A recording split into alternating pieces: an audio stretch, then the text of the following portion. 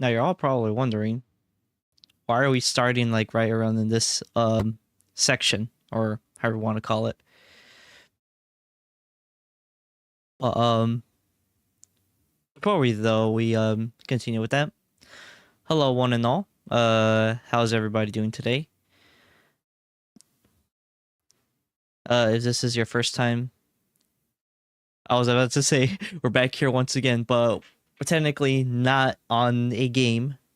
But I should probably start it off like this, because I actually realized I never really say anybody. Hello, one and all. Thank you for joining me.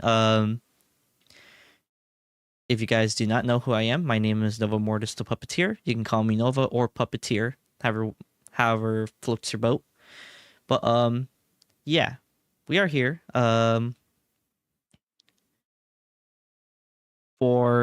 Technically we're here for the reveal stream for Ashen Iron and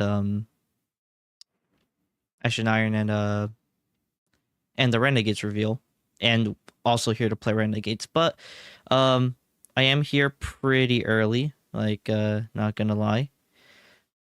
I did also have like food ordered, kind of more like a breakfast food, something like that.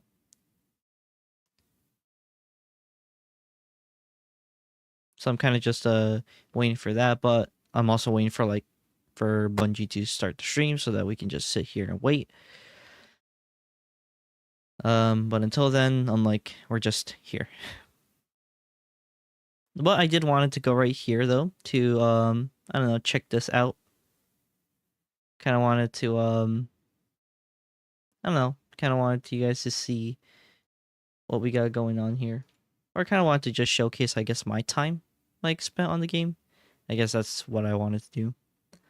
I do see that I'm getting a Oh, wait. Oh, okay. All right. Okay, give me 1 second. All right, is that the BRB? Yeah, that is the BRB thing. Gonna have to move this like right here. There we go. All right. I'll be right back. I'm just gonna go ahead and grab my delivery right quick. Be back.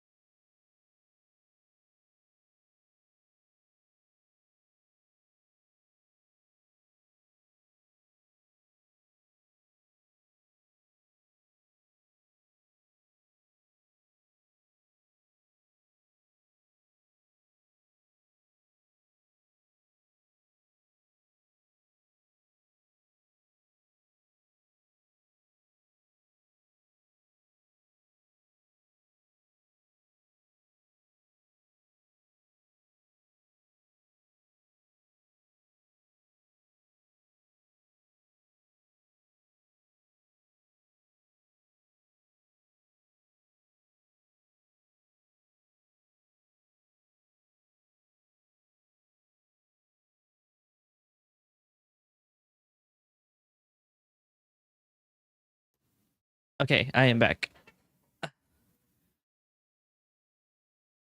Clear that. Clear all my stuff. Okay. Let me take off this BRB screen. There we go. But so actually, kind of out of character for me in this sense. Well, let me go ahead and just explain a little bit. So, I'm not really the healthiest type of eater, even though I do wish I was though. But I'm not the healthiest type of eater, even though there's been like a lot of stuff some stuff I've been cutting back on. Like I've kind of majorly cut soda out of my diet. Um, well, I wouldn't say entirely because I just switched to like drinking zero like zero sugar products. So that also includes like sodas with zero sugar. I know that like diet soda and zero sugar soda is like it's not better than drinking water per se, but I would rather but it's still way better to drink, diet or zero sugar soda over regular soda.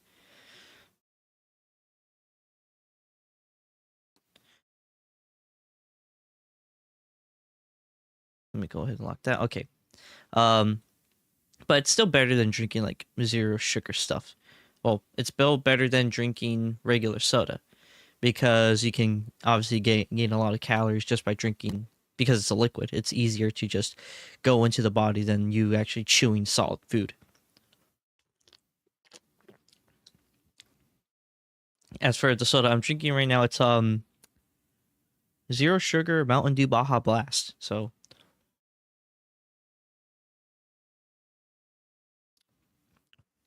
for all you Taco Bell freaks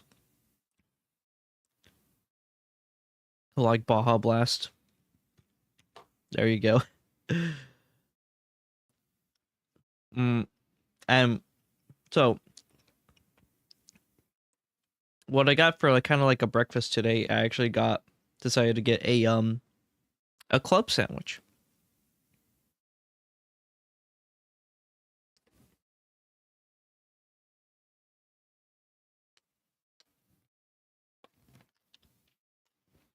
Hmm, this looks pretty good. Should have probably asked for no mayo though. I don't really like mayo. I'm not a mayo person.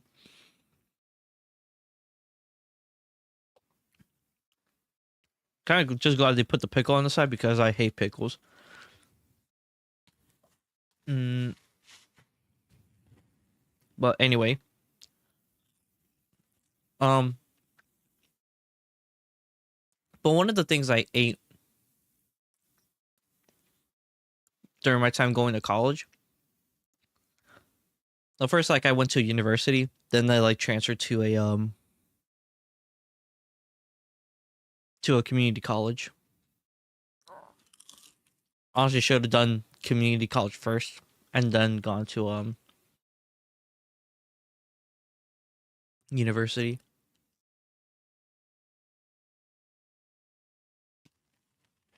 Would have been easier that way for me.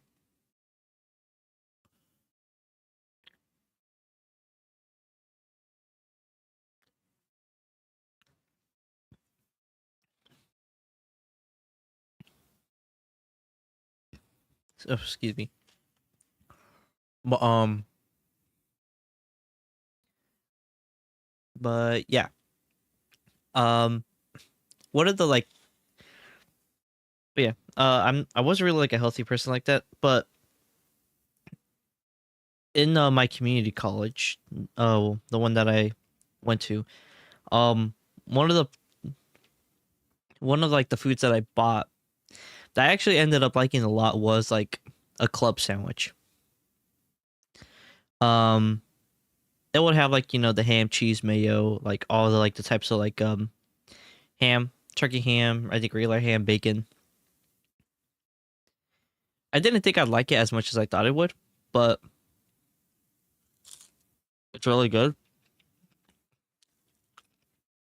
And what I liked about the club sandwich that they gave were the fries.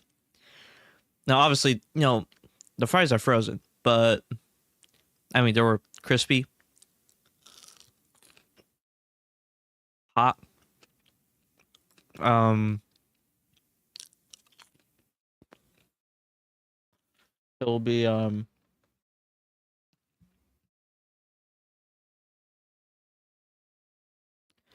it was just overall, I'm like the food was just basically good. Well, the club sandwich, it was good.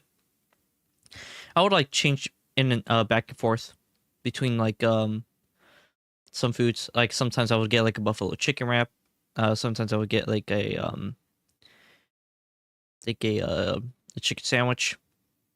I never actually bought like a burger from the college cafeteria. Sometimes I would just like bring like my own little like cup noodles and then just like use the water from like the hot water from their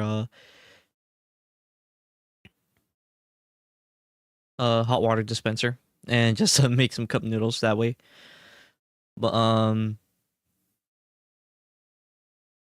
actually one of the fun things I like to do with like the fries when I get like the club sandwich was I would take like some salt, I would take some pepper, and then well no, the fries would already have salt, so I would just take some like a pepper packet and I would just like sprinkle pepper all over it. So basically I would get like some makeshift black pepper fries. And then I would actually throw a pepper into like into the cup of ketchup that I would have, so then like it has like that pepper flavor along with the ketchup. Pretty nice combination, honestly.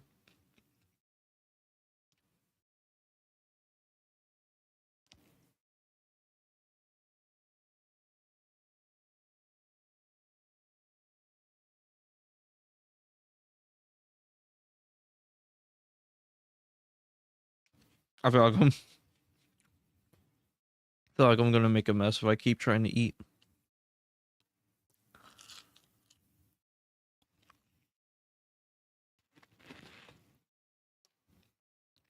One thing I'll say for sure, this club sandwich is a lot, and I mean a lot bigger than, well, it's a lot bigger than the club sandwich I would get from my I got when I was in college though.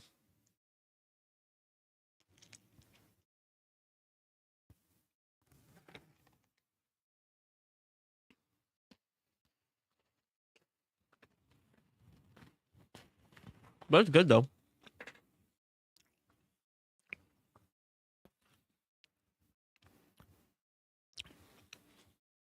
I don't have a problem with it. I like it. And that's my first time ordering from this one. That's my first time ordering something from this restaurant that I ordered from, this breakfast type of restaurant. Very nice. But anyways, how long we been talking? Like over 15, about 15 minutes. I actually need to like get like a tweet out. I am live. Oh, and Bungie is actually live right now. At least on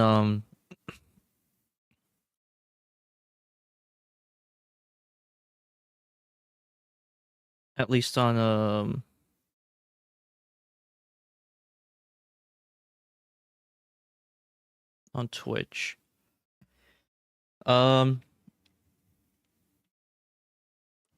Gonna see if they're live also on YouTube actually.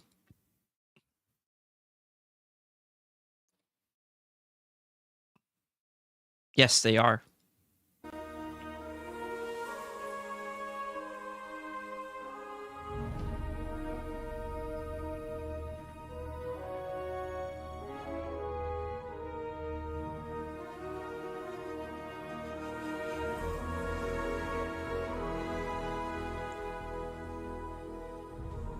So I'm gonna close out the chat thing so that we can just get like a full screen. Though, like having this though, it's actually pretty cool to have. I will be adjusting the volume as we go by so that hopefully you guys can like hear it more. So I have it maxed out on YouTube right here, as you can see. But I will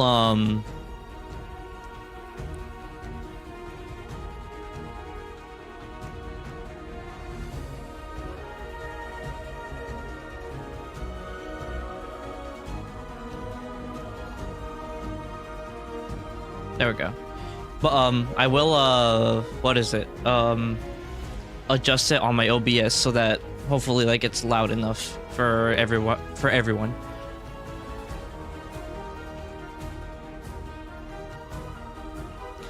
Oh, also just to quickly mute this, so just to give a heads up to Twitch viewers that I will have I'm also trying to get the emblem too, so I will be like having my phone looking at the Bungie Twitch stream, so I won't be looking at my own stream to kind of, you know, see what's up with it.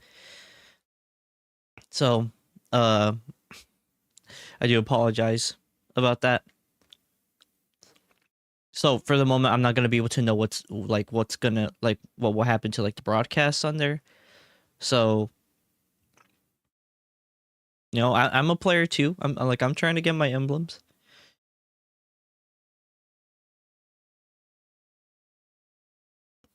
But hopefully, but the good thing is that with YouTube, you know, for anybody who wants to watch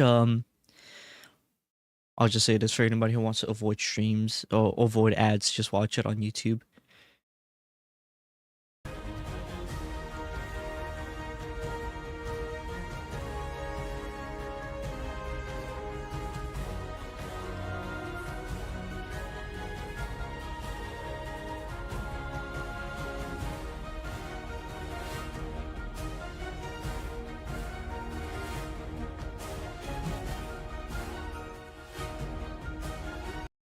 Oh.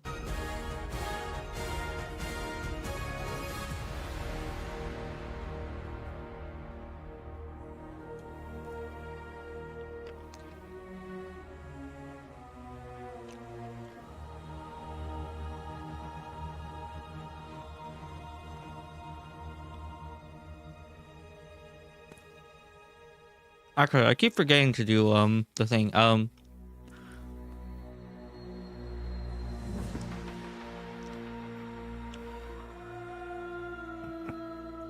Sorry, my bad. I know you hear in the background, but I just need to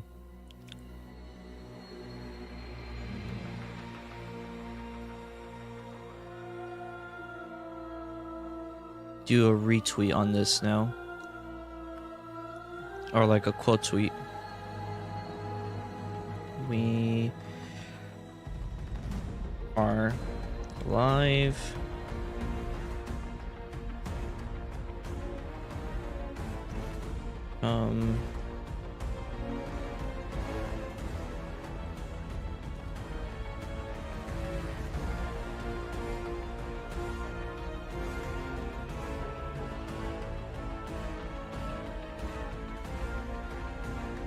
I actually need to grab a YouTube link, paste, and Twitch link.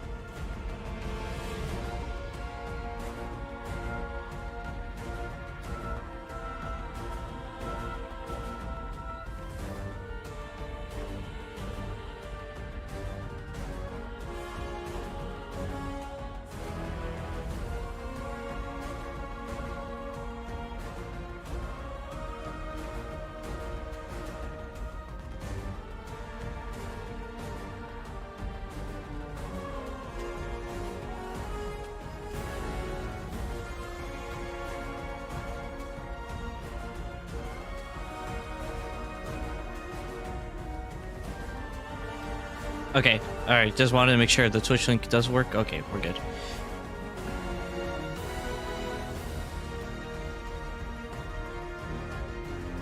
That's done. Now I can go back and... There we go.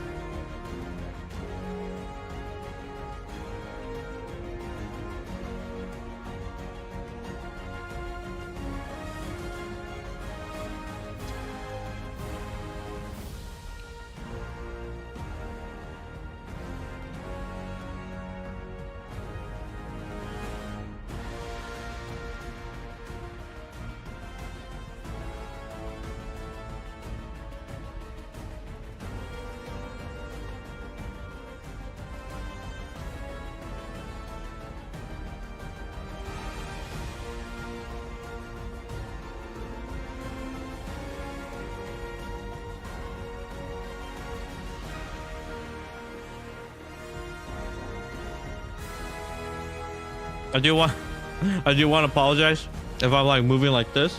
It's because I have my sandwich like sitting right there, so I'm just moving like down like that to grab a bite.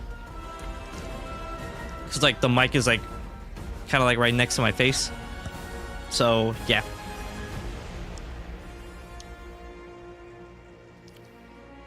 So anybody watching this as a either like watching right now with me, watching on Twitch right now or on YouTube, or if you're watching this as a VOD, you know, let me know what do you guys want to see from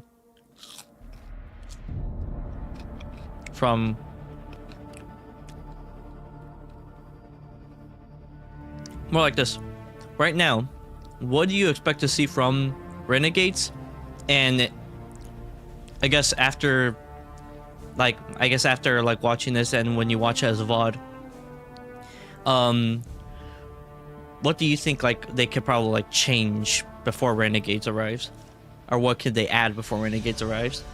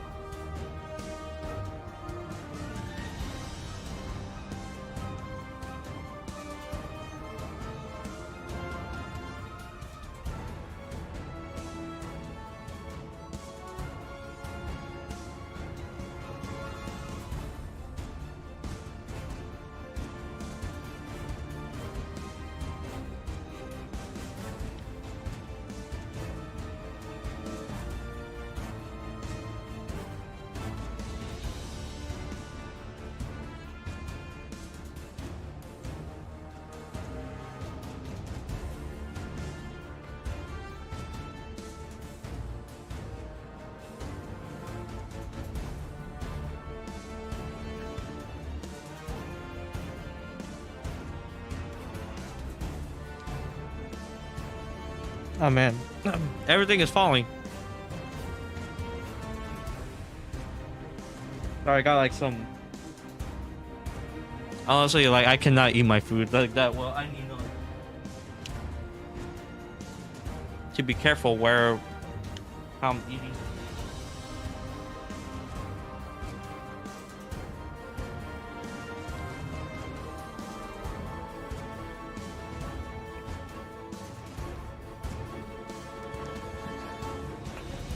One of the things that I'm very interested in is how they're gonna actually use one of the things that they're like that the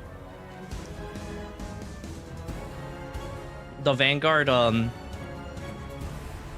of the things that said that they were gonna like plan on like doing something with this like the ciphers.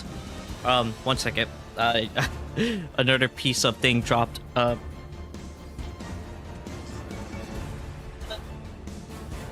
me a minute.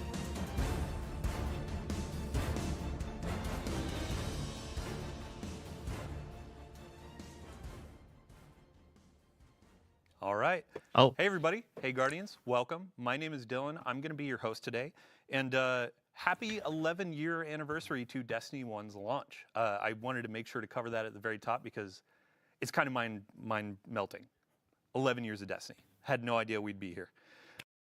Today we have a ton to talk through, so we're going to rush through this. No, we aren't going to rush. But we have Renegades. We have some really cool stuff to talk about that's going to be coming in December. We have a wonderful update from our development team. We've been listening. We're looking at your feedback, and we actually have some plans that are coming together right now to address it since Edge of Fate launched. And then we also have, on the second half of the show, we're going to be looking at Ash and Iron. We'll have a bunch of devs on the couch. We're going to talk about the activities, the loot, and potentially a new exotic that you might have been asking about. So without further ado, Robbie, how you doing? Welcome back to the couch. Hey, Dylan. It's great to be here. And like you were talking here in the intro, like we've got some really big changes coming based on all the feedback we've been getting from the Edge of Fate that we'll talk about right after we give a little bit of a first look at Renegades here.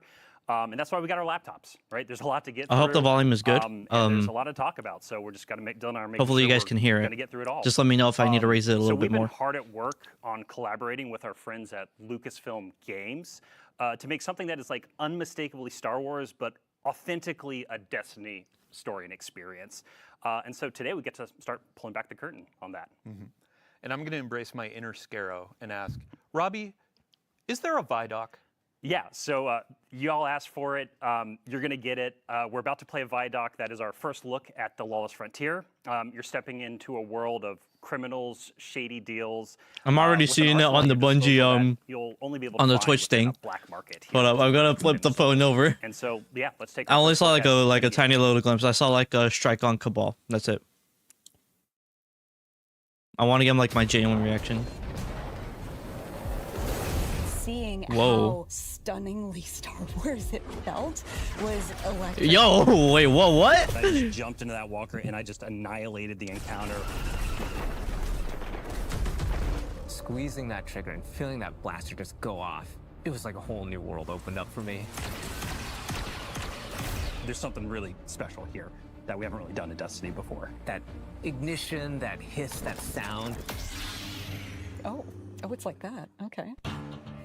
Okay.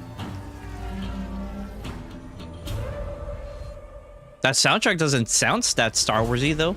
That's interesting. We begin in the shadow of a prophecy that says our end is already written. It's here we draw a line in the sand where we start the long journey to fight our fate. In Renegades, Guardians infiltrate a criminal underworld to save a friend whose past has caught up with them and disrupt the rise of powerful new enemies. In special collaboration with Lucasfilm Games, we took inspiration from Star Wars to craft a one-of-a-kind Destiny story. Renegades redefines what an expansion can be. It brings the grit, guns, and glory of a space western to Destiny. But Renegades isn't just about power. It's about what you're willing to risk to change the future. I'm gonna raise it just a little bit more. The folks at Lucasfilm were such great collaborators. They understood that in order for this to work, we had to find where the Venn diagram of our two stories meet. Themes of underdogs rising up against something much larger than themselves. Themes of hope. Those little places in that Venn diagram were the ones that really helped us find the story that we want to tell together. If you look at Star Wars and you look at Destiny, you can kind of see that parallel that exists. So for instance, our Dredgen, they're our Sith. Pretty Sithy. Yeah, and then you've got the Barrett Imperium, and they are very, very Empire-like. Yes. They have a huge appetite for expansion. I think of the Praxic Order. There are Jedi in this release, and they are very focused on order and law. The Praxic Order and the Dredgen. Binary in our universe of good and evil. We get to poke at that a little bit in a way that suits our story and our world, while still feeling very much like the inspiration that we're calling from. Edge of Fate leaves us with a really big pass forward into the future. We know of this prophecy now that tells us that we need to bind the Nine or we face extinction. And Drifter was there on Kepler. He saw all of this. Not running from this one. My man Drifter got is old, though. convinced that there's a That man's connection age between accelerated. the Nine and the rise of this new faction, the Barrent Imperium. He sees them rising at an unnaturally fast rate and is insistent that there's a problem. But the Vanguard isn't listening. They're insisting that he needs to stand down. The cool thing about this criminal underworld is you and Drifter and your crew, you come in at the bottom, and at the top, there's the Barrent Imperium. You need to work with all these crooked criminal syndicates in between, earning your power, building up the notoriety, getting the gear that you need to take down that powerful Imperium at the top. There's a weapon that the Barrent Imperium have made, and we need to be the ones to destroy it. And we're not going to be able to do that unless we work with exactly the kind of people that we normally fight. So we're going to head out to the lawless frontier, and one job at a time, we're going to take down the Imperium.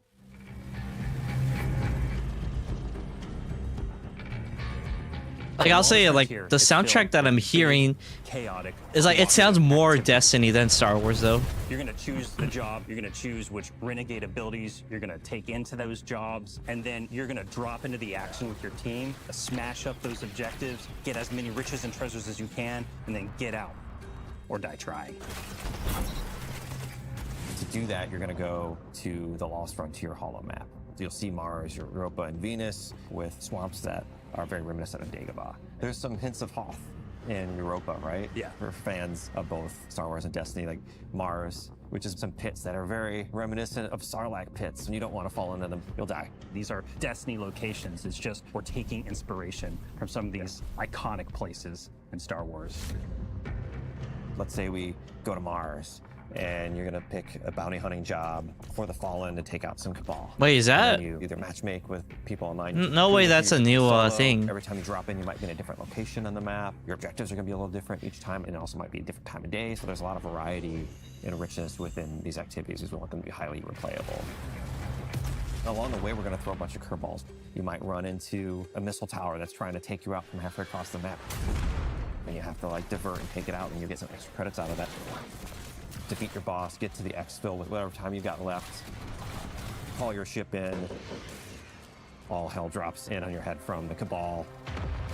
Your ship flies Dude, what in, weapon is that, you though? hop aboard and you got to exfil. Over the course of the campaign and deep into the post-game of Renegades, you're going to be unlocking and earning a bunch of different Renegade abilities. We got things like airstrikes, Cabal drop pods, vehicles like the Cabal walkers, interceptors, swoop bikes, turrets. We've got 9 abilities, 7 upgrades. There's a ton of stuff that you can bring in and just change how things play. It's like a tech tree of options. It's like a whole tree of options. Dude, to support the characters the soundtrack and is still grabbing me, though. I'm still like thrown off by the there's a lot. soundtrack because like it's like, no, The Lost aesthetically it Frontier looks like isn't Star Wars. just about raw power. It's about influence. Shady backroom deals, working for these powerful syndicates and against them at different times. And all of this takes place at the heart of the criminal underworld in Tharsis Outpost. The Vanguard have been preoccupied. They've been off saving the world, and they haven't been looking at Tharsis. It's changed a lot since the last time we were there. It's now this thriving black market, this criminal underworld. Tharsis Junction became Tharsis Outpost. If you have an unsavory job that you need done, you can find it at Tharsis Outpost.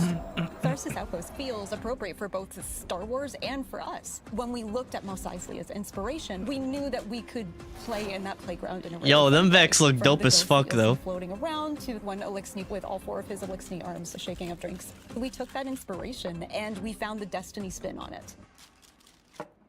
Criminal syndicates have moved in. You're working with the syndicates.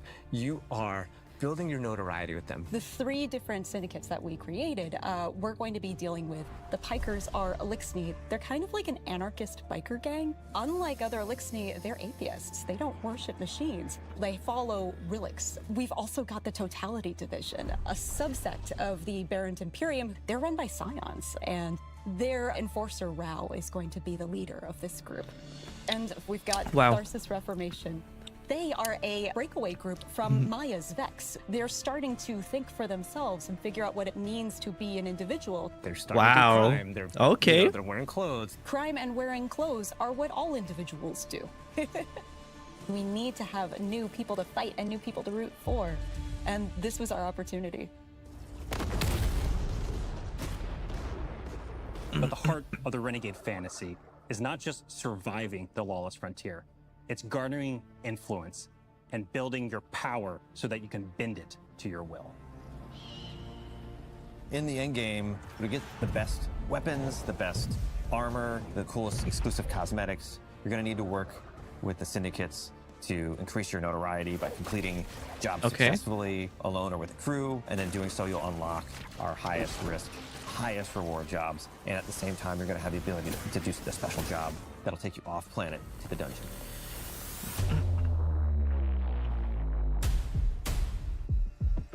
And you'll Oh, also pyramid. unlock invasion. Or That's right. Invasion is back. But this doesn't work like Gambit.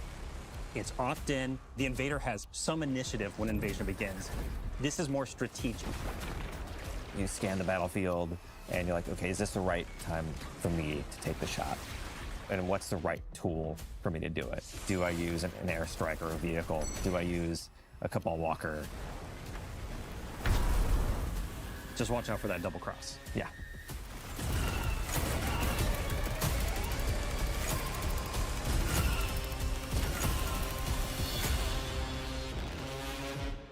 Renegades marks the Guardian's descent into a criminal underworld. A world of shadows and syndicates, where your light and your choices will cut a path forward. You'll fight dirty, break the rules, and build a hardened crew that can take on any job, standing up to the most ruthless syndicates in the system.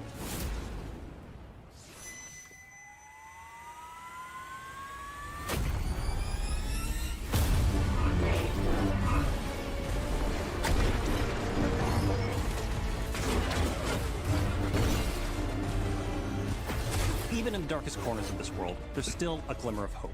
Guardians will have to find their own version of balance between loyalty and survival, between power and purpose. Because there's more at play than credits and contracts. Forces are on the move, ones that see you not just as a player, but as a piece on the board. Whoa, To what? change the future, you'll have to become the one thing they never saw coming.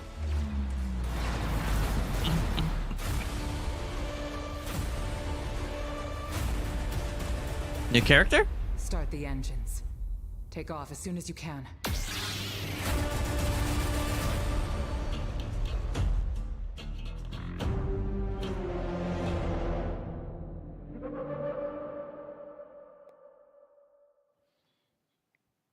All right, welcome back. Damn. Sorry, I love Vidox. I gotta stop looking at chat. Let's get this Yo. going. So pre-orders for the new Renegade Standard Edition start right now. And we actually have some added bonuses. Even if you pre-ordered the, what do we got? Year of Prophecy Edition, we have 2 additional cosmetics that are going live today with the patch. The Starside Introduction Emblem and a new exotic ship, which we call the Renegade Leader. You're gonna see it on the screen right now, and I'm gonna ask a silly question. What are we looking at? I mean, I think we're kind of looking at something that looks like an X-Wing here a little bit, maybe a little red leader action. So, I mean, this is one of our homages, right? That's the team had a lot of fun with. So we wanted to build like an iconic ship, Dylan, that kicked off the road to Renegades here over the next few months. And what's cool about this is you're actually going to see your ship, whatever ship you have equipped, that's going to be flying by when you deploy your Renegade abilities in the Lawless Frontier. And also, you're going to be using your ship to go between different areas within the Plaguelands here in the Reclaim activity that's launching today as well. Awesome. So with pre-orders talked about, let's dive into the Vidoc. there's a lot. Robbie, where are we starting? Yeah, so I think it's like probably best. There's so much like to do a really kind of quick overview of what we looked at here. So Renegades thrust you and your crew into the heart of a lawless frontier that's emerged around Mars, Europa, and Venus, all new locations across those places. And you're trying to keep up with Drifter, ultimately, who's chasing startling visions of calamity and rumors of a powerful new Cabal faction that's rising, the Barren Imperium. That Imperium's installed themselves as top dog in the criminal underworld, and Drifter's convinced that the Nine is involved with the Imperium's rapid growth. It wouldn't be the first time the Nine have meddled in the background and done some crazy things. I mean, the Nine with is kind of, involvement in I mean, this. kind of Anyway, like their outfit, so stuff like to deal with that, the is Imperium, you're gonna take more on the role of a Star renegade. Wars As a Guardian, you're gonna inspired smuggle, out of sabotage, anything bounty before hunt your way Renegades. to the top of the lawless frontier, and that means you're going to be working with the shady syndicates to build your influence within Tharsis. But ultimately, like, this is for the right reason. You're being the bad guy to do the right thing because you can't really ignore this prophecy of extinction that showed up at the end of Edge of Fate. Yeah. So I mean, you mentioned Drifter. We have a pretty stellar cast here, and there was a new character that we showed off in there. Yeah, we showed one of our new characters. That's a new member of your crew who comes from the Praxis Order, actually. And they've been tasked with tracking down reports of dredging activity across the lawless frontier. And they've also been tasked with keeping an eye on Drifter because he's been seeing and saying some crazy stuff lately. And this is all being done in defiance of the Vanguard. So this Praxis Order is kind of here to kind of be oversight of everything that's happening. We've got a bunch of new villains too, alongside the criminal syndicates and their bosses. We just don't want to spoil too much right now. We're going to have more on the story closer to launch. All right. So we've got smuggling, sabotaging, bounty hunting, wearing clothes, doing crime. It's important. Let's talk about the gameplay. Yeah, so being an individual means crimes and clothes. We've established that going forward. One thing to like make sure is clear here, like in the campaign that has a bunch of story missions, it's going to introduce you to also the jobs that you'll be taking in addition to those story missions within the lawless frontier. So you'll be kind of climbing the ranks of the criminal underworld here because the syndicates are not going to trust you out the gate. You kind of have to garner influence with them before they're going to help you out in dealing with the Imperium. And so then at the conclusion of the campaign, once that Imperium's chokehold is kind of loosened on Tharsis and the lawless frontier, you unintentionally kick off a turf war between the three syndicates, because now they're all vying for power because you've kind of toppled the top dog of their power hierarchy. Yeah. And so let's talk about this. In December, the Lawless Frontier is coming. It's not just like a concept. It's an activity. Yeah, and I know we're showing something on screen right now that like is like when you go through this like daily ritual of dealing with contested territory, you'll be able to like target the syndicate you want to kind of like take down in that moment. But ultimately, the Lawless Frontier is a new activity where you'll be carrying out a variety of those missions, those smuggle, bounty hunt, sabotaging. I think you kind of can tell what they're going to be all about just with the name of them. And this is you just partnering with and against the syndicates. And so it's fast, it's tactical, and it's going to throw a ton of enemies and a variety of objectives within each of these jobs at your fire team in new locations across Mars, Europa, and Venus. This is all about big, chaotic co-op action within the Lawless Frontier. Yeah. Cool. And then when you're working with the syndicates, like, I expect to be paid when I take on a job. Like, what are they going to be giving us? Every criminal does. Yeah, right. You know what I mean? So, well, like one thing just to like talk about at the top, because Tom and I are really excited about this, the creative lead on Renegades. The Cabal have been dropping pods on your head for like 8 years now, something like that. And so with one of our Renegade abilities, we kind of get to turn the table on the Cabal and drop one on them. It also supplies you some ammo and stuff too, some nice convenience there. But the campaign ultimately like introduce you to a number of these abilities. And the turf war, you'll actually choose which syndicates you want to pledge to in order to unlock more abilities and a bigger suite of upgrades. Also, depending on which syndicate you're pledged to, there will be other bonuses and weekly shipments coming into Tharsis as well that you get to take advantage of. And so one thing I don't know why they went is that all of these Renegade abilities that we're to talking black about and in the then VOD, back. they're purely additive to your subclass abilities. The Renegade abilities do not override any of your other Guardian abilities. So like your super, your melee, your grenade, that's all at your disposal on top of these Renegade abilities. Okay. We really wanted to lean into the idea of this fantasy of you working with your crew and the various roles you could play within the Lawless Frontiers of all these different type of jobs that you're going to be doing. Awesome. And then I have to give a shout out to James Sy. He's frankly one of the biggest Star Wars nerds I've ever met in my life. But he was talking about the blaster and that feel the first time he shot it. Like, let's talk about him. Yeah, I love that blaster, and because like my personal joke is it's like Forerunner at home. It's kind of like a legendary version of that exotic, and it just feels fucking incredible. Oh, sorry, it feels incredible. Excuse me, for kids at home. Nah, man, it don't matter. Go and say the F word. Deep dive close to launch. I know I keep saying that. There's a ton of the Vidoc. There's even more we talk about in the next few months. But what we can say about blasters right now is they're new, powerful weapons in your arsenal, and they actually draw ammo straight from your reserves, Dylan. And so the mechanic of this is basically heating up the gun and then venting it out. So no reloading technically. Okay. But since you have to like charge up heat and you have to think about overheating, it's a whole mechanic and has its own special reload associated with it. And so it's going to be all about finding like the rhythm of pace and battle between building up heat and. I'm actually surprised that there It's really hasn't fun to been play a around with, and the team is really honing in on something a that weapon feels really that does like special. overheating in the game. All right. Cool, yeah. So we're not going to go too deep on campaign because spoilers. We want to let players discover that. Yeah. We've talked about the Lawless Frontier, but one of the components is invasions. Oh yeah. So you're going to unlock invasion as part of that turf war we've been talking about, and the syndicates are like reaching out to you, and they're giving you contracts to play Hitman against other Guardian crews. So it's 1 versus 3. It's you versus a Guardian crew on the Lawless Frontier. And like we said in the VOD, invasion is 100% opt-in for both the invaders and the defending fire team crew. But don't worry, because all of the difficulty modes, there's always an option that is available to you if you don't want to engage in invasion. Okay. Yeah. We wanted to make sure that, because like even though some people love that PvE chocolate mixing with that PvP peanut butter, we wanted to make sure that if you didn't want to do that, there's always an option for you to do something else within the Lawless Frontier. And then if you do opt in, though, there's more rewards or incentive, right? I mean, yeah, you're like asking, you're basically saying, hey, fire team, I'm open to having another Guardian come and wreck shop and mess my day up, right? And so you're taking a higher risk, so therefore there's a chance of higher reward depending on how you handle that, right? Cool. Yeah, I mean, so that covers gameplay effectively. We do have a dungeon. We showed a little tease, but again, no spoilers. We'll let you discover that on day 1. Let's talk about the last thing that players may have seen, or the first thing, honestly. We saw chat blown up. Let's talk about the saber. Right. So, yeah, this is Destiny's homage, right? It's our love letter to the Star Wars lightsaber. And we're calling it the Praxic Blade. Again, we'll be sharing a whole lot more closer to launch. I'm really sorry. I feel like a parrot right now just saying the same thing. But what I can say is that the Praxic Blade is going to be highly customizable in both gameplay and visuals. And so there's going to be a ton of parts and components that you'll be chasing and discovering throughout the Lawless Frontier, within the turf war, within the dungeon itself. And this is all about kind of making the Praxic Blade your own. And you saw it in the Vidoc, but the blade really does feel truly exotic right now. You can do things with it that no other weapon can do in Destiny, and I really can't wait till players get their hands on it here in a few months. Awesome. Yeah. Well, that's it for Renegades.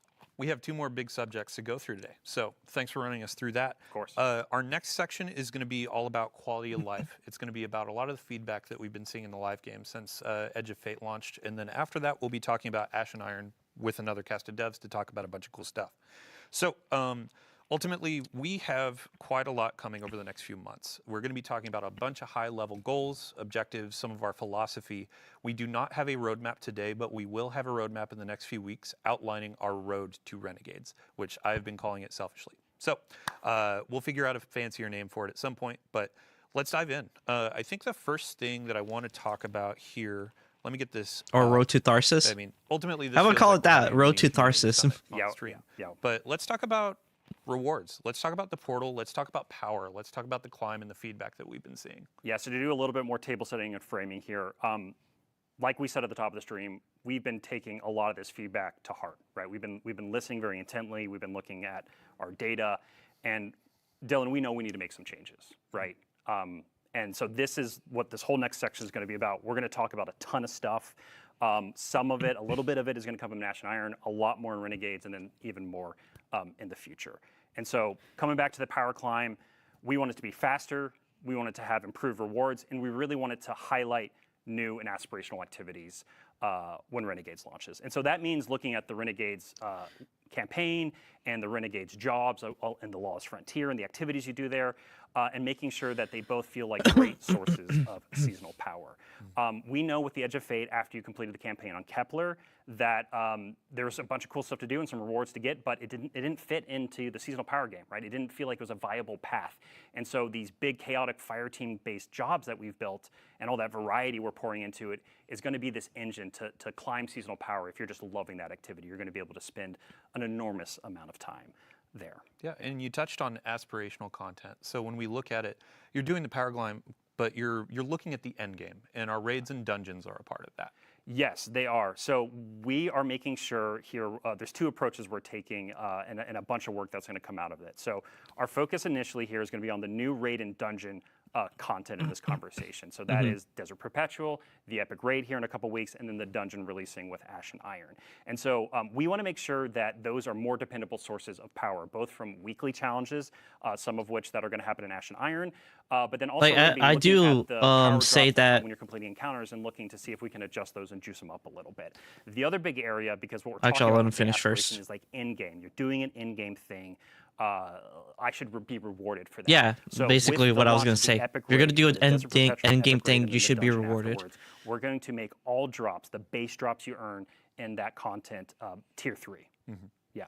Yeah, and it's ultimately attesting to like players got through some of the power grind, they went into the raid and they were seeing tier 1, tier 2 drops, and that didn't feel like endgame loot. So did not. we're making this tier 3 is the baseline, but then you can build up to tier 4 and tier 5 as you add more challenge, add more difficulty. Yeah, and sorry, I think we hit on it, but I just want to make sure. We talked about improved rewards, right, around some of the newer content that is coming. This effort, though, is also being applied across the portal itself. And so, Dylan, I know you and I have talked about it a bunch. You know, we talked about solo ops, right? You mentioned Caldera. Yeah, let's talk about variety in the portal and more reasons or more ways to play. Yeah, exactly. And part of that, right, part of that theory right here is just like that thinking is we just have to improve the rewards, right? And so a lot of what we're doing is going to be about bringing the baseline of the reward experience with Renegades up to that, closer to that solo ops experience, and also really incentivize playing in fire teams more because, hey, we know Destiny's feeling lonely right now if all you do is spend time in the mines, right? And so we want to do we know we need to do a much better The job. Caldera mines. Sorry, go ahead, Right. Just to go into that example, like we're talking about Caldera, it's a solo op activity, and players feel it is the most viable path to power. So a social game like Destiny, it is a problem where you feel like you should be playing alone for all the reasons. It's like, hey, sorry friends, you want to play raid, you want to play something else? Sorry, I'm going to go into Caldera and play alone. Yeah. We want to address that. We want to make sure Destiny is social, fun to play with friends, while still maintaining, hey, as a solo player, you can absolutely hop in, but we aren't going to make you feel worse. So example there too, we said, hey, we're going to tone down Caldera and solo ops. We're actually reverting that. We had announced it, we're taking that back, and as you said, that's the new benchmark. We're going to raise things up to feel like Caldera and feel rewarding like solo ops. Yeah, and we've already talked about that. We're going to do some of that in Ash and Iron. One of the other things we're looking at doing in Ash and Iron right now is taking our bonus engrams and having them just more consistently award power deeper into the climb and adjusting that. We're also, this is a good segue, I think, kind of into our next area where we can talk more about reworks we're going to be doing within the game and some changes we're making. So the other thing we're going to be doing with bonus engrams when Renegades launches is they're going to feed more into a weekly ritual. You know, a thing that you know when it launches, there's a bunch of stuff to do that's going to accelerate you into power climb. Yeah, I mean, let's talk about the effectively weekly reset, curated activities from Bungie so you have a moment each week of, let's hop into raid night, let's do Grandmasters, things like that. Yeah, so the thing you're speaking to, Dylan, the thing we talk about a lot is like, yeah, clan night, raid night, right? We got to get that feeling of hey, I log in on Tuesday and there's just like a bunch of stuff to look forward to. And so a few ways we're going to do that is one with a new system that we're calling Vanguard orders that comes out in Renegades. So Vanguard orders are actually this like new objective system where you're going to be, and we should have a mock-up on screen right now. It looks like our monitor isn't showing the exact right thing just for our place in the studio, so I'm just going to assume it's working. And so within these Vanguard orders, okay, there we go. you're going to have all these different objectives that you can do, and you don't have to pick these up like bounties, right? These are things that will just be automatically granted to you when you log into the portal. And then what's really cool about these is that they pull some of that like Destiny 1 bounty vibe, where as you complete an order on the left-hand side of the screen of this mock-up here, you will actually roll. You can roll on higher tier orders, like a legendary order that will give you consistent rewards, or an exotic tier. This already looks way more rewarding already. And so this is all about just creating a bunch more like little moments of variety within the portal and these different little objectives. Vanguard orders, weekly bonus engrams. We already touched on bonus engrams a little bit, and how we're going to be reworking those even more with Renegade's launches to feed into that. Like, I'll idea say of, this, look at I all have these no things in problem the with the portal. I weekly know if I reward go and stuff. gobble up all the green As I said, I engrams, just I'm like, accelerating on my I've power always climb, been and a that's person much that's like, easier you and clearer know, for let players to us power understand. climb But the other without place that like we've been weekly getting a ton of restrictions, feedback like on, with the and we're Pinnacle gonna be Ingram making stuff in the changes past. to, is the weekly conquests, basically. So right now, we have the concept of the conquest as a milestone on your seasonal power journey, and it gives you like a massive, like big dump of rewards. We are going to be making those we're going to be making it repeatable, but then there's going to be a weekly reward for them. There's no way for us, honestly, to balance the crazy amount of rewards you get from the milestones, but we're going to make sure we incentivize them and create a weekly version as and we actually have a change going live today to make conquests repeatable, but the rewards component is what we need to focus on for a future update. Yeah, and you know, Dylan, you and I were talking about this a bunch over the last couple of days. Is like we want to get back to that. Like we want to get Conquest closer to that GM feeling, to that Grandmaster Nightfall feeling of the past, and that's kind of like our little North Star for that. Yep. The other big thing too that we've been listening to feedback on, and we're moving really, really fast on right now, is getting weekly legacy raid and dungeon content as like a tunnel from the portal to that. So to set expectations here with Renegades, this is going to first come in the form of, hey, reasons to play this content, to do like weekly challenges and earn powerful rewards from them, right? Again, we want this weekly reset. We want you to clearly know when you log in, here's a bunch of stuff to look forward to play with your friends and others. The reason I have to set expectations, though, is like we hear the feedback about wanting the gear reprised from raids and dungeons.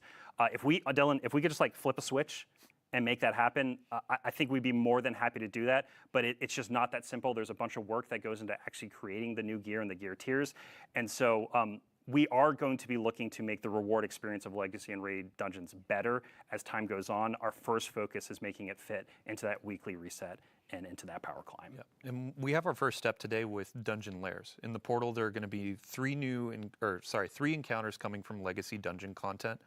You can get power bumps from those. You can get portal gear from those, but we hear the feedback on general rewards. Yes. So, yeah.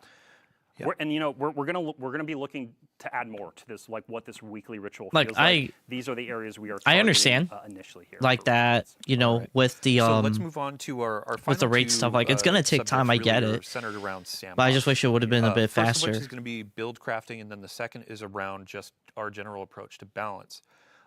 So we have another list here of, honestly, we've been getting a ton of feedback around featured gear. We've been getting feedback around like legendary weapon tiering. What are we changing? Yeah, so this whole space is about expanding build crafting and gear chase. And we hear y'all. Like, we hear that featured gear is far too restrictive. It's right there. for how Enhanced you legendary can weapon now. tiers. And so one of That's the what big I was changes we're talking about the making last is time, all or exotic and like weapons talking about and off armor stream with are like, gonna be featured I gear guess to myself. starting in Renegades. So Okay. the class items, your prismatic builds, they're back on the table. You don't have to worry about it anymore. You're not having to think about what exotic you put on. It's all about what build you want to craft, right? The other thing that we've been listening to a lot when it comes to the gear chase is like, hey, you might earn a tier 1, 2, or 3 weapon, a roll of a weapon you really love, your personal god roll, or the community saying this is a god roll, and you're looking at that and you're like, man, it's cool, but like it's not that top tier, right? And so in Shadow and Order, which is our major update coming after Renegades, you're going to be able to enhance the tier of your legendary weapons all the way from tier 1 to tier 5 with a new currency and a new feature that we're building for those. Again, this is all about expanding that gear chase. Yeah. And before we get ahead of ourselves, like as a player, and I'm guessing in chat, people are saying, oh, so I should be keeping my tier 1, tier 2, tier 3 weapons. Where am I going to put these? What's going on with vault space? Yeah, so with Renegades, we are going to give you more vault space. That is the thing we're going to be doing. And also the team is working on a pretty big update to improve the sorting and filtering of just using your vault in-game as well. Mm-hmm. Yeah, we'll have many more details in the coming weeks and months when we get this roadmap together. But our final note in this section before we go to balance is the portal scoring. Yes, yeah. So right now with the featured and new gear, there is just an intrinsic bonus that you get for wearing that gear. I guess it's extrinsic because we're asking you to put it on. But anyway, if you have it on, you get a score bonus in the portal, which means you're not only thinking about like activity customization, your build, but also now you have to think about the score too, and like, should I wear this or not in order to chase the high score? And for the vast majority of the experiences in the portal, we think that's just too much complexity right now. And so we are sunsetting that idea. And so again, this is going to drastically open up the space for you to basically use whatever you want in the vast majority of things. Thank You fucking play inside the God. portal when you're chasing gear and doing. Thank that kind of fucking fun. God. Yeah. And a North Star for this, when y'all were talking about it, we've had a ton of conversations with the dev team, is like, there's a lot of feeling of, I'm playing Destiny the wrong way, and this was contributing to it because I had to think, oh, if I put this armor on, it's wrong. This helps that out and gets you into the fun faster. Yes, So. and then like we do believe and see a space for ways to highlight gear and exotics and things like that. You know, stuff we've done with the artifact for a while now. We want it to be part of the game because I think, you know, pushing people off of the super hot stuff is really healthy sometimes to just have more fun and experiment with things. But we know that we need to find Sorry if you heard ways it. to make Just this feel like a bonus changing and something. more excitement to do it versus what we currently have now, which is why we're making these changes. Awesome. Yeah, and then our last section here for quality of life, let's talk about sandbox balance. Y'all have been really taking a lot of the feedback to heart since the announce of quite a few nerfs and some balancing, and you have some new approaches to philosophy when it comes to this. Yeah, so at the top here, one of the things we're doing is we're upgrading our internal process for kind of how we evaluate our buff and nerf policies and also the timing of which when we go out and do those. And so a big part of that here through Renegade's launch is going to be non-critical balance changes are on pause right now. And so this is partially in reaction to obviously some of the sentiment around some of the changes we're making, but it's giving time for us to make sure that when we do start to do more balance updates a little more frequently again, we communicate honestly. We just need to do a better job about communicating about why we're changing something and some of the intent behind it. And the reason I speak about this, yeah, because you asked me this a couple times in our rehearsal, Dylan. It's like, what does non-critical mean? Sorry, I'm taking your words here. No. I'm just on a roll.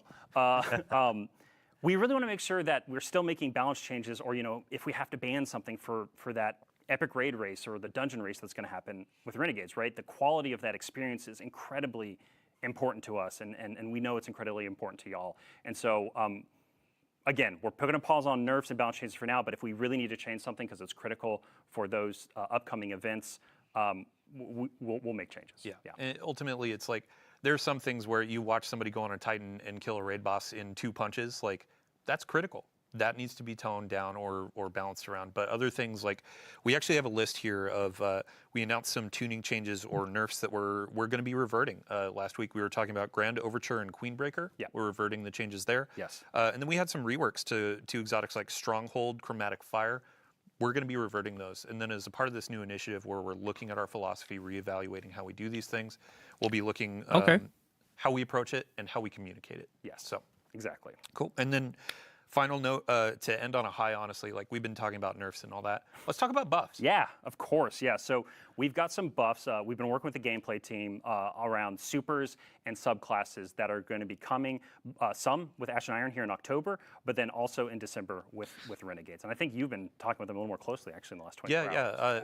Big thank you to Ben Womack, Eric Smith, Sandbox team. A couple notes, like we saw a thread where folks were saying, hey, the original 3 supers that launched with Destiny 11 years ago, happy birthday. Yeah. They feel a bit undertuned. And I saw a note where it's like Ward of Dawn, Titan Bubble. That needs to be brought up. Golden Gun. I know Warlocks are getting some abilities changes too. Turrets. So turrets changes coming very soon. And grenades and other things too outside of turrets. So we will have a full list over the coming weeks. And honestly, it may build. We need to get our roadmap together so we know exactly which hot roadmap fixes, to updates Tharsis. they're going to be rolling out. I'm calling it that. But yeah, we'll be as transparent as possible with you. So to really end it and get into the awesome Ash and Iron content, thank you again to everybody that's been giving us feedback. Thank you to everybody that's been playing and diving into all the changes. We know some need work, and we're going to be doing that. We've been listening, and now we're getting through the planning stages, and we're executing on a bunch of changes over the next few updates and beyond Renegades. So, Robbie, thank you for joining us. As we're going into Ash and Iron, we got to get the catch full of new devs. So, yeah. Thank you so much. Thanks for having me. And yeah, we're listening, and we're going to keep responding to the feedback. So thank you all so much. And yeah, let's get some more people on the couch. I've been talking too much. Yeah, you brought up Vidoc. We have a trailer for Ash and Iron to roll. Let's do it. All right. The Conductor's forces are rampant to the Plaguelands. We're sending you in to investigate and take action. Be ready for anything. Hey, you're playing the trailer again. What the fuck? Come on, guys.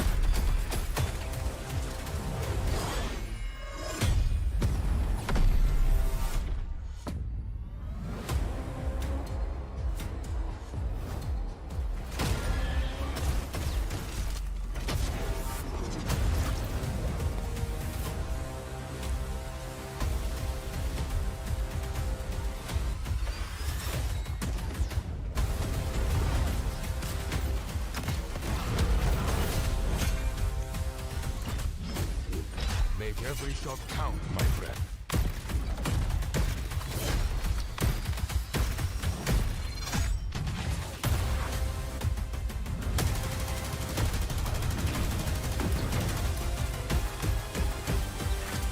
It's good to carry a gun.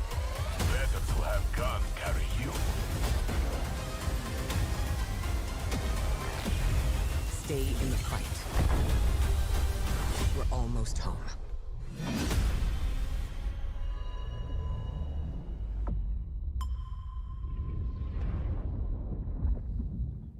All right, welcome back. In about 20 minutes, the content from that trailer is going live.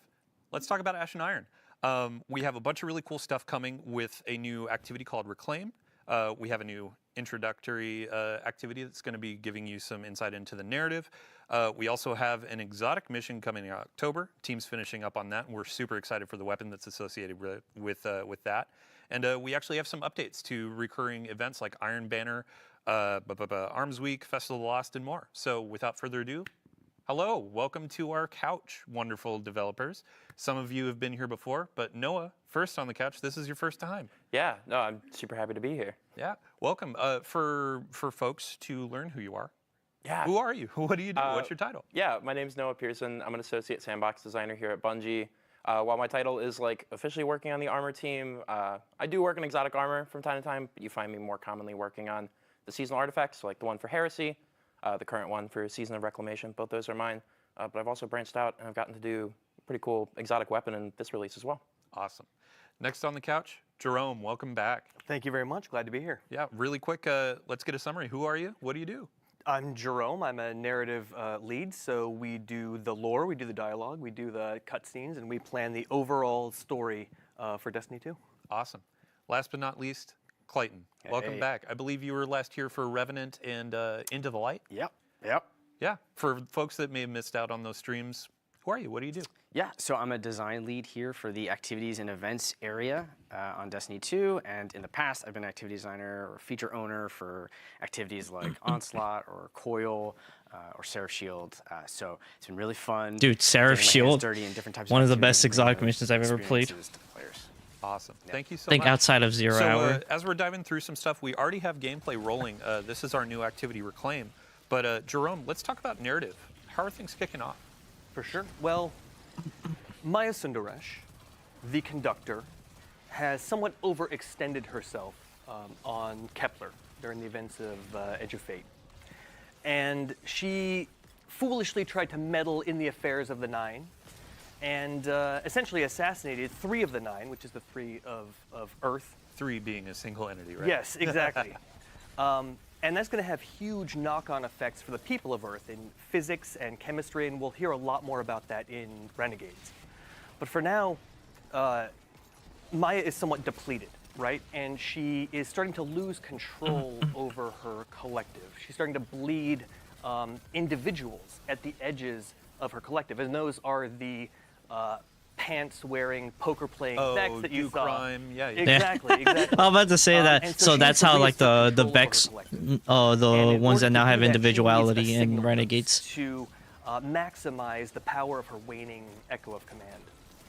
And the best tool for that job is, of course, Golden Age tech. And the best place to find Golden Age tech is in the Vanguard Vault, which is why Ash and Iron begins with a defense of the tower from a smash and grab by Maya's forces, both Vex and conscripted Cabal, which you'll learn more about during the season.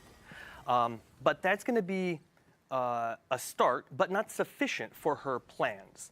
So she will need a fully functional Warsat network to really expand her Oh, reach. boons are There's only back. one place where you can find that. That's in actually the interesting. Lakelands, which is where most of Oh, and you Ash can takes swap place. buffs. So Okay. speaking of the smash and grab, That's pretty cool. When players first sign in for Ash and Iron, they're going to see a node that they can launch for the introductory mission. It's not auto-launched. You're going to select it, jump in when you're ready. But after that, you'll hop into Reclaim. Those are going to be some new activities. And Clayton, let's get a quick overview. What are players seeing on the screen? Yeah, so Reclaim is our new 3-player activity.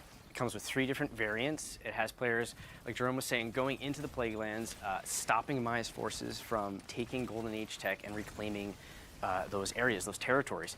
And so you notice that there's a lack of Fallen, but we through our like ambient combatants and our environmental storytelling, you'll know a little bit more about what has happened there, how Maya's come in and pushed them all out. You'll see some of them trying to fight back to get in because they think that's their land, right?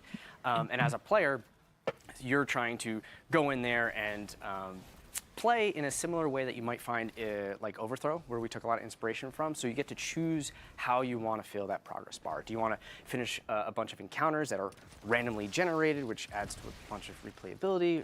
You can progress by finding hidden chests or defeating roaming high-value targets. There's collectibles in there as well, all without like a timer, so you and your fire team can strategize and take their time to go through the area. Awesome. And then once you've completed the area, unlike Overthrow, you move to the next area by way of ship that you'll see on the screen. Stellar. Yeah. Yeah, and I was talking to our gameplay folks before this launched, and we talked a bit about there's a bit of like, nether DNA in here, where you have your main objectives, and then you can find things throughout the area as well. Thanks for reminding me. Yeah, we have Vivian went ham and gave us these like quite frankly unbalanced buffs that will have a rare chance of spawning, and you get to choose which one.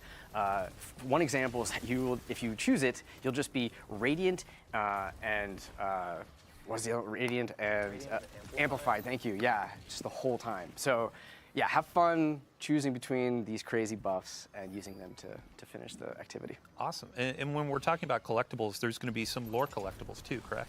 Absolutely. We're continuing the pass forward from the previous expansion, and those lore drops will tell players a lot about what to expect in Renegades, both in the cast and the themes. Though it's not explicit, so they'll have to use a little detective work, we hope, but it will give a lot of information about what's to come. Got it. So these are going to be like the data pads you find. Yeah, in exactly. the portal. Exactly. Awesome. Yeah. So I mean, let's talk about weapons. Let's talk about the loot. And Noah, now it's time for the spotlight to go on you. Yeah. First up, let's talk about the exotic that's going to be in the rewards pass for Ash and Iron. This is going to be our pulse rifle. Yeah, so Noon Malpice is going to be our reward pass exotic for this release. Obviously, with the Edge of Fate, we released a rocket frame pulse rifle, Mint Retrograde, that people have really taken to a liking for. And we kind of took a look at that, and we're like, well, what's a cool way to one-up that and like plus one it for an exotic? So you may notice from the gameplay that this rocket pulse doesn't just shoot like the micro rockets. It shoots sticky bombs. And these will stick onto the environment, they'll stick onto enemies, and when you hold down your special reload button, they'll pop like little firecrackers. And it's really fun to just sort of like spray them out across like a group of guys, and then you like turn around, walk away from them, and click the button, and have them like pop all behind you, because cool Guardians don't look at explosions. So this may say a lot about me as a person, but you can also stick these to your teammates, right? I guess you'll have to see. All right. Okay, so let's talk about the next exotic. This is going to be tied to an exotic mission that's coming out in October, and I can already see you kind of getting excited, like Vivian was excited for the crossbows that we added. Let's talk about the Iron Axe. Yeah, you kept me waiting, huh? Yes, sir. Yeah, so the exotic mission, you know, way back with Rise of Iron, like as a player, I remember like the YouTube videos coming out ahead of it of like YouTubers being like, hey, maybe Bungie's gonna give us this axe that's in the marketing, and like obviously didn't come to pass in that release, and like come final shape, Crow's got it, and I, much like many people, were like, man, I want that axe. When's my turn? Like I want that Yeah. thing. So when I heard that we were going to be doing a little Return to the Plague Lands, it was like, I'm going to twist whatever Sword. arms necessary to finally Wow. get the thing that I know I want, and I've seen other people want for ages. So, Nano yeah, Assault. I can confirm that's Siva? no relic. That's our new exotic weapon. Thank you. Yeah, and I think for Clayton and Jerome, since this exotic mission, the team is finishing up the touches and really building this experience. It'll be launching in October. So let's just give a quick preview, no spoilers or no deep spoilers, about what's the premise. Yeah, as I mentioned earlier, Maya wants to expand her reach, and the best way to do that is like the same way you would with the Wi-Fi in your house. You need expanders, you need routers, right, to boost that signal. And so she is going to be looking to get her hands on Warsat technology, which is why we'll be working with Saint 14 and Anna Bray throughout the season.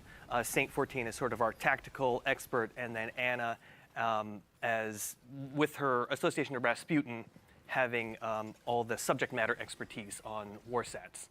Awesome. And not to get too deep into spoilers, but you will be working with 3 of Kaya Toll's Scions specialists in the mission. So Man, I can't wait. Yeah, October can't come soon enough. So let's come back to day one. I keep checking my watch here. 10 minutes, 11 minutes until launch. We also have a slate of legendary weapons that are going to be coming out. We have some armor sets in the portal that are going to have brand new armor set bonuses, but we also have brand new weapons. Yeah. And I know a couple of these things are kind of complementary to exotics. Yeah. So with Ash and Iron, we as Sandbox were like taking a look at some exotics we wanted to bring up, and we talked about Mida and Sturm getting some updates to bring them up to that modern parity. But like when those weapons came out during year one, they came with their paired weapons, and like during that time, it made sense, like to have two primaries. That was what the game was. So when we were taking a look at like bringing them up to modern Sandbox standards, we were like, well, we should probably hit it for the paired weapons as well too. So we took a look at some of our other special archetypes, and we're like, what could we set up for this? So with this release, we've talked about them, I believe, in the TWID, but we are going to have a rocket frame Drang Unfall, and a new like lightweight Mida macro tool shotgun. And both of them have perk pools that kind of key off of being those paired weapons. So like Mida macro tool has Discord and Trench Barrel, and it was really fun to like run that with Mida, because then you have like, you pop a couple guys to get those like attachments onto Mida, and then you switch and you have Discord. I've always and, enjoyed slap a using guy, and then the you're just able Drink to, like, pump into and a the bunch of Sturm, dudes. so And it's got the really cool never draw been animation from that big of a Wastelander Mida back during person. 30th anniversary, so you get that cool like cowboy draw, and it's so fun to run And around. the sidearm is arc, correct? It is our second arc rocket frame sidearm. It's got a pretty big mag size, so instead of volt shot on this one, it has jolting feedback, which is pretty fun to plug a couple rockets into a guy and have them jolted, and then pop them with like a really powerful Sturm shot. Awesome. Yeah, and these are going to be added so through the portal. Reclaim is going to be living in the portal in the fire team area, and that's where you're going to earn some of these. We also have Crucible Ops is going to be the source of the shotgun, and then a couple other things as well that you'll discover in just a few minutes here. So let's move on. Our last conversation, or our last topic of the day, is going to be around events, our recurring events. And the first thing that kicks off is actually a new one to celebrate Reclaim. And Clayton, what are we going to be doing today? Yeah, we're launching with New Territories Reclaim. It's a new standard event that will highlight a new activity. And so we do that with our daily challenges, weekly challenges, or it's for a week, so one weekly challenge, and then it has its own reward track and an event home that you can launch the activity from as well. Awesome. And then I believe it's next week, we also have Iron Banner coming back. That's right. So is that also going to have an event home? Yes, it'll have event home, same slew of things where daily challenges, a weekly challenge. You'll have your reward track. We have a hand cannon coming in there. We have an armor set, and you'll have your title and your triumphs as well. Yeah, I believe we redacted the new set bonuses for Iron Banner, but I've heard they're actually quite fun. Yeah, pretty cool. Might want to hold on to it when you get your hands on that axe. Awesome. And then the third event that's going to be coming is Arms Week. Noah, coming back. The first one was all centered around, let's look at hand cannons. We had the new shotgun style hand cannon. Yeah. And then with this one, it's going to be shotguns. Yeah. Yeah, we're taking a look at shotguns this time around. So much like during the prior Arms Week, we will also have a cool slate of shotgun mods this time around. My favorite of which, when the designer who was working on them, Taylor Bjorndal, who was on the stream before, when he was starting to work on them, me and him were sort of bouncing ideas back and forth. And I was, I was talking about like old Mainly rapid just fire because frame I woke up in the shotguns when they morning. had like the really fast rate of fire, and I was like, what if all shotguns shot like that? And he like paused for a minute, and then I got the message, what if they're all just fourth horsemen? You mad scientist. It is really entertaining. All to fourth take a horsemen? slow That's shotgun and have it scary. shoot that fast. Yeah, and we saw a lot of celebration with these volatile mods for hand cannons during that week. So with shotguns, we have the one that's effectively going to be fourth horseman everywhere. Yeah. But we have a couple more too, Yeah. and we'll leave that for players to discover It's going soon. to be super awesome. Next up on the slate, we have Festival Lost is going to be coming back during Ash and Iron, and we have a preview of our armor sets. So these are armor ornament sets. Y'all voted on these earlier in the year. Oh shit! And we had to show them. They look awesome. I cannot Oh wait my to god! have I those roses completely on my shoulder. forgot. But I with, completely forgot Festival that we're Lost, Slender we Man. have some Oh new my activity god! content, correct? That's right. The shit. Headless Ones have broken out of Haunted Lost Sector Jail. Because of that, we have new activities. So we have a new PvE 6-player activity called Haunted Altars. And then we have a new PvP activity called Red Rumble. Hocus Focusing is coming back. It's going to be a 2-week-long activity. We have 2 new weapons, your Reprise weapon. You'll have your reward track, event home, the whole shebang. I'm very excited. It is very fun to play in those activities. Awesome. So it's chaos. Just all chaos. And then the last on our list, so Jerome, we have a new event called Call to Arms that's going to be coming at the end of Ash and Iron. Can you give us a quick overview? Sure. We're going to be working with Devram K, who has been holding down the EDZ for the better part of a decade without a ghost, right? Doing it all in one life. And he'll be taking some much-deserved R&R in the tower and being our liaison to the foundries. We have to remember that most of the guns that the Guardian fires are designed and produced in the last city. Of course, we know that they're actually designed and produced here with the Sandbox team. What do you mean? Cassoid's in-house. That's right, Mr. Cassoid, right here. So we will be working with Devram to stress test the latest and greatest in gear from the foundries, and the Guardians that can push their gear the furthest and get the most out of it will reap the greatest reward. So there's a competitive aspect to it as well. Awesome. Yeah, I mean, when we're talking about this competitive aspect, the Call to Arms is going to be a ton of rewards, legendaries, some cosmetics for anyone to earn, but then we have kind of some cosmetics at the top for our hardcore, so to speak, to really earn. And Clayton, I think you were talking about a helmet? Yeah, we have a helmet ornament. It is fantastic looking.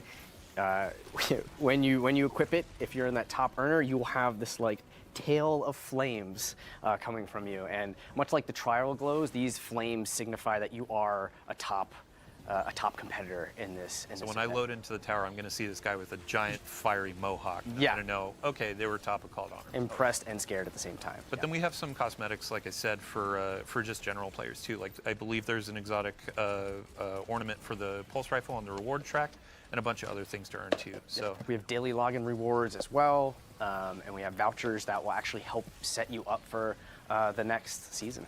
Awesome. Yeah, well, thanks for the quick overview. We will definitely have more information in the tweet about this new event.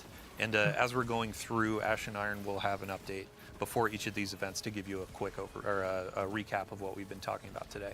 So just to end it up as well, we have a brand new crossbow that's going to be coming in. So our first crossbow was introduced through raids. And this one is going to be through our events. To start, it's going to be a low drop chance from any of the events that we just covered. And then in Call to Arms, you can focus this thing to really hammer on getting those rolls. And Noah, what's the damage type on this? Yeah, so you might have seen it in the gameplay. It's going to be a stasis crossbow. And obviously, with a stasis weapon comes stasis perks. And I'm very happy to say that it does have chill clip, and it in fact does freeze in 2 shots. And oh my god, there's such like a fun play pattern of like you pop a guy twice with it, they freeze, and then if you have serrated bolts, you run up and you pull them out of him, and the serrated bolts do damage and cause him to pop. So you just like put him in a major, and you cause him to explode and hit all the dudes around him. And it was an oddly fun play pattern of just running around and blasting people that I got quite a few giggles out of in playtests. Oh, I can't wait.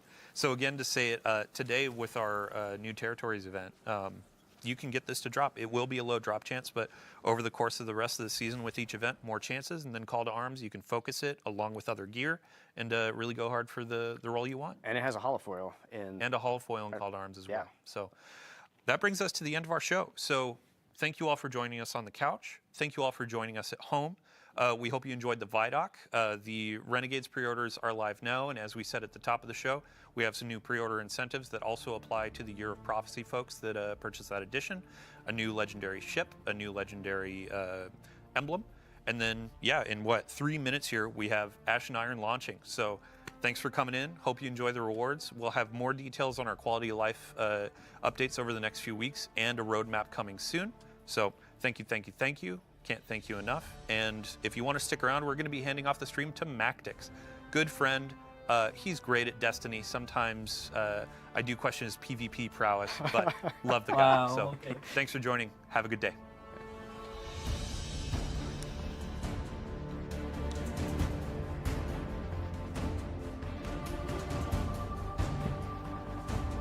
Damn, you gotta roast my boy Mactix like that.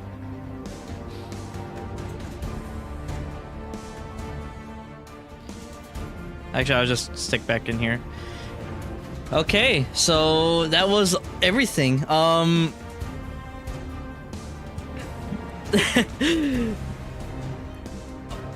got thrown off really by, I think, like the Cabal, the Baron Imperium. Like, it's like they look I mean, it looks stormtrooper-y or imperial like, but it's like also like how the 9 kind of are, like that kind of aesthetic already like somewhat fits in that sense.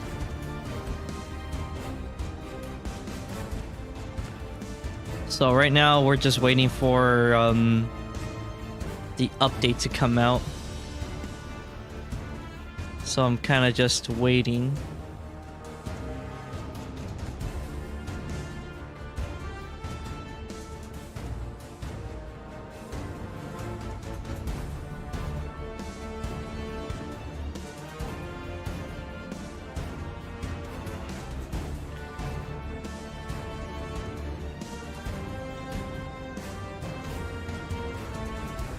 But I want to know what everybody thinks though. Like if anybody who's like it's already over. Let's see.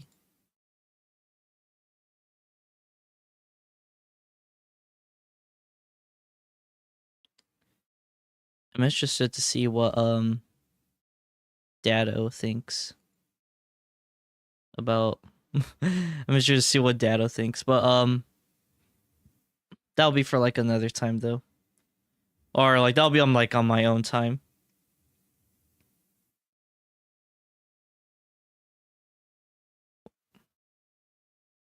Well, I'll waste like 2 more minutes doing this. So here I kind of want to show this right quick though. Guess like while waiting for this like update to go live, I've been like exiting out of Steam and like just opening it up again so I can see if it's like out and now. Oh, there it is. How many gigabytes are we? 4 gigs. Okay, we got we got a little bit of time. Okay, so at the start for the Red War, I did like about 20 hours. Curse of Osiris, I played 40 hours is 2 days. So I only basically played like only like about 2 days worth. Same thing with Warmind. I think at some point I probably did like quit. Yeah, honestly, like realistically right here, I didn't really play these activities like that.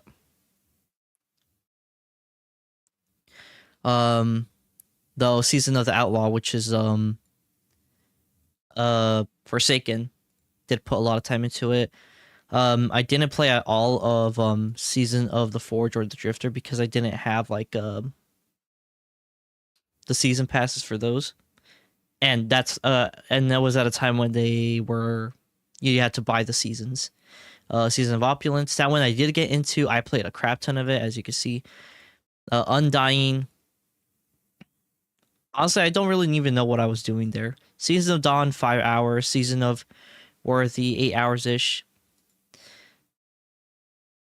Now, right here, Arrivals, this is when I actually got back into playing Destiny 2. So, I didn't really play Season of Undying for real.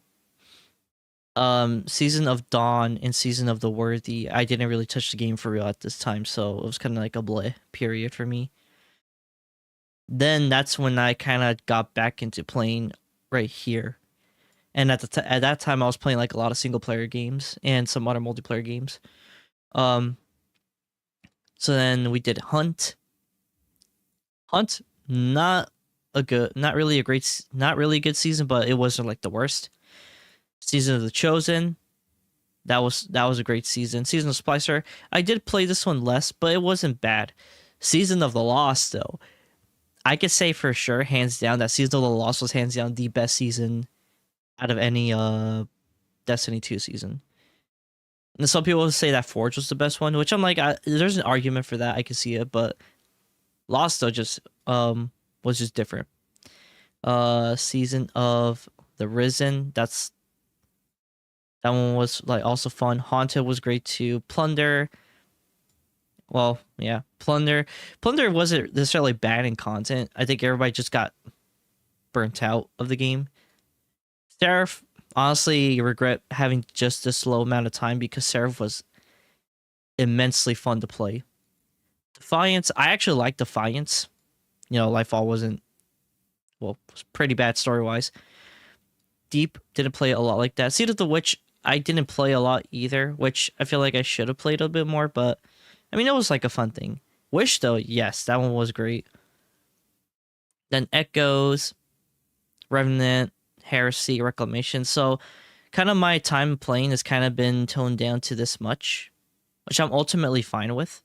I'm kind of glad that I am at a period where I'm not playing the game, like, because I actually feel like all this time that these times that I'm putting into it, it feels like I'm actually like, it's a time where I actually feel like just playing the game instead of like forcing myself to play the game. Kind of like how I was with Witch, a little bit of Wish, a little bit of Deep as well.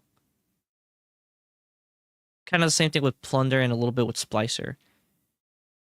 But with everything else though, especially Lost. So Lost though, it was just like the activity so fun. Astral Alignment was a very fun activity.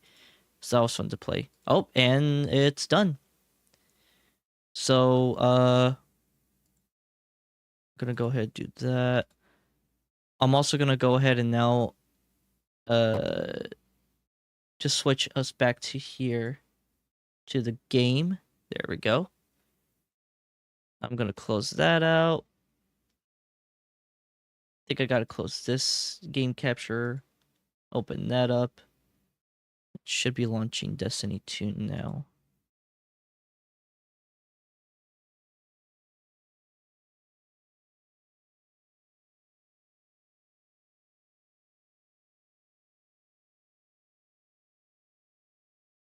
I do apologize if having the full screen on my thing was like bled to anyone.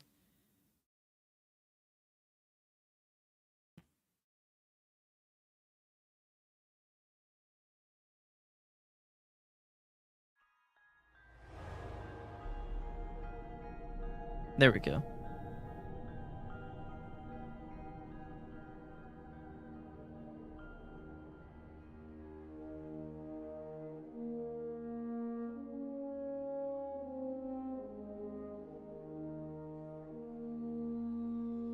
I just realized I think they extended the little like jingle thing.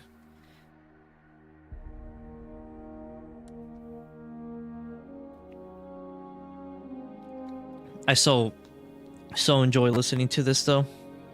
Always takes me back to when I booted up Destiny 1 for the first time.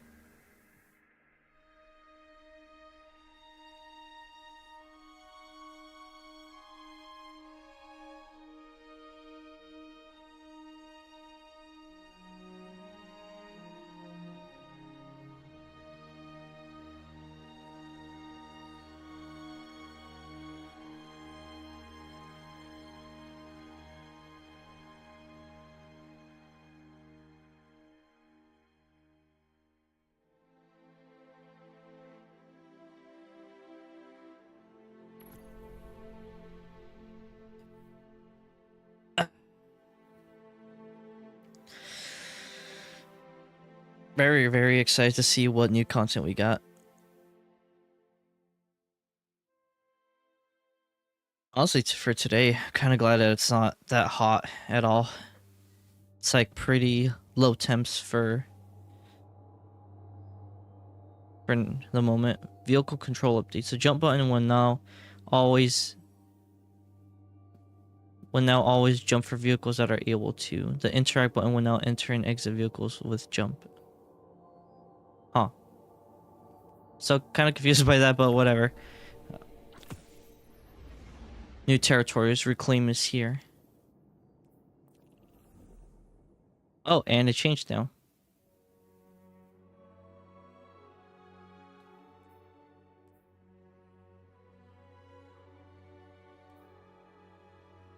Ash and Iron initialized. Okay, so I've been using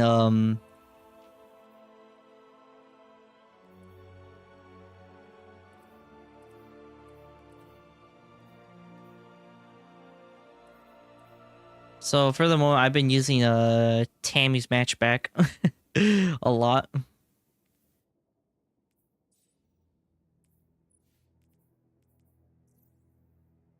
Since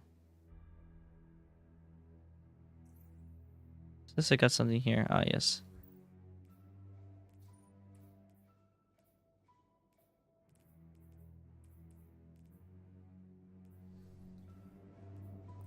Okay, first, gotta check the store. Ooh, this is oh shit, I think that might be the oh, free bright dust. Everybody get your bright dust. What was I gonna say though? That's I think the Witcher gear. If that is, I'm like, holy crap. I don't have Bear Bloodline, so whatever. Oh, and when the malware is being available for Bright Dust each week now, so get it while it comes. Okay.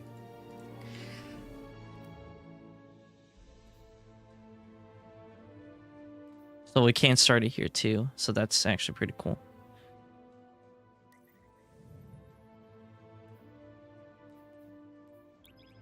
All right, we're gonna go ahead and just jump straight in.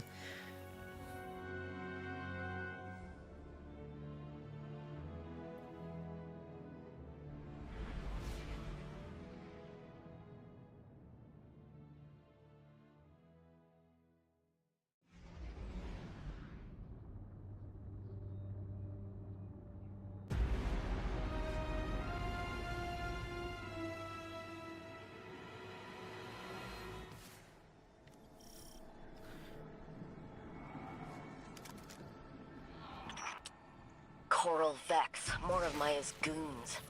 They're taking salvaged FOTC tech. What? Oh. They're already in the tower. Only Night Watch available to respond. I'm afraid that's correct. Maya's tactics are evolving. I'm in the EDZ now, investigating a lead that might explain things. But I'll need you to defend the tower while I get some answers.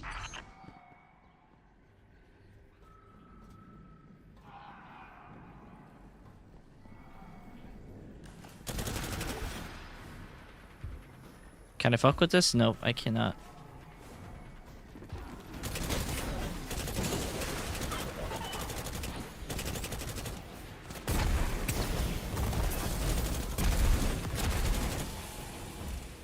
Those Vex are tossing our caches onto multiple transmat routes out of the city. Golden Age salvage?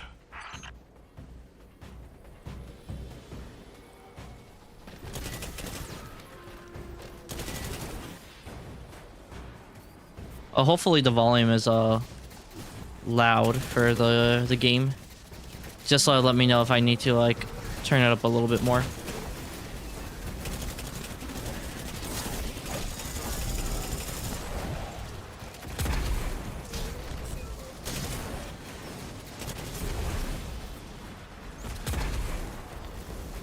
Actually, let me go back here. I think maybe for...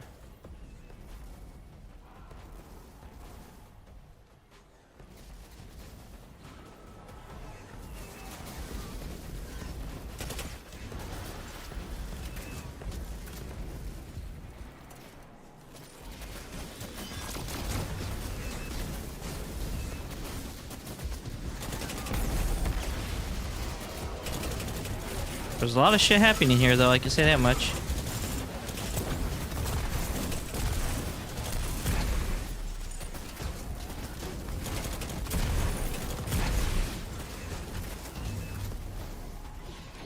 Actually, let me turn up the music volume just a little bit. Let's see.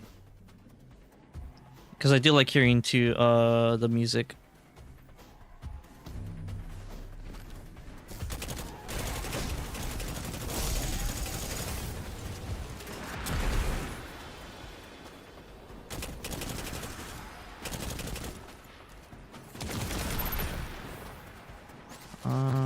There's another thing over here. Get out of here, little buddy.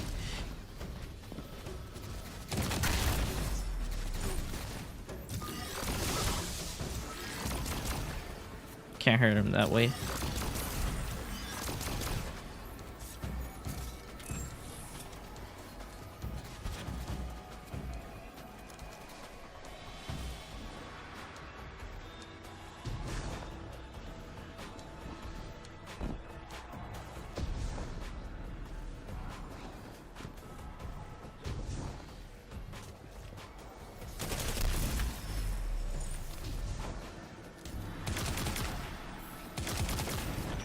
Rasputin gone, scout teams have been searching for artifacts to reinforce city defenses. I've been collecting Warmind hardware, pointing it at gaps in our security. We should have been able to see this coming.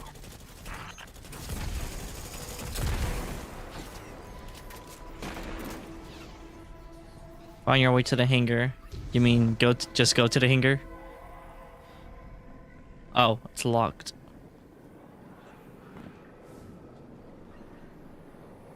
Oh, look at that.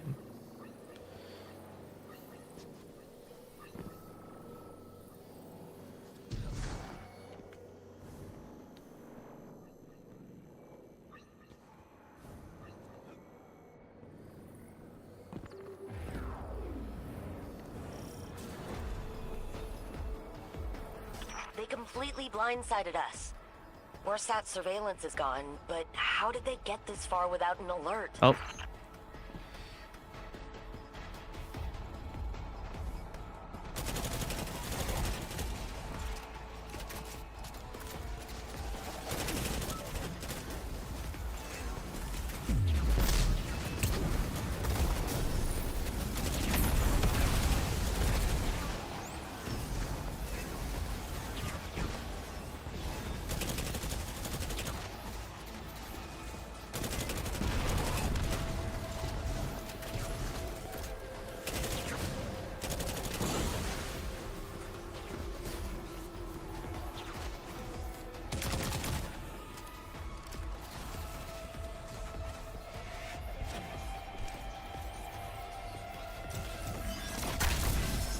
There we go.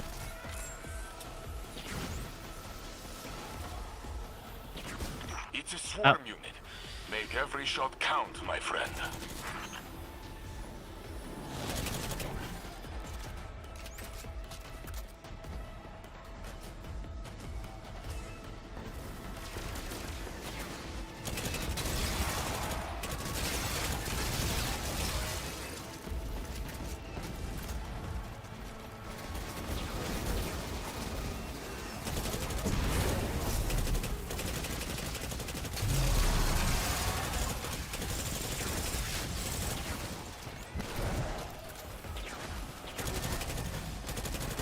I'm just looking like over my second screen, just looking at the YouTube playback.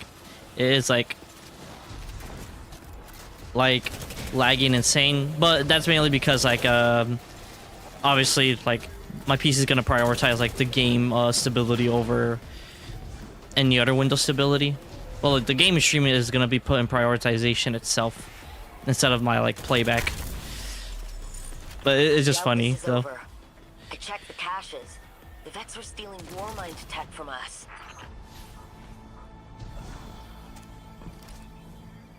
Okay, now we just gotta head back over here.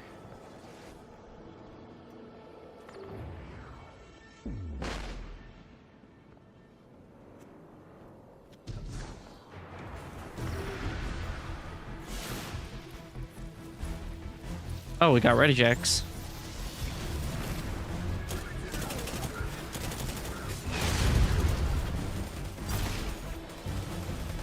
This unit has a call sign dating back to the Red War. Gaul's elite. They were here the day the tower fell. They're wearing devices. The yoke of control. Maya Sundresh, the conductor, controls this legion. That's impossible. Cleftus. Something isn't right. Archeo Demon? Matt Damon?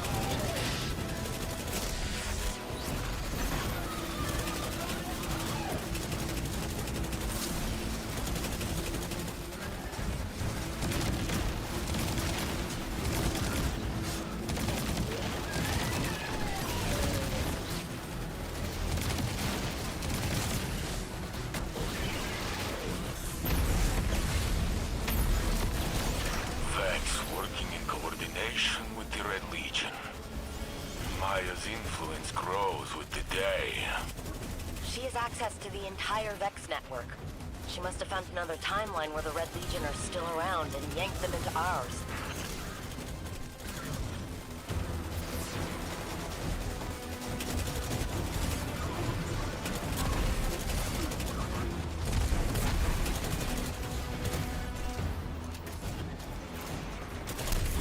There we go.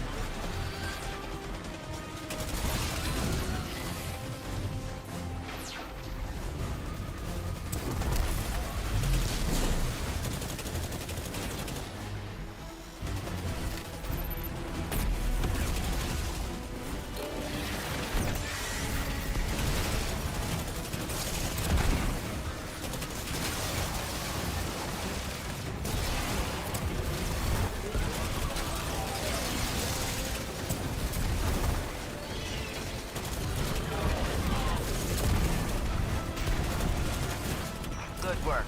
I knew the city could count on you. This was just a smash and grab. What is Maya looking for? They want what the conductor has always wanted. To usher a new golden age of her own design. Now with the Legion and the Vex. I'm no friend of the Red Legion, though I pity them to come under Maya's thrall.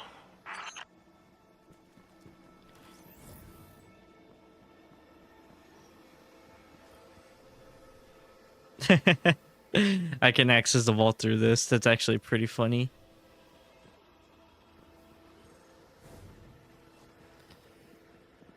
Can access the postmaster though. Oh no, it's shut down right there. That's actually kind of funny that you can access the vault.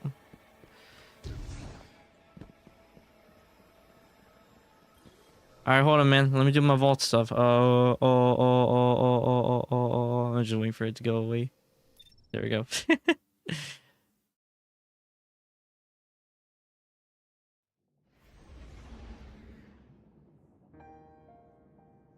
Seasonal archive. Actually, I do want to check that out though in a little bit. What do we do now?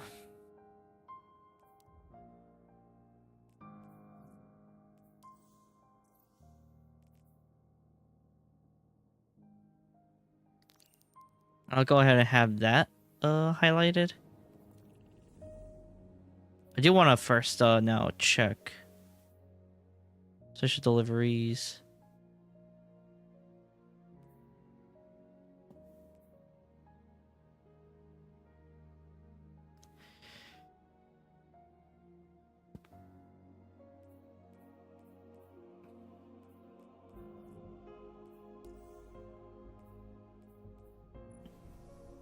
The new Malpay? I don't know how this is pronounced.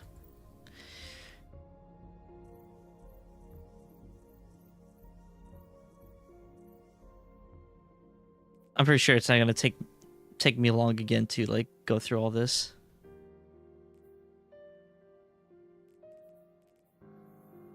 I should have like the extra bonus XP that I get from doing all that. Yes, extra 10%. Actually, it would be cool to get 12, but and make that with 15 is 25 extra XP, so it's technically fine. The Haliatus. High impact. I got Cluster Bomb, okay. And Hatchling. Interesting combo, but and I got a Mida multi-tool. And assassin loose change. All right, that's already this is already a really good weapon. I think I do want to actually mess around with this. I guess I'll just like for the moment. I don't really care too much about Shoreline. Gonna go throw that in there, throw this in there, I'll throw the sniper in there too. I'll have that right there. Throw that there. Tears of Contrition. I'm gonna go ahead and I don't think I have Mida in my vault. So yeah, I'm gonna have to grab Mida out of my collections. And I don't think it's ever got a catalyst. So I might have to actually like... Oh, I need to do the catalyst for... Alright, well, I mean, this gives me reason to then mess around with...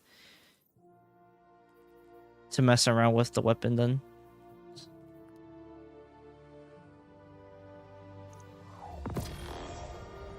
I do want to mess with the Midas synergy now.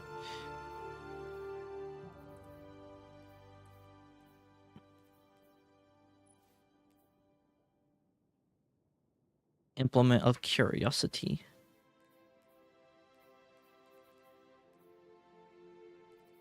We got Overload Swords, Anti-Barrier Bows, Rapid Fire.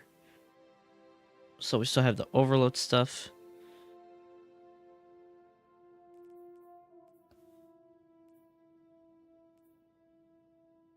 It's actually pretty interesting. I'm still gonna keep it like how it is though. Do you want to find like something to kind of like give it that boost?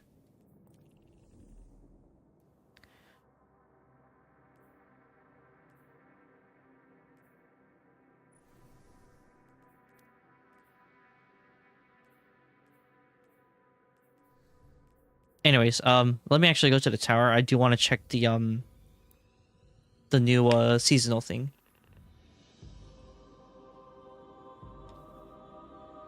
Or the thing to look at past season stuff, actually.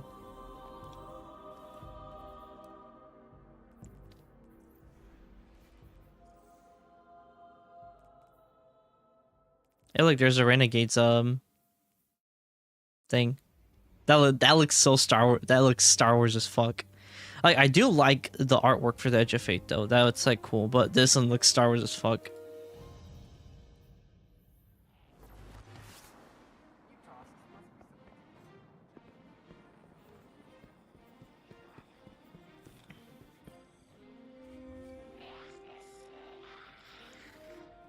I don't think I have any room. Oh wait, I do have. Okay, so I can grab. I can go ahead and grab that stuff. Thank you. Thank you. Starside introduction. Renegade leader, the X-wing. What a mess.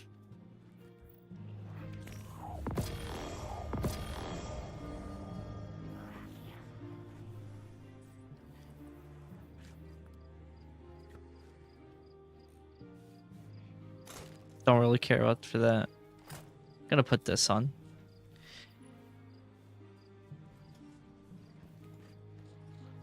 I mean, I'll be real. I am a really, really big Star Wars fan.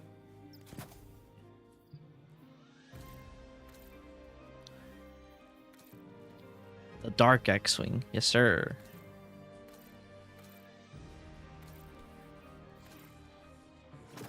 I want to have this on. Yeah, there we go. That looks sick as fuck. All right, for the moment, I'll use this, and then I'll switch back to my biplane.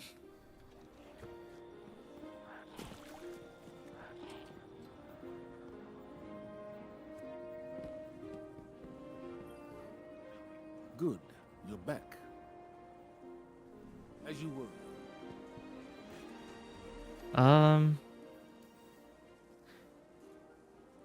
Oh, yeah. Vanguard doesn't answer. Oh, so you got Vault right here, you got Exotic Archive, and you got Seasonal Archive. The Seasonal Archive offers rewards from prior seasons. The chronologues and from current rewards pack. Chronologues can also be exchanged for selected materials and currencies in the exchange. Chronologues in the exchange chronologue menu. Unknown passes may be purchased with silver as archive passes, unlocking the corresponding pages of rewards page. New passes are added to the season archive at the conclusion of the subsequent pass season. Check pack to continue offering.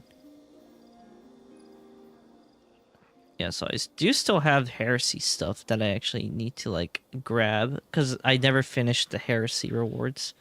So like this one and this one, they still need to get out of that, and this.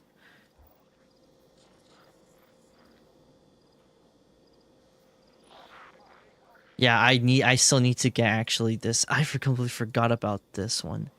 Siegebreaker is honestly just like the more like some changed for the original outfit of this. Like the whole Yeah, that's basically this one.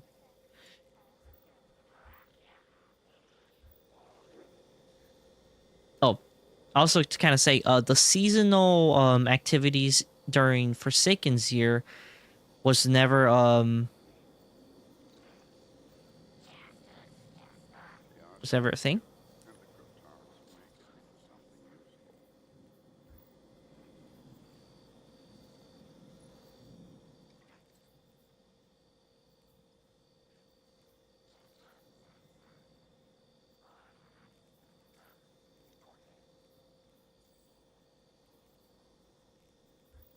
Okay, so that's an indication that it hasn't been purchased. I do have Season of the Worthy, though. Yeah.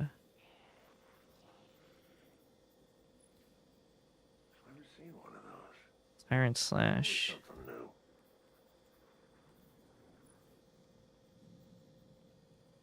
Dark Water Froth.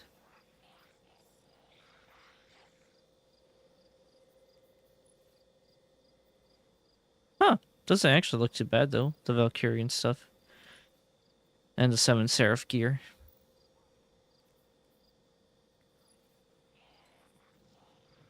Yo, that ornament looks sick. Okay, alright. I got an objective. Get that for Tommy's matchbook. And the None Shall Pass.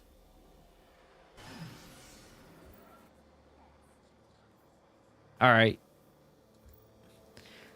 For arrivals... Oh yeah, I can get this for the Wither Horde now. I can get this one for my ornament. The ornament for Cold Denial. Because I think I have a Cold Denial. I'm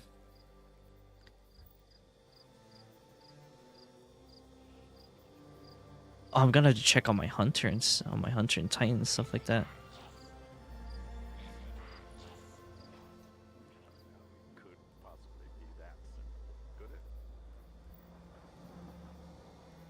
Actually, I don't know how to get chronologs though. I'll probably figure something out.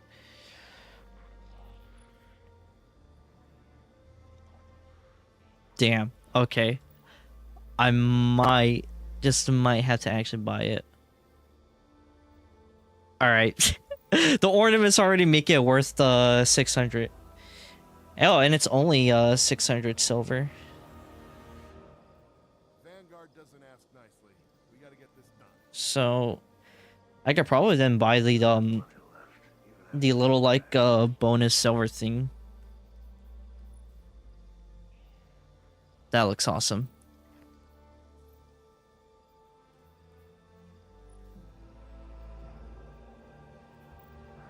Oh, what weapons are those? Full Perfect and Temporal Claws. Oh, yeah.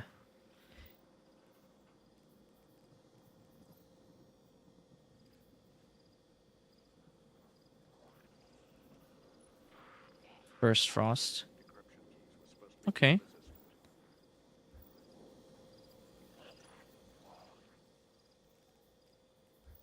Really gonna have to like play through though. Then honestly just really glad that the seasonal archive is now here now.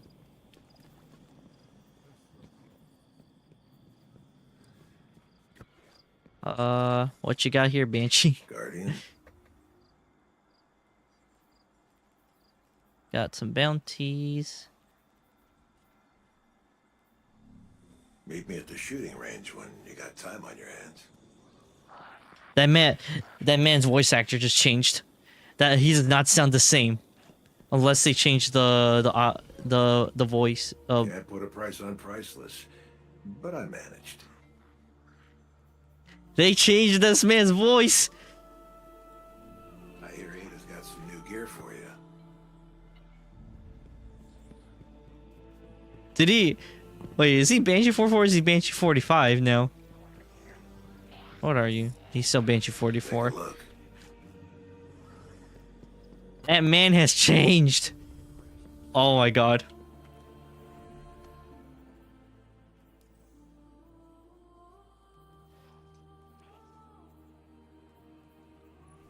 Let's see what new stuff we got here now. Chaos Fall, Star Cross, Overload.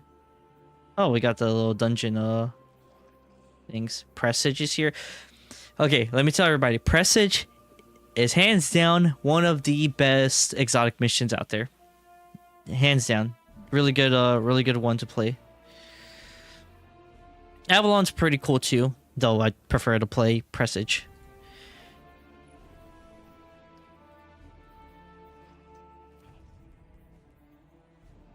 She said Yeah, she Fallen wanted to Saber's express back herself, so too. I gave her a thumbs up.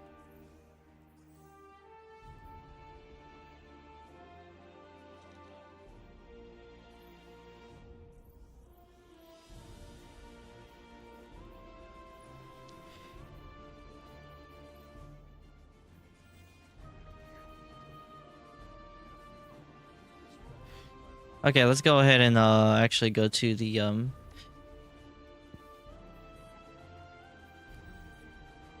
let's go to the EDZ real quick.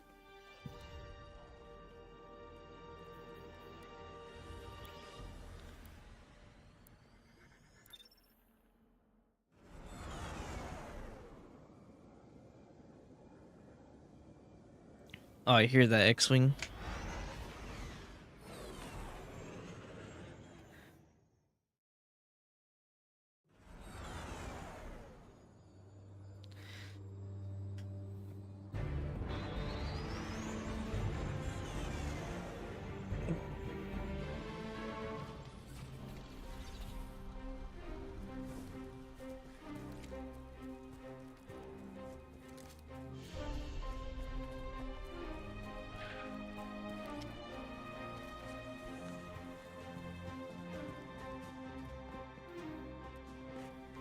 Actually, can this get ornaments? Oh, it can get the ornaments from the Callus mini tool. That's actually pretty cool. Yeah, but I think baseline might already looks good as it is.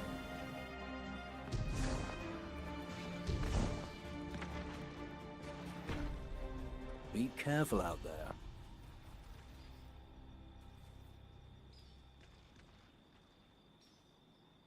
Is it just me, or did Devrim also get a character redesign? I think his rifle also got a redesign. Yeah, what am I looking at? Jesus Christ. I don't know if I need to wear new glasses or something like that now. I'm not wearing glasses right now, actually, by the way. Well, my avatar, my model is, but not me. Devrim waves you with a fire in his eyes. Maya's attack on the tower started a new gold rush across Seoul. She is losing control of her collective and needs the latent power from Golden Age tech to maintain it. Devrim gives your loadout a quick up and down, nodding in approval. We need to beat her forces to that tech and reclaim lost territories while you're there. We'll be inserting you into some former quarantine zones, so be ready for anything.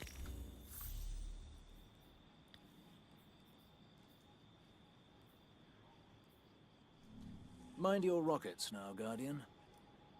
The loss is always way heavy. That doesn't mean the victories don't matter.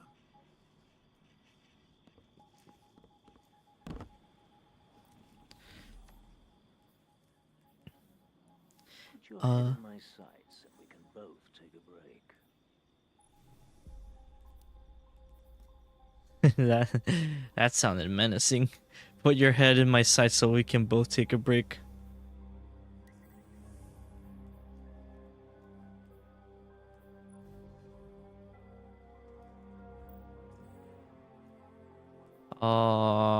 Reclaim. Wait.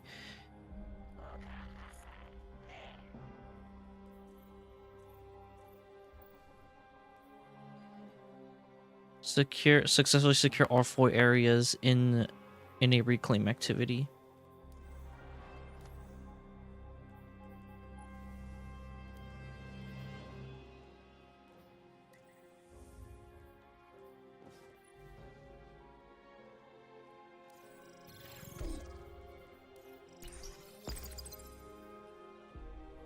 We don't always choose the fights that come our way. But we do choose how we fight them.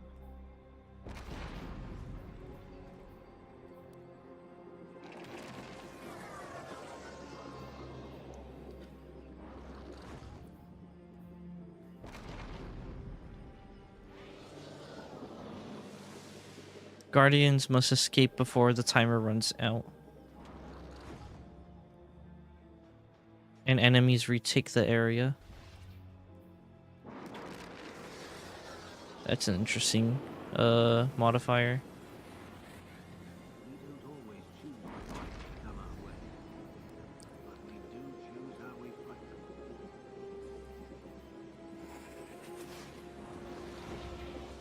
I think I could do Raging Caltrops.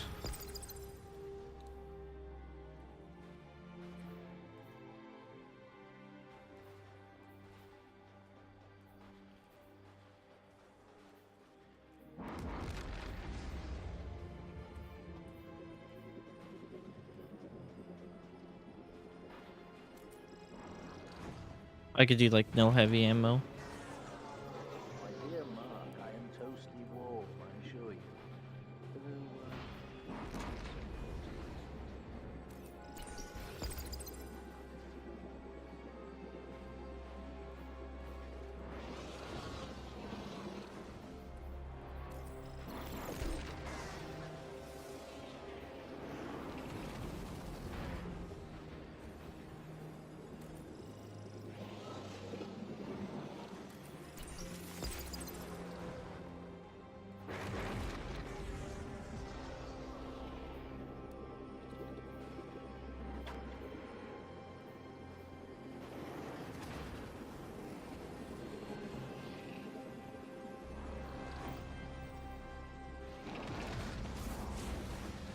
Probably might not be able to like finish it on time, like in.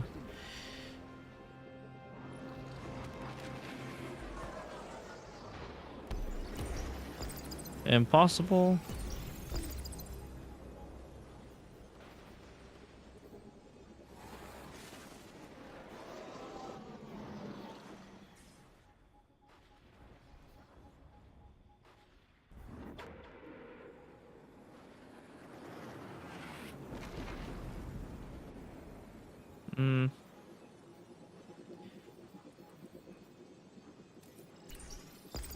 I could probably handle -20. It's fine. I'm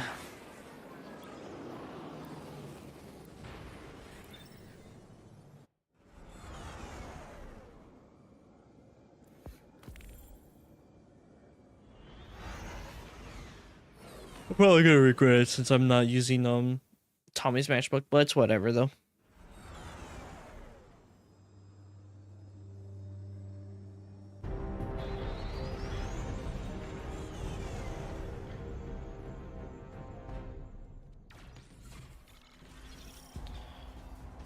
Siva kept even the riskiest scavengers out for years.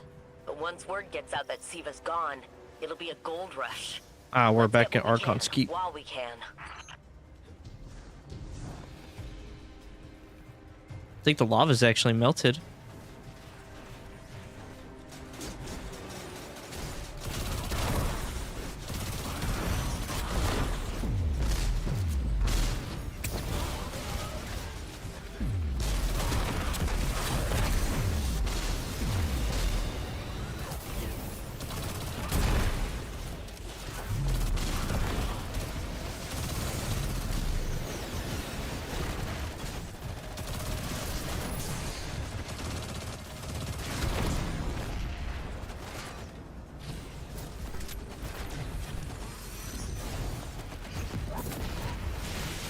Nope.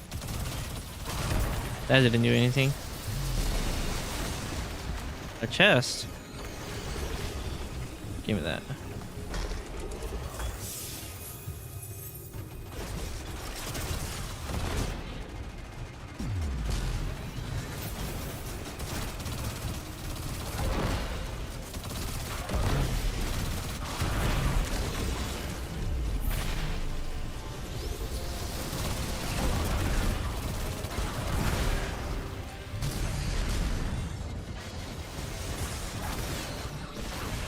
What?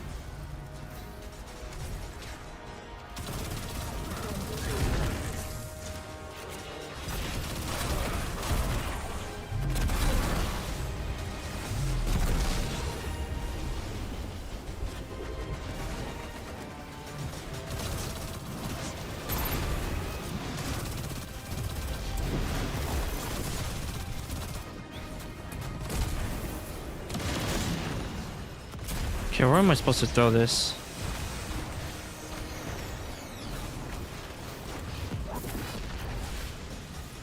Okay, so I do throw it at him.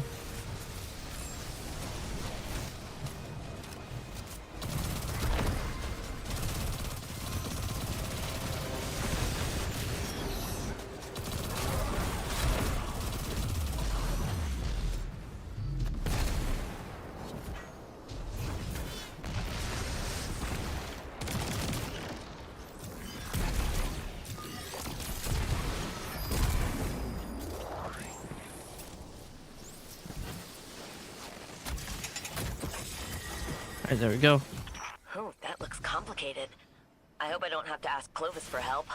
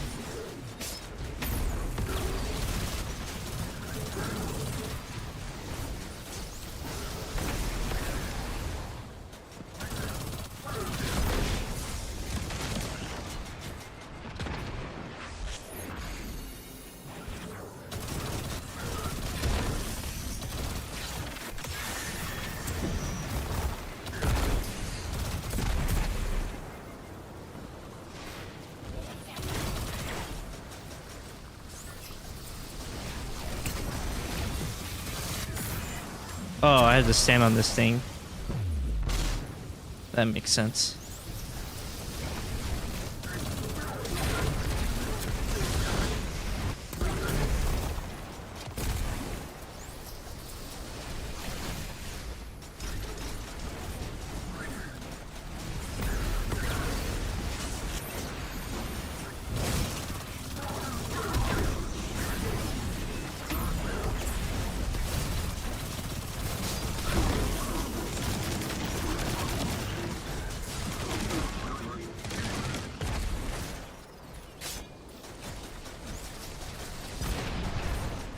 Oh. Hold up. Gotta get out of here. Because I am dying.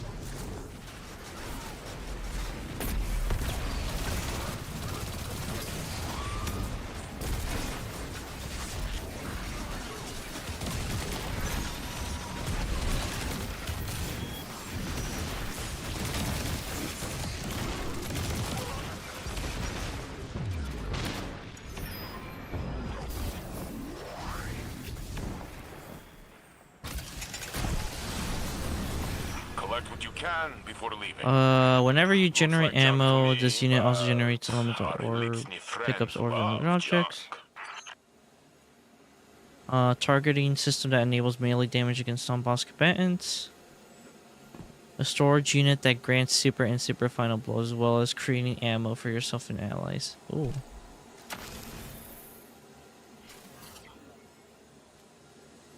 Okay, I guess I can always come back here and swap the buffs too.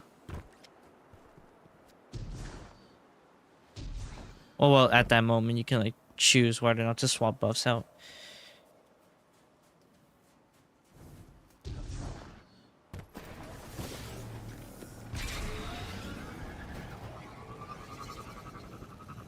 There's a thing here.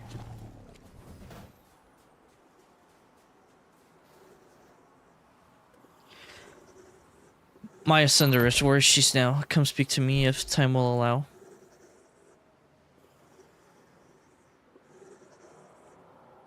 Maya searches across the desert plain. A hidden facility comes into view. Its architectural structure changes every time she takes a step. She could be here, but she is not. More set materials are her last shot. Interesting.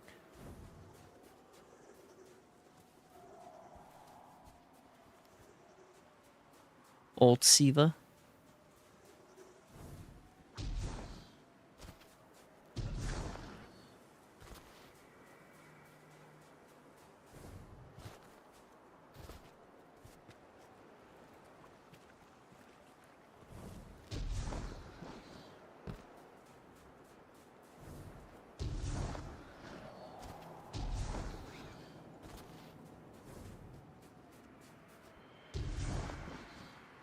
I want to see what else is around here.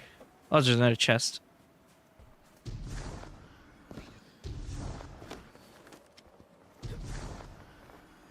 I'm about to say, what is that?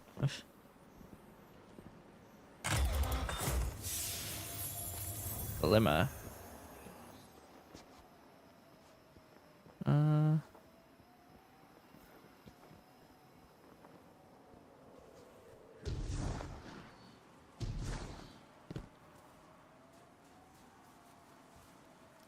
Yeah, the lava is like completely like frozen solid.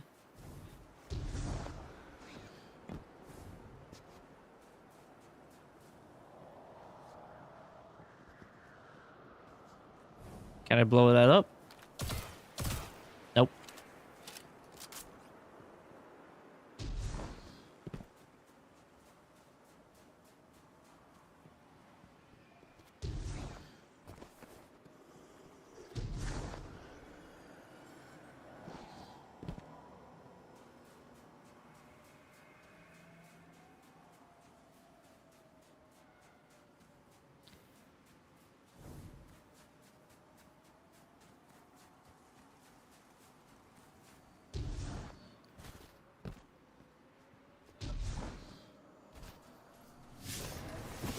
I think I'm probably just gonna go ahead and head on out.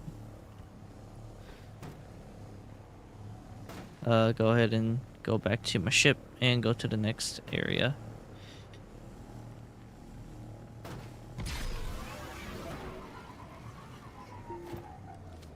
I remember like crossing through here. I would I would fall on here in the old playgrounds. I would fall on here and then I would just die.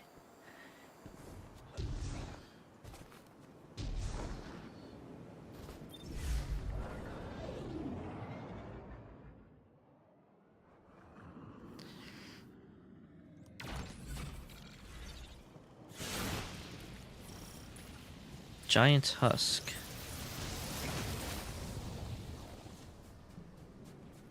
Oh, what is that?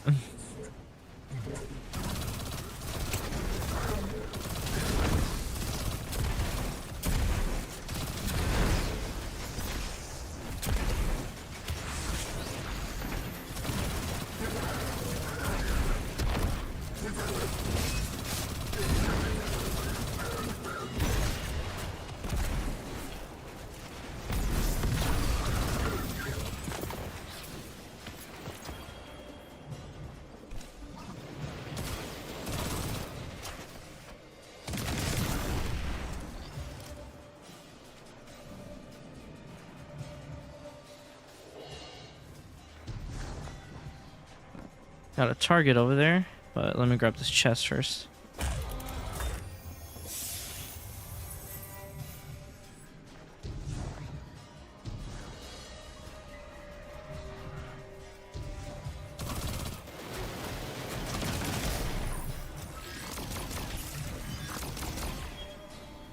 Why'd you shield yourself?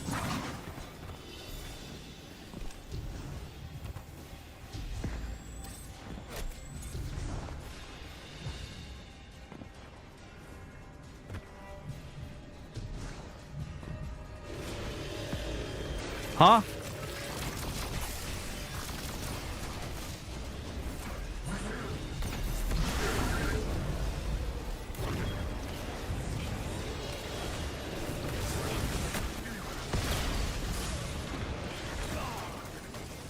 That man's got homie rockets now? Why did he put homie rockets on a Goliath tank?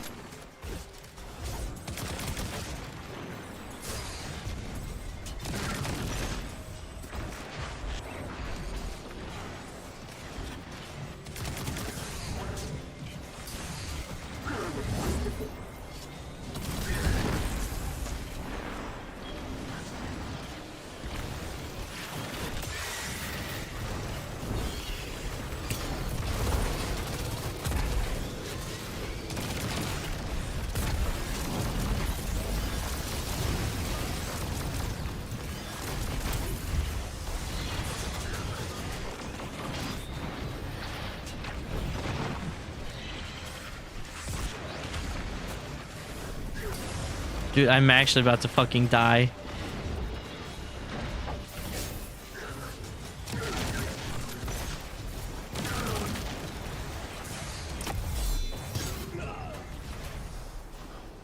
Holy.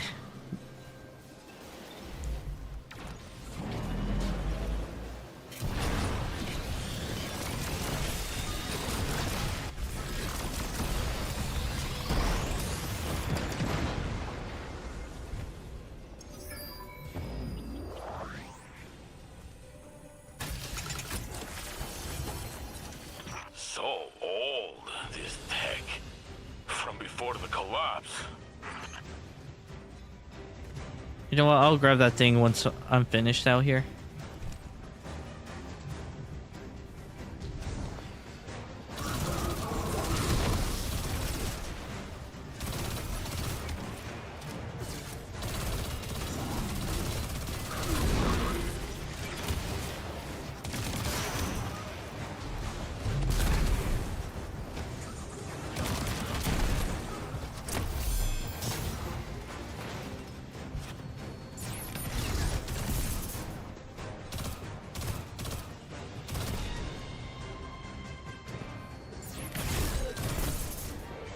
Huh.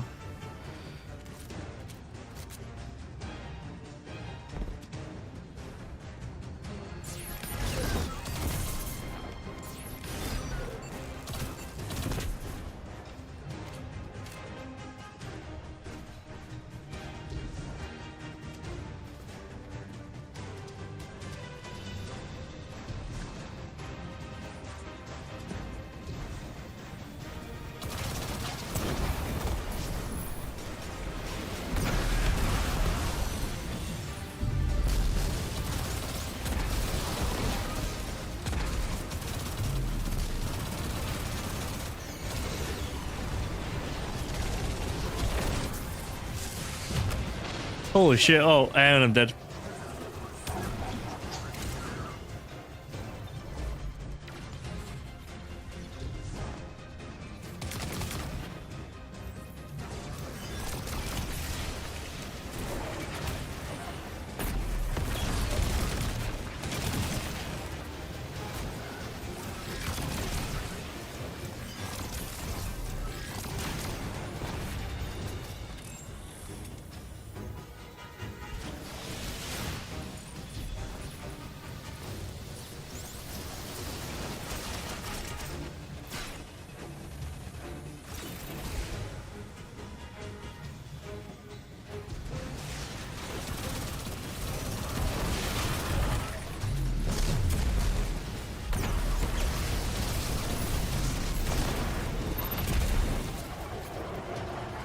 I hear a lot of war beasts.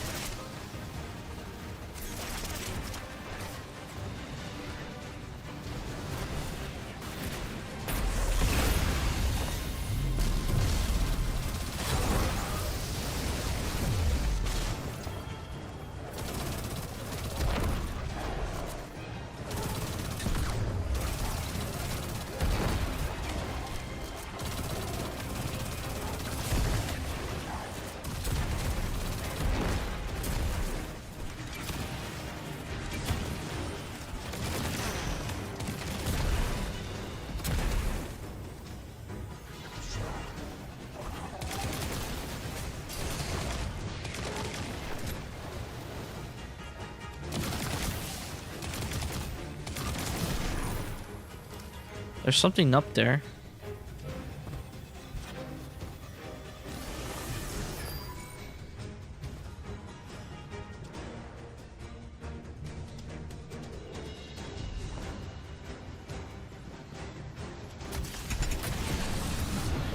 Very good. Stay one step ahead of Maya. What a great find. Jinju and I are excited to study it. There's a lot of stuff to look at. I could tell you more of what you seek with extra glimmer. I will speak. They await payment and are disappointed. No matter, I'm feeling lonely today. Keep speaking to me. You won't need to pay. Siva built all a civilization could need. A paracausal satellite fuels Maya's greed.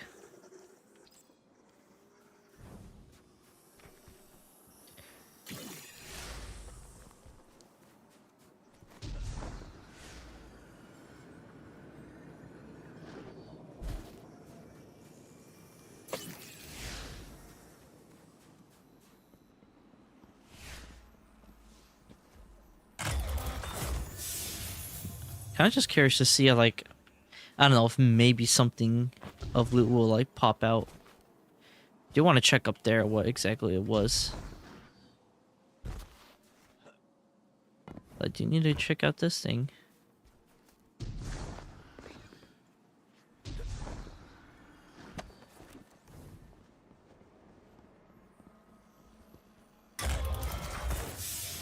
Ooh. I was right to check ammo.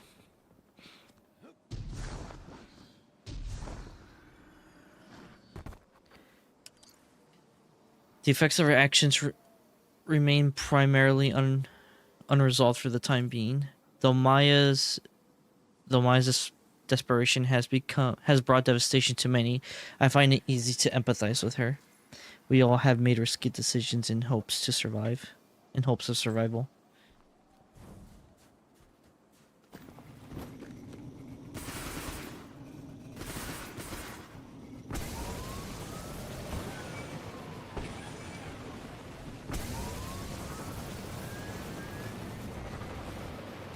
Ah, think the sea. I'm pretty. Yeah, I think these were like the old Siva pikes, where it's like they actually leave a fire trail when driving around.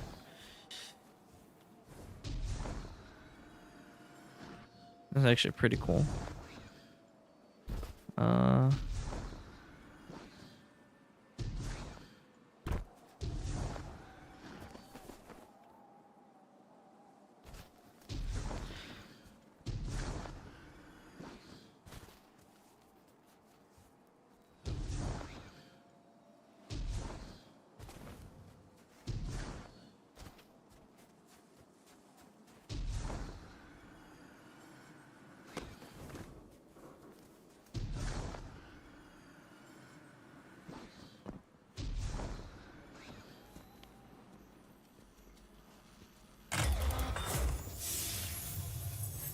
Okay, never mind.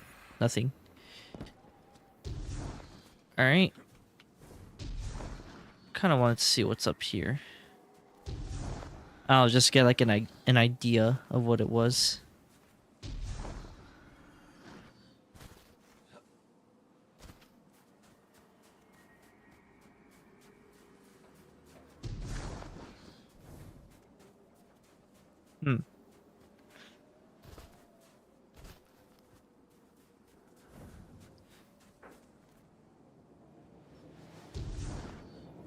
Alright, well, off to the next place.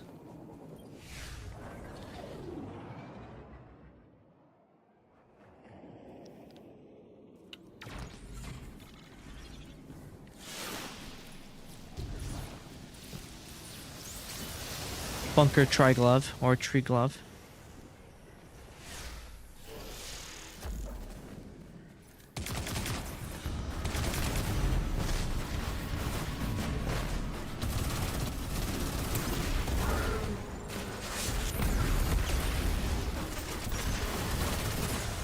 Whoa, whoa, whoa, whoa, whoa, and I'm dead.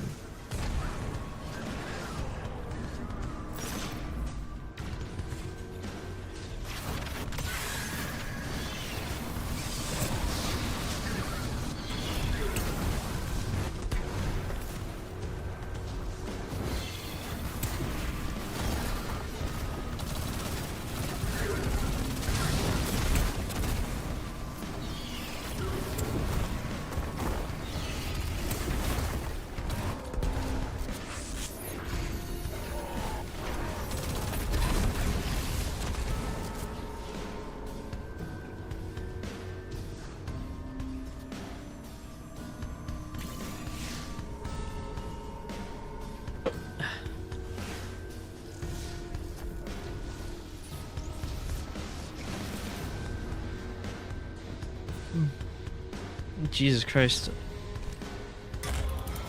Man, I'm honestly I'm pretty sleepy, mainly because honestly, because waking up, like, I'm not really a morning person, so waking up at like 8 o'clock to 9 to like do the live stream was already like a tall order for me.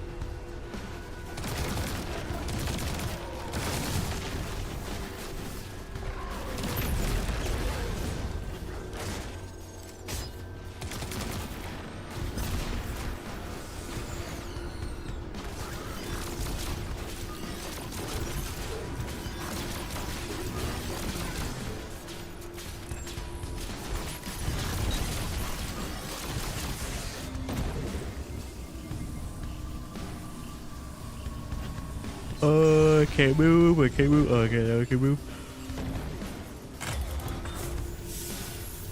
Oh, got some ammo out of that.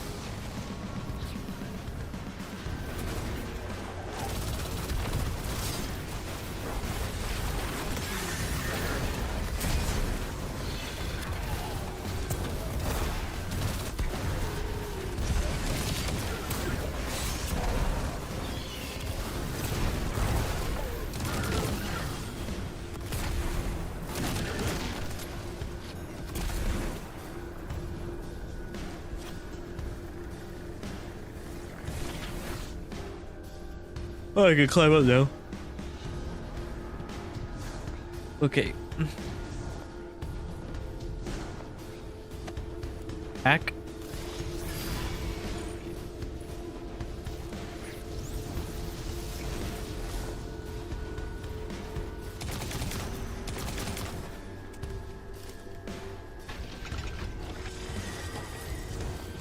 Better in your hands than the conductors.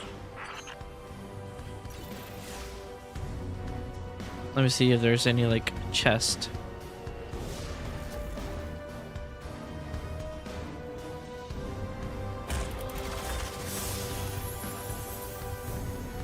An accessory that increases your grenade recharge and causes a second delayed detonation.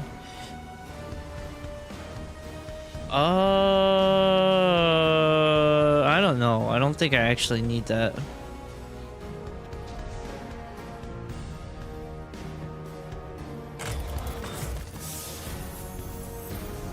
Nice.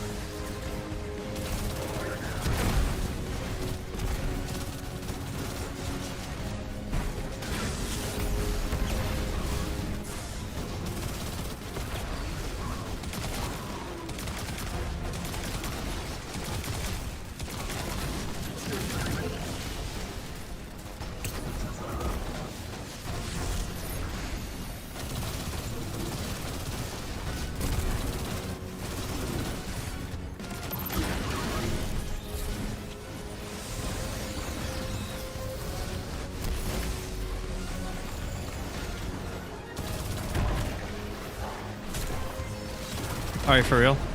There we go.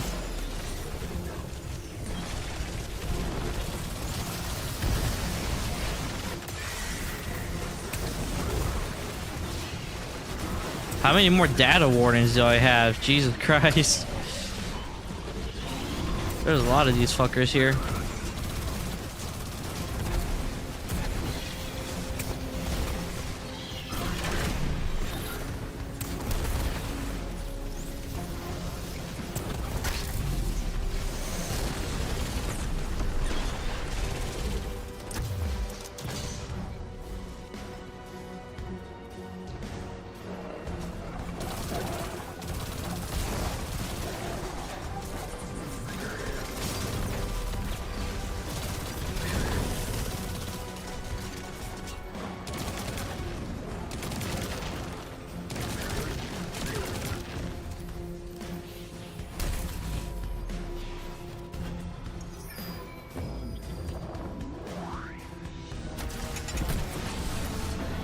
Collect what you can before leaving.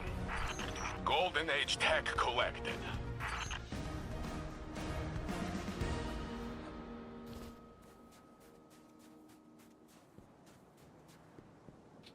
Alright. Let's see what other little bits of lore can we find.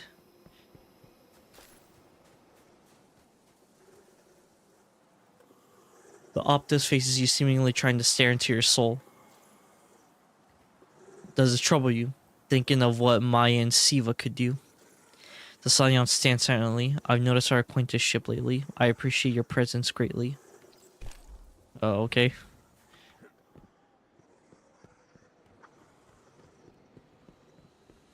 Oh.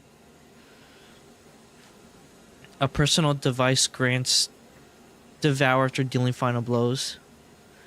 While you have devoured, the final blows with grenades spawn damaging void waves. When you generate ammo, this unit also generates... You know what? Give me this.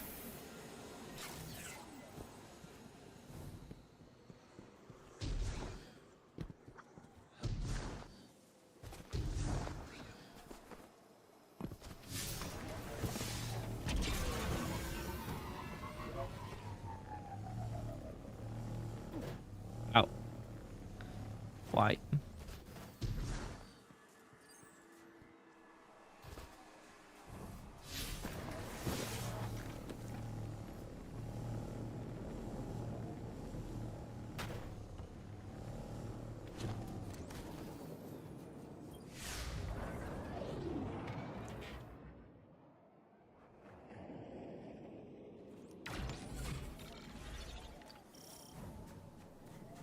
Their battlefield commander's been sighted.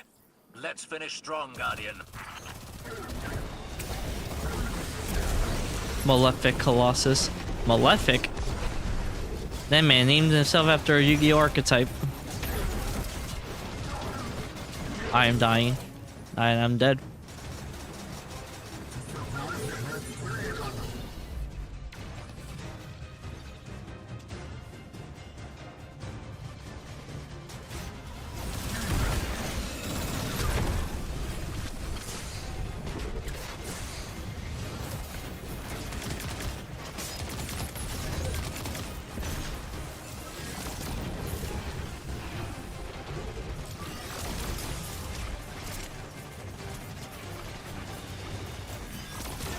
Why is he doing so much damage to me? Damn.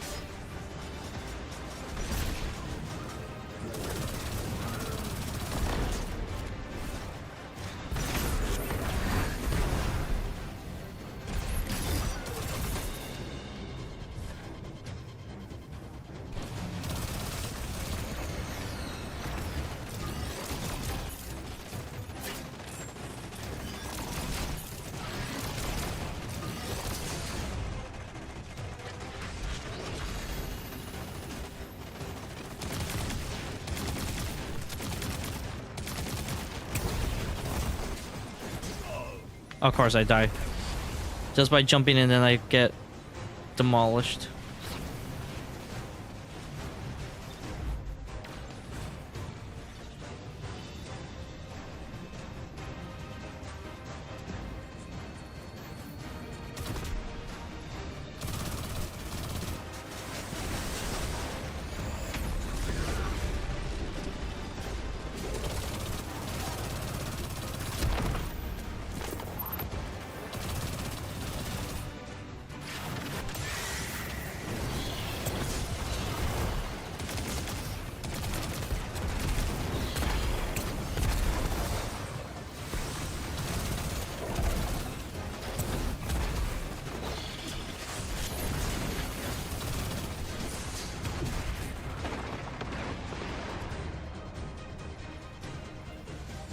Maya protects her sentinel.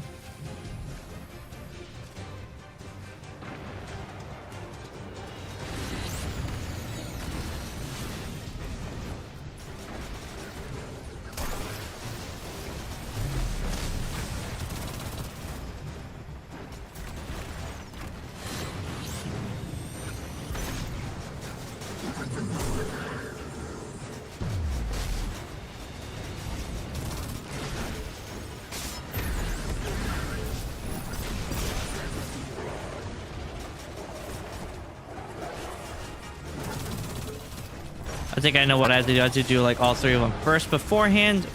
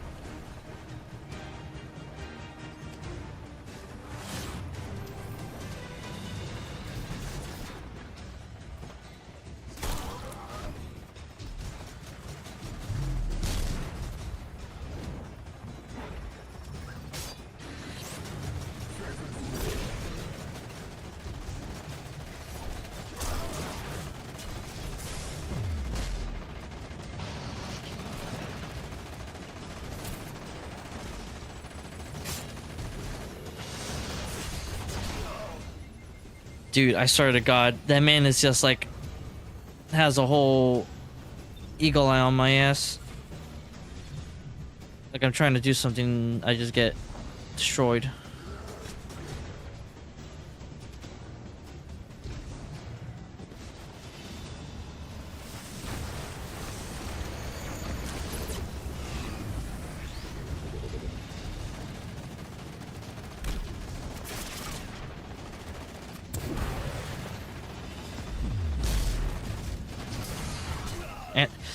And I get fucked up again. Oh, Silent Cloak reactivating.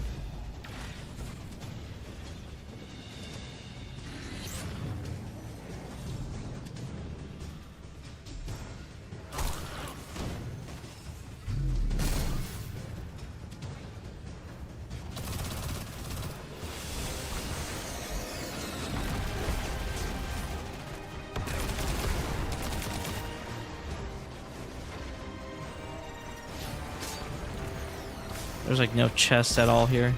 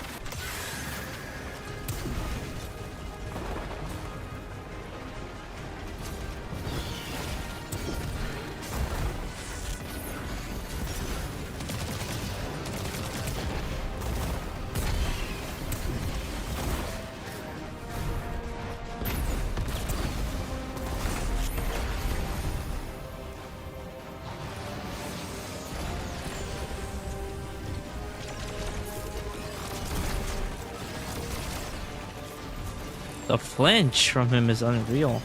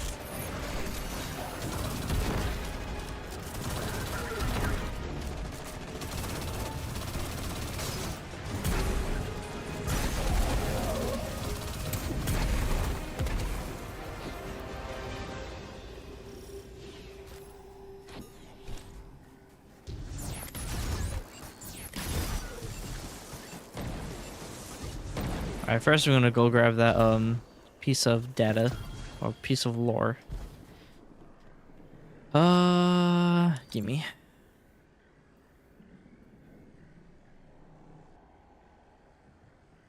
Huh.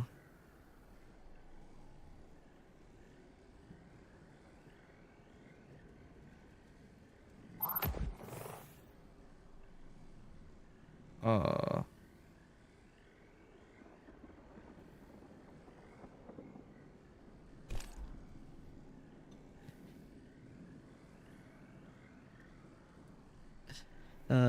Let's see. 0, 1, 1, 0, 0, 0, 1, 0, 0, 1, 1, 0, 1, 1, 0, 0, 0, 1, 1, 1, 0, 1, 0, 1, 0, 1, 1, 0, 0, 1, 0, 1. Okay. Let's see if I can do this like pretty fast. I'm gonna pull up my browser. Binary translator. Binary to text. Let's see, I said 0, 1, 1, 0, 0, 0, 1, 0. So 0, 1, 1, 0, 0, 0, 1, 0. 0 double 0 11 0 11 0 0. Okay. 0 11 11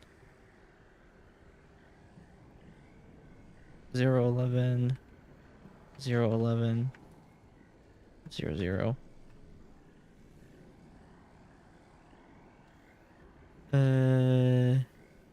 0 1 11 0 1 0 1. 0 1 11 0 1 0 1, and then 0 11 0 0 1 0 1. 0 11 0 11 0 0 1 0 1. Okay.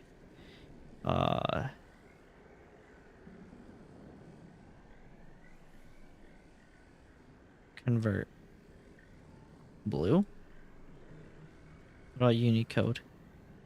Also that.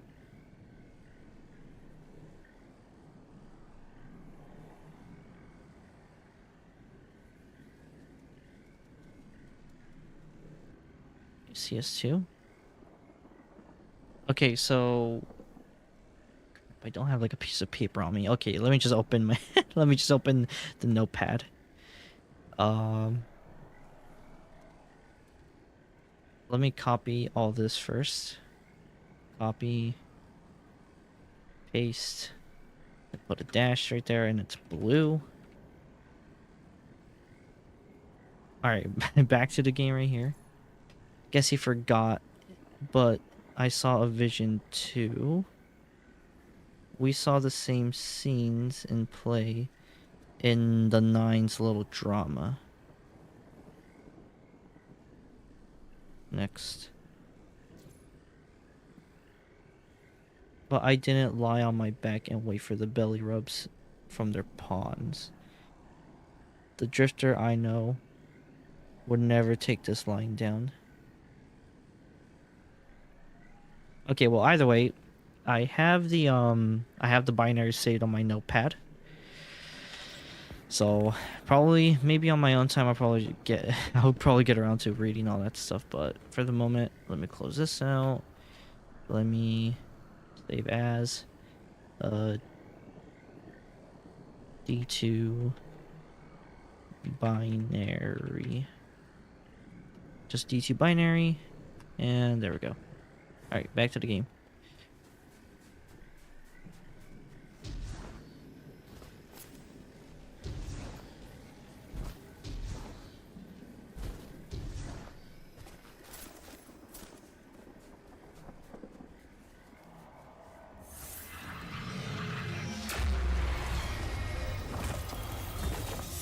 All the tech you're salvaging is bringing back, not quite memories, but a sense of nostalgia. Every time I get Golden Age tech in the lab, it seems familiar. Like my hands remember it, even if my mind doesn't.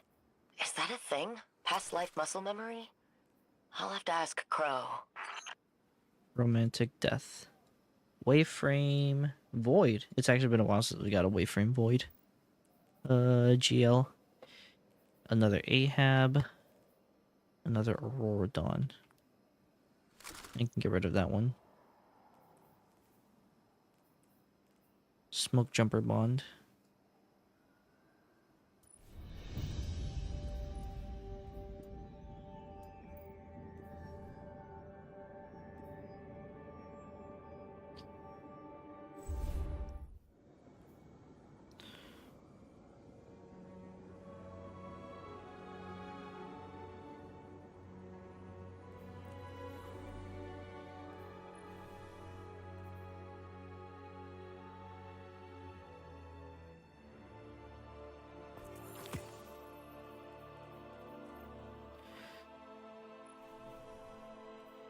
Oh, these are shiny versions too for this one.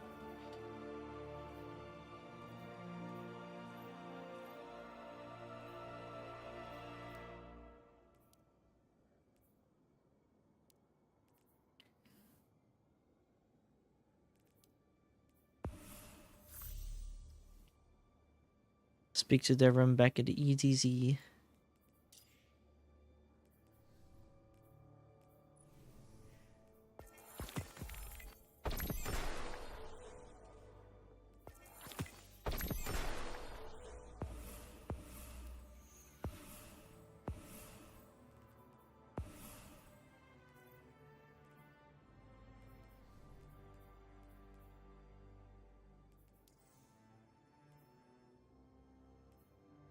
Chronologues.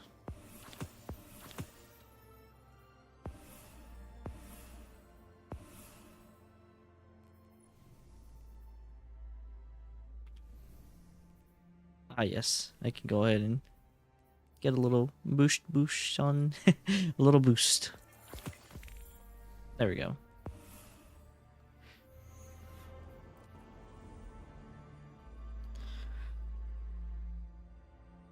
Ah.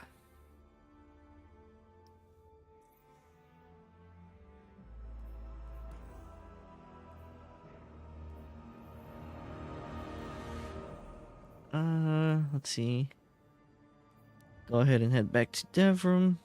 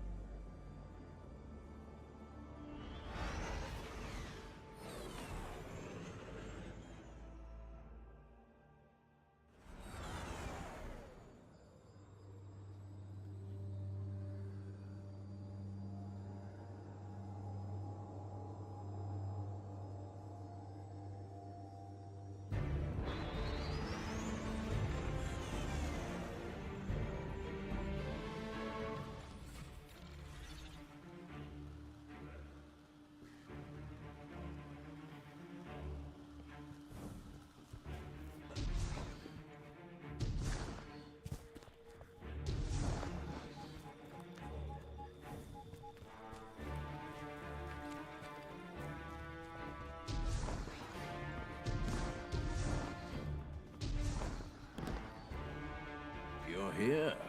Very good. Looking for something? Devon nods approvingly at this, at your scratched and splattered armor.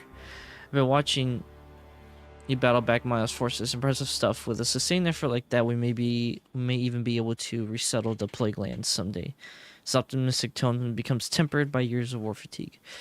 But I still don't think we've gotten the bottom of Maya's ambitions in the region. Keep working with Kaido's scions to learn what her endgame is with all this Golden Age tech. The sniper gives you a jaunty salute. Keep up the good work, Guardian.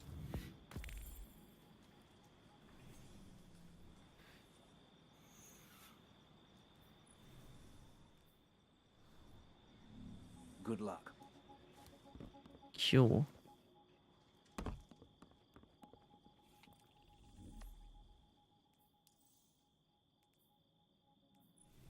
Here I was thinking matters in the EDZ were finally starting to settle down.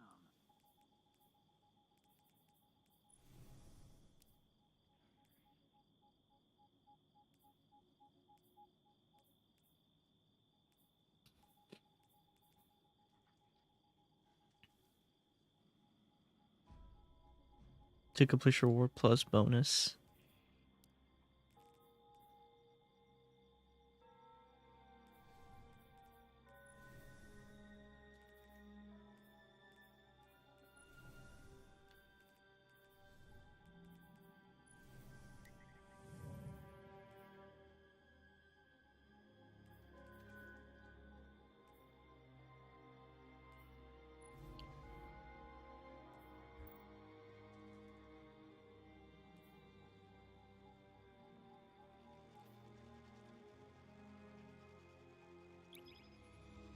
Alright, we're gonna go ahead and do like a match made version.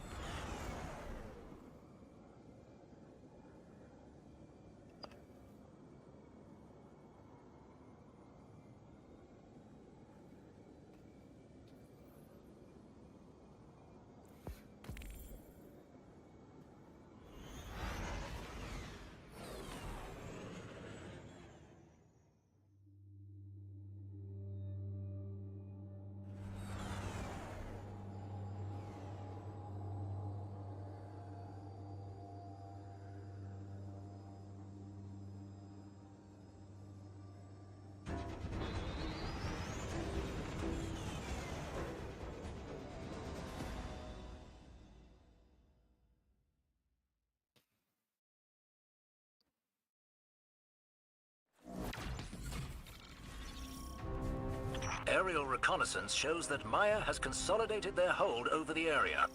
Let's begin chipping away, shall we? Stay on the move. And if you hear Maya's voice, run.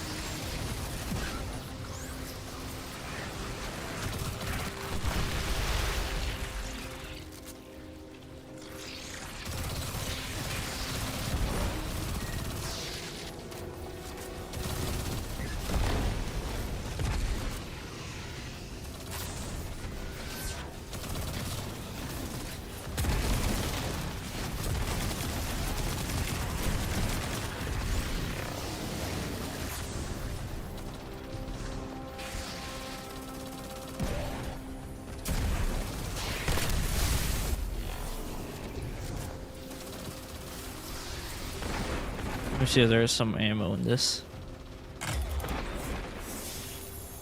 Nope.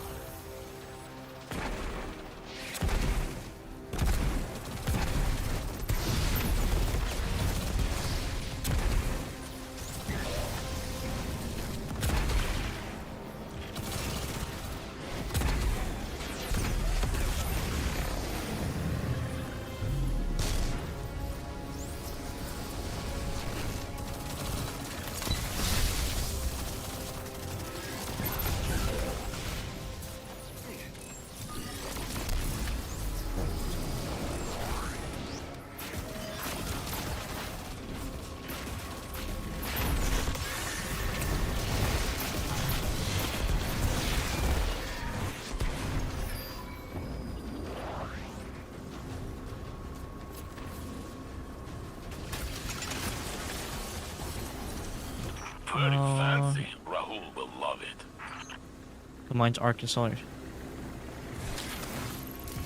Nice.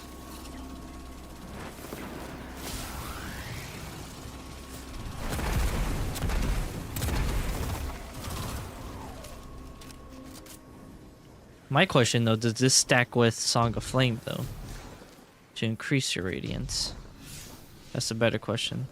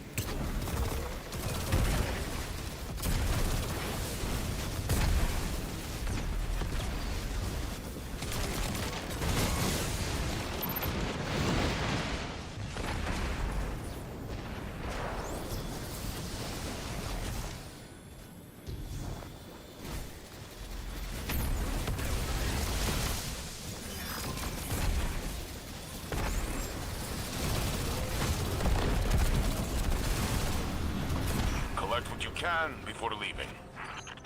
That's pure Golden Age vintage. We don't make them like that anymore.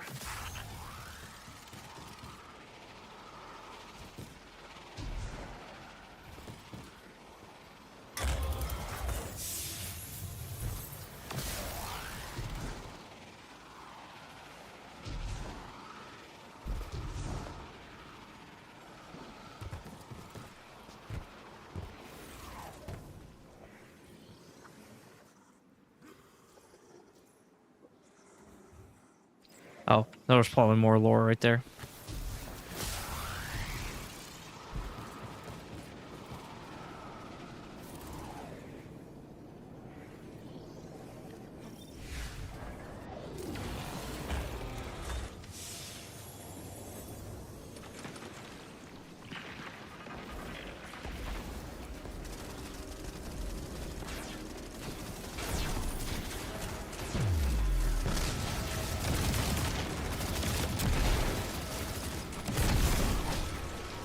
I completely forgot that the Divide was also actually part of the Plague Lands space.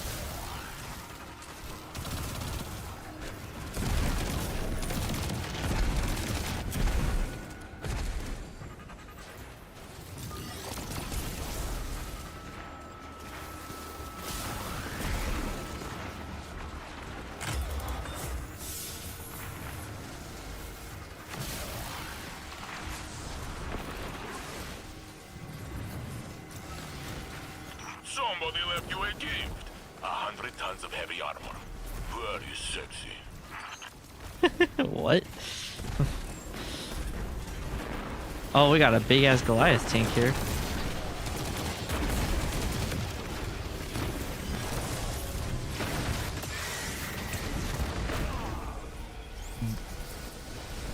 Excuse me? That man's like, you may got a super, but I got sheer firepower.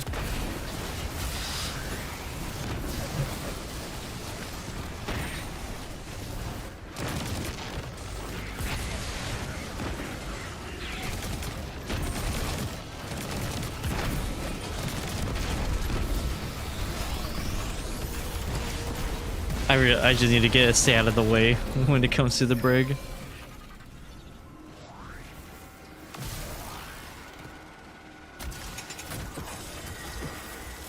So complicated, this tech.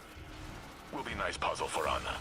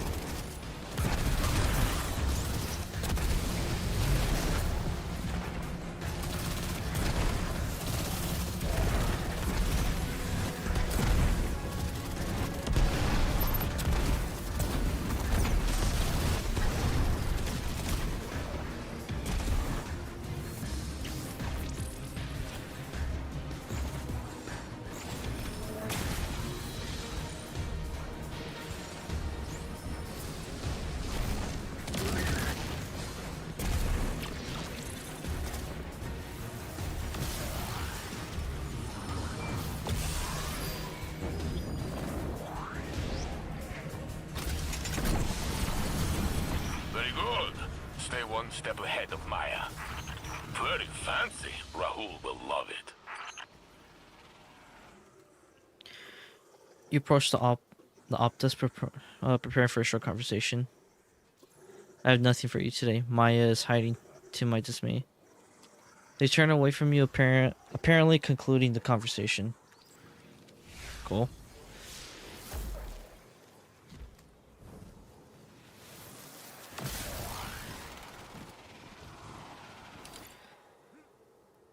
The passing thought haunts my mind.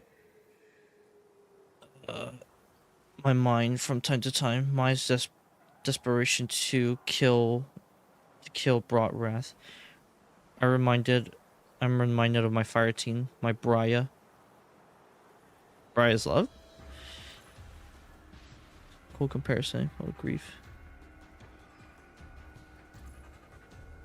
Soon me. S3 consumed Maya. Damn.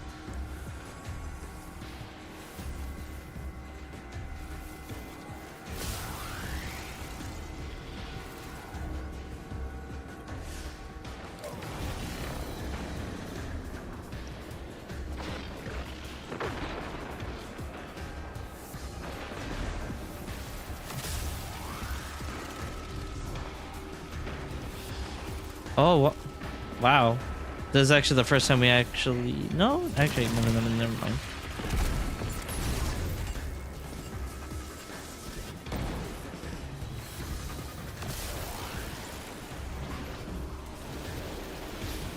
The rocket yard.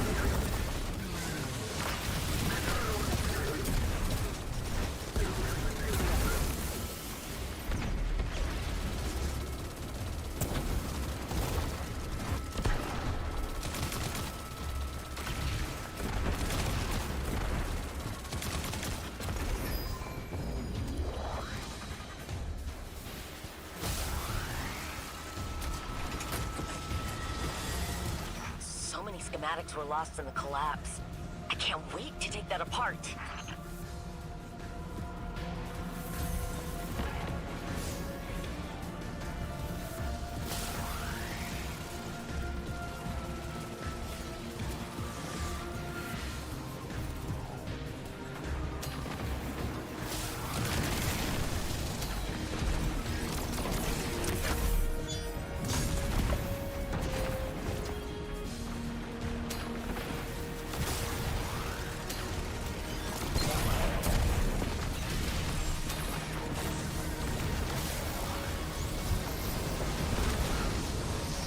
Oh wow, it's playing the it's playing dude, it's playing the Destiny 1 menu theme. Little remix version of it. That's actually pretty cool.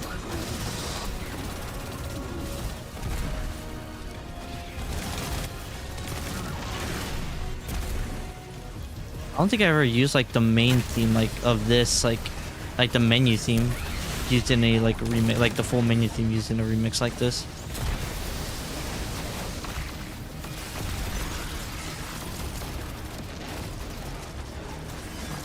Like only like certain like only like a certain tiny section, but not like the full thing in like other soundtracks.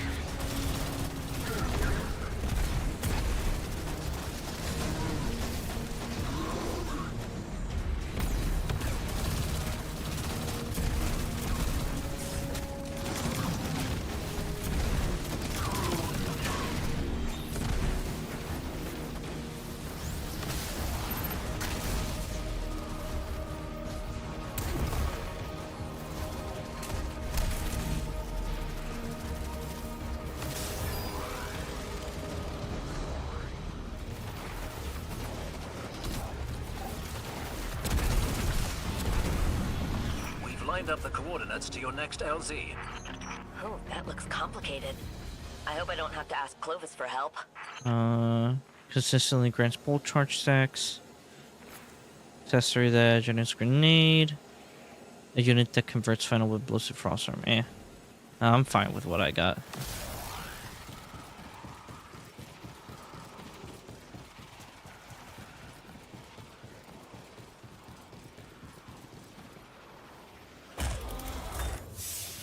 Nope.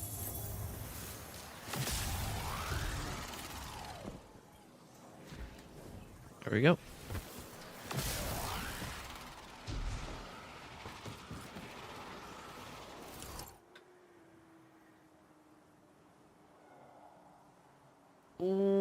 is this the same thing? Give me 1 second. Gotta open up the notepad.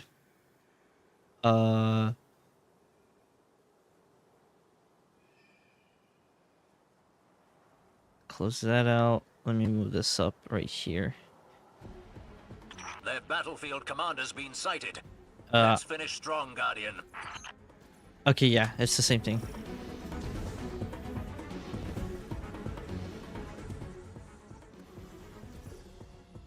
Shifting as process new information there. Unprepared. Okay.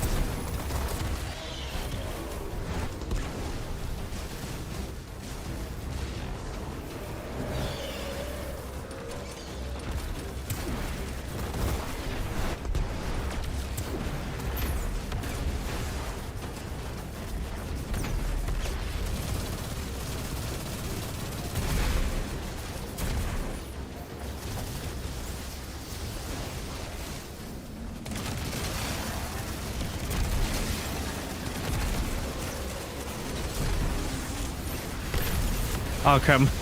My left foot fell asleep. That ain't good.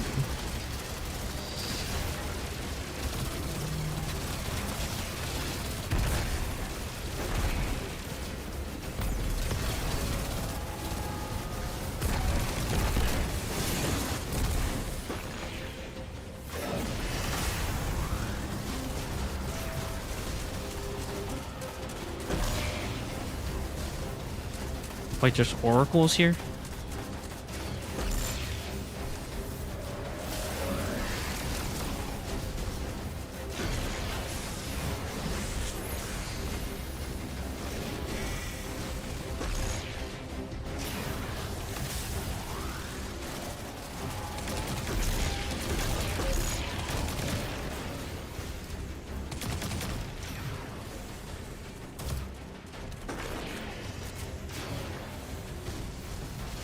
Oh.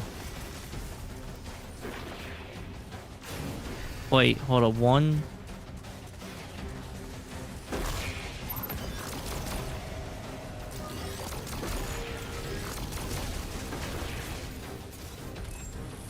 Oh.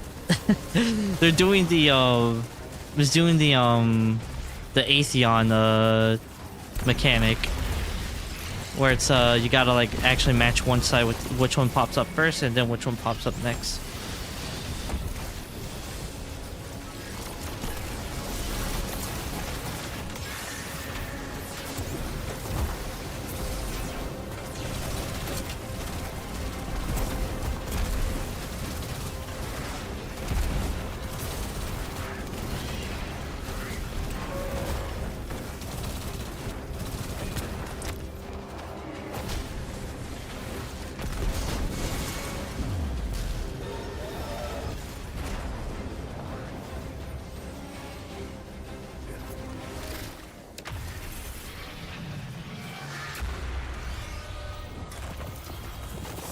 We're a long way from reclaiming the plague lands entirely, but this was a good start.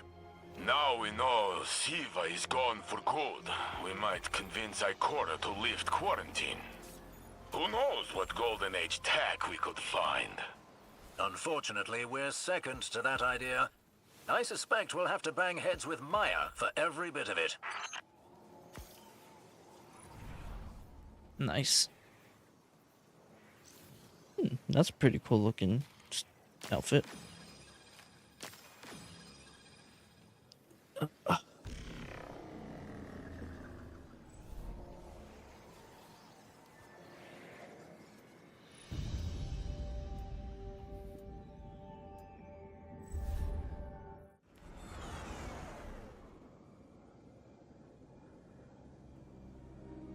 Give me 1 second.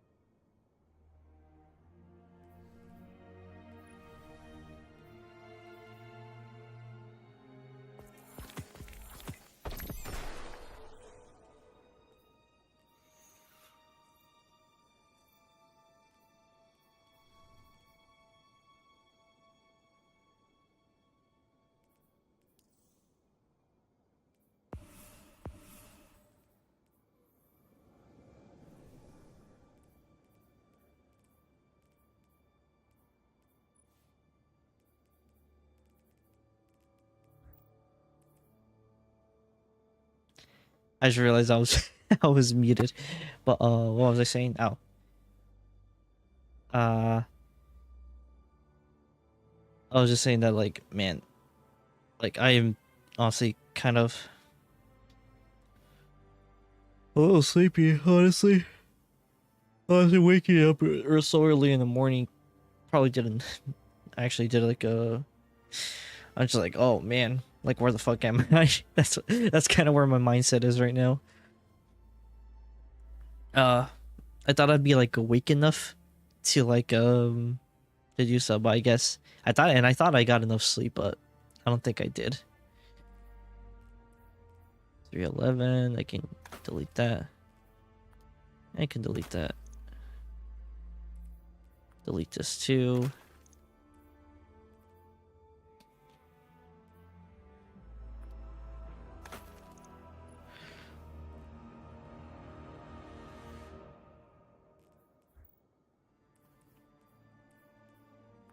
Yeah, I can delete that.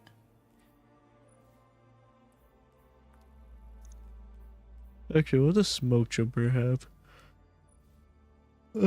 We pick up orb of power, gain a brief period.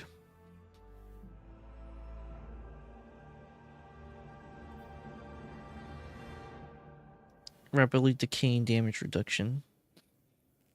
Ride together, die together. Too old for this. I'll probably find like a good set at some point. For now, I'll just slap it into that.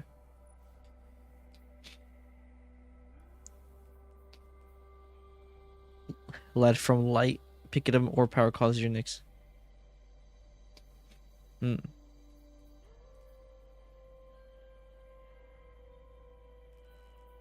I've been wanting to mess around with a rocket launcher again. So give me that.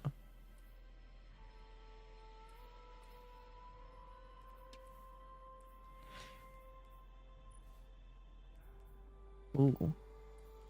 Alright. Alright, buddy boy, you're going into here.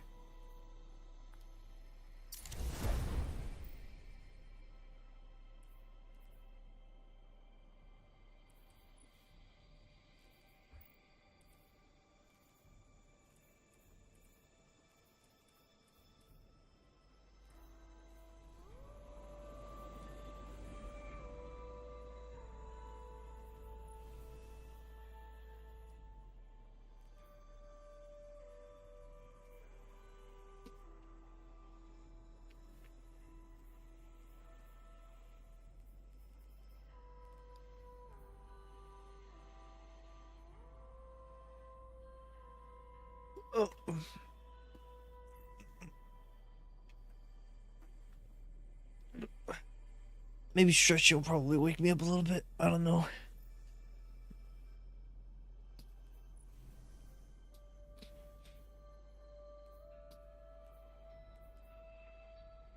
Oh, you can get a mine a mini tool out of here.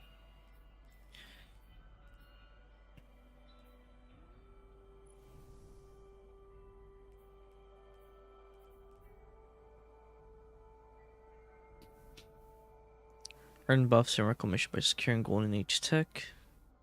Complete objectives. Actually, we're kind of close to finishing all of this off.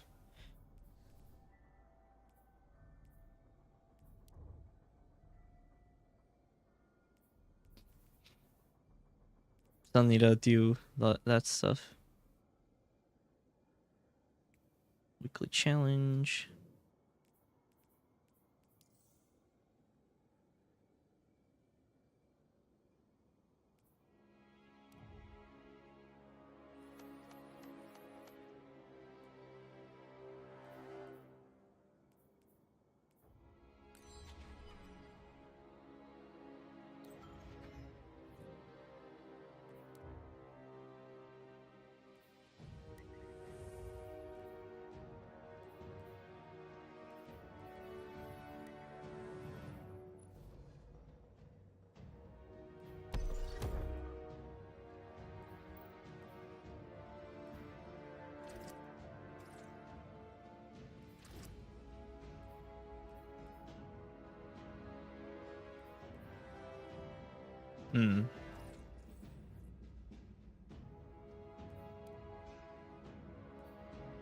Rift hardware mix.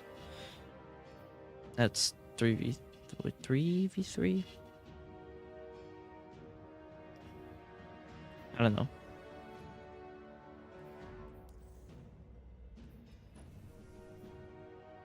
Control, cutting edge clash, and comp. Oh, actually, this is probably like prime time for people who want to play any more so regular Crucible matches.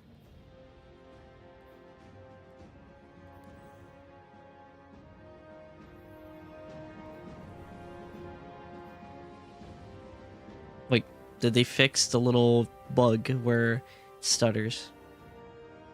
They did. Finally.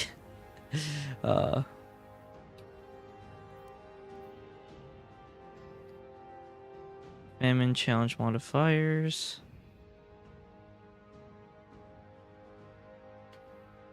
That's a Grandmaster. Ugh. Can one of the conquests just have... Oh, they put more too.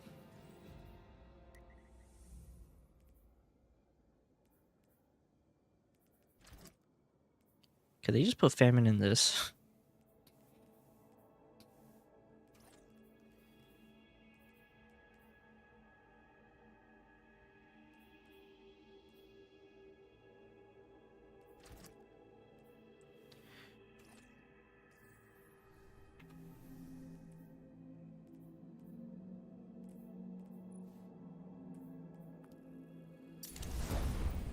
I'll throw that onto Tommy's. That. I want to see how far I can get through with in this conquest thing.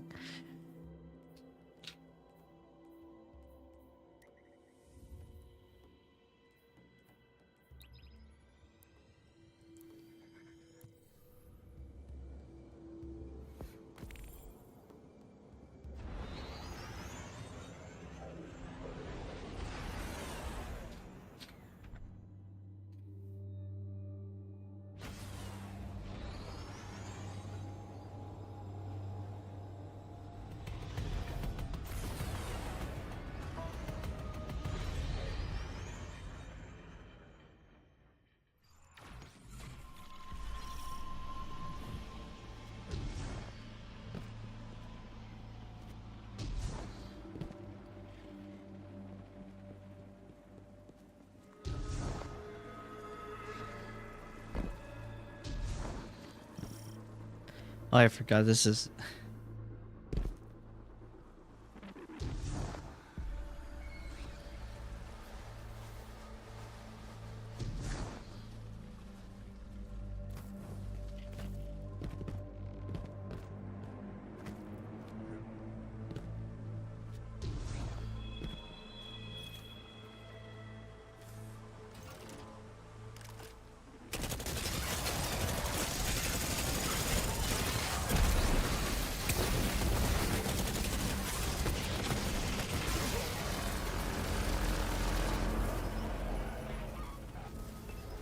Yeah, never mind.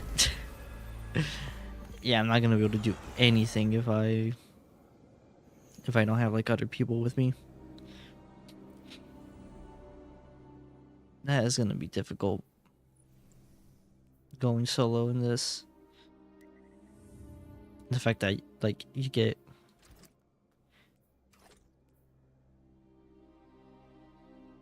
auto restricted hard when it comes to the modifiers.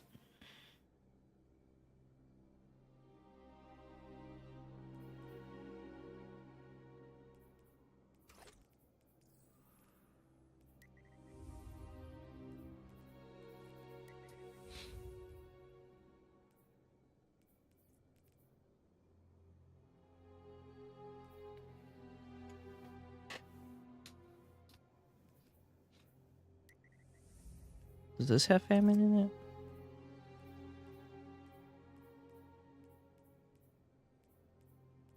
No. Ugh.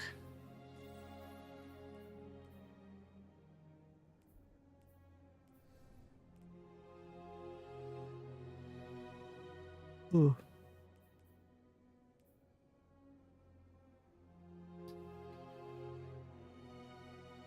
Gonna see if I can probably go for one more hour because I think because I'm sorry to fall asleep. I'll probably get back on and play it in a little bit after, but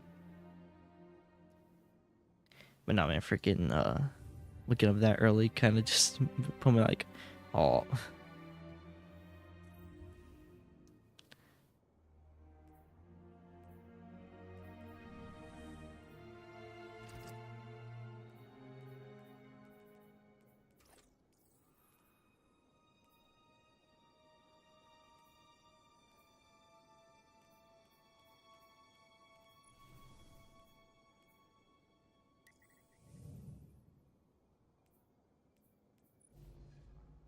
Hey man, let me go into Nightmare of Galron.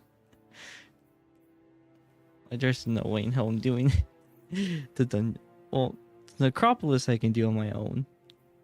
This I know I can't. Definitely, I know I can't do that one by myself.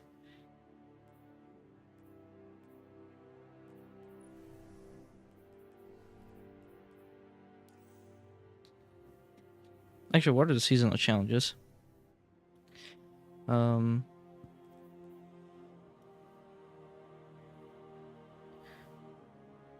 Find missives.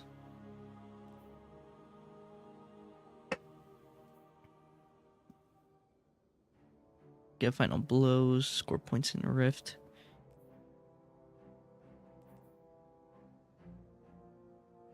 Defeat Guardians in Gambit or Crucible.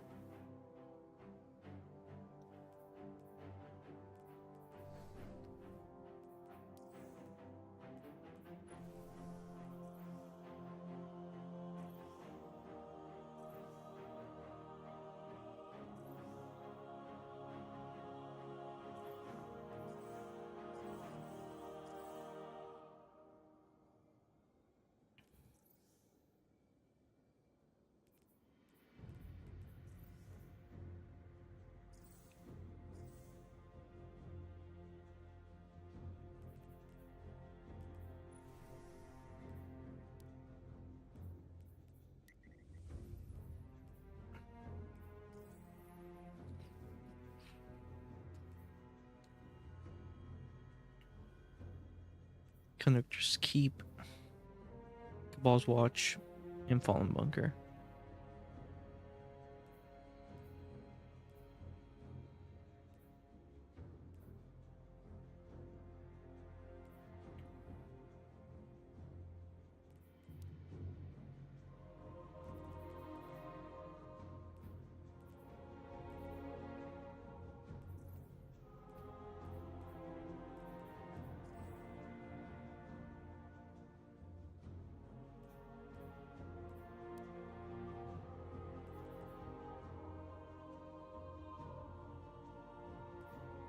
We'll go ahead and just play through this again and then play one more. Then I'll probably stop it here because I'm yawning too much. I need to probably sleep a little bit more.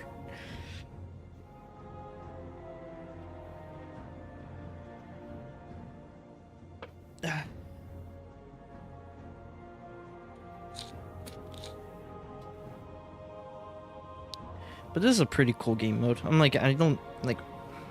I'll probably need to play like another day's worth of it to kind of get like a grasp of like, is it actually good or is it like just like meh, like okay or something like that. I think it's fine though. What I'm playing right now, I think it's fine.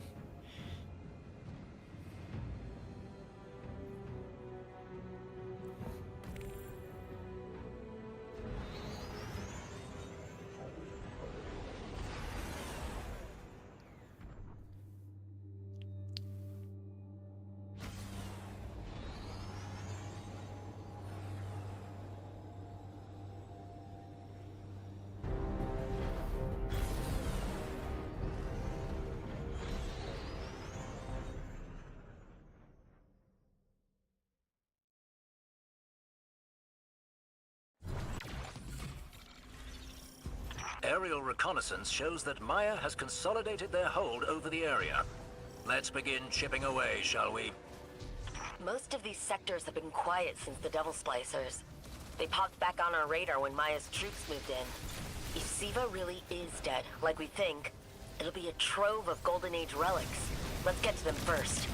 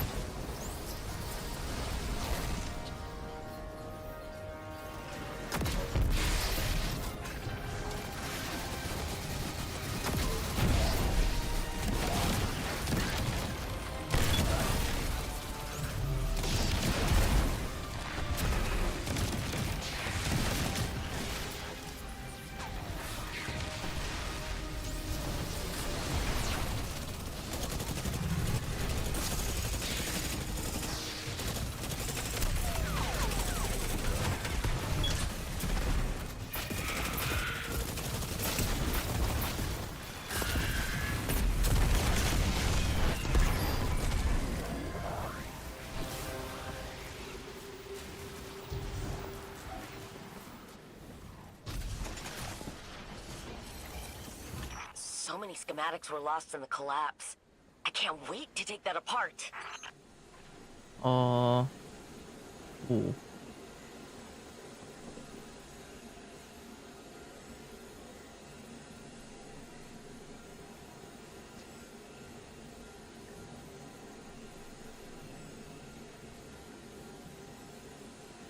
I think I'm gonna do solar seeking.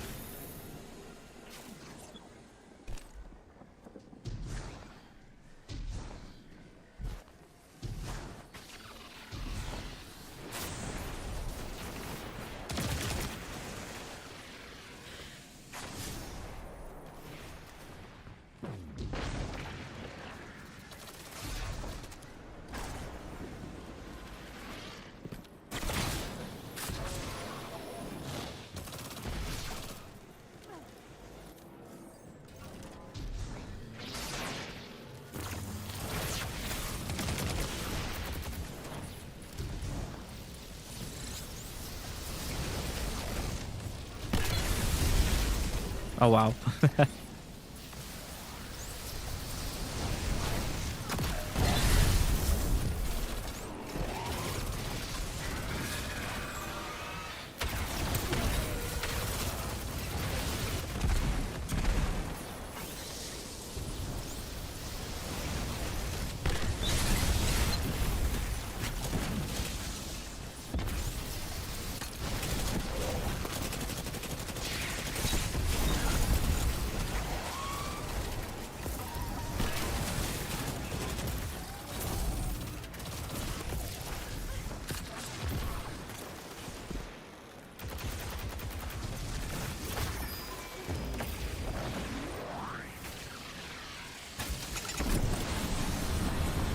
We have other sectors to clear. Cache secured. Good work.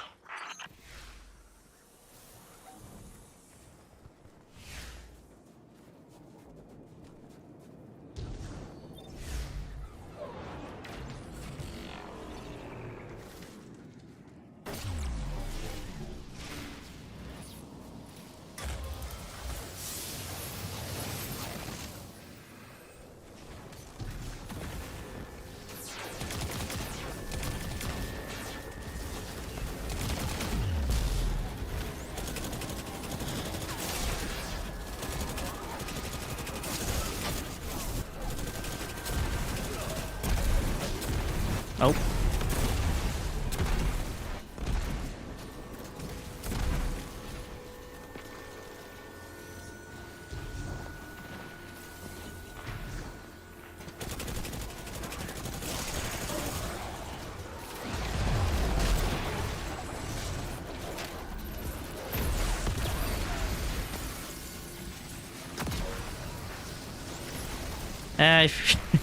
I figured he was going to swerve that.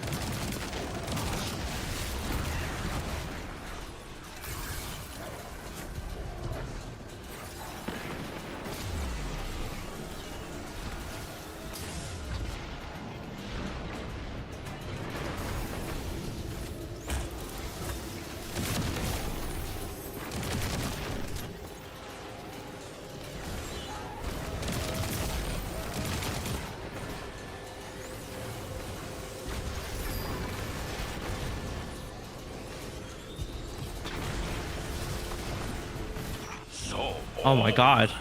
Oh, what? Whoa, what happened? Oh man.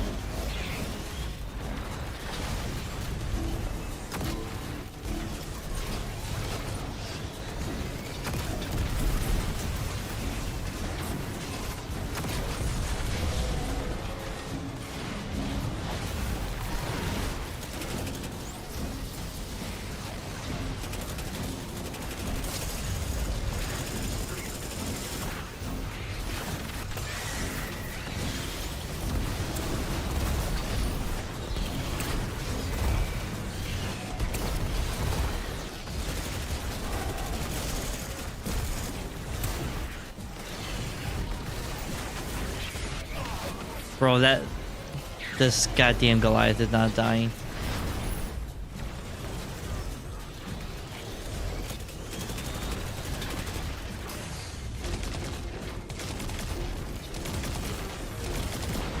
There we go.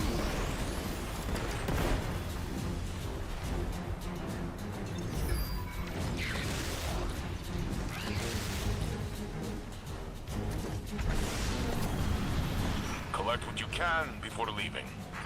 Engineers at foundries will go crazy for this.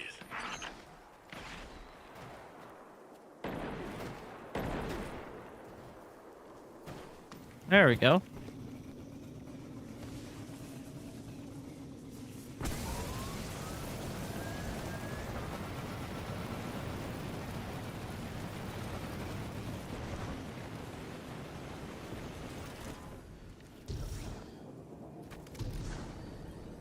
Whatever. At least I got the pike out.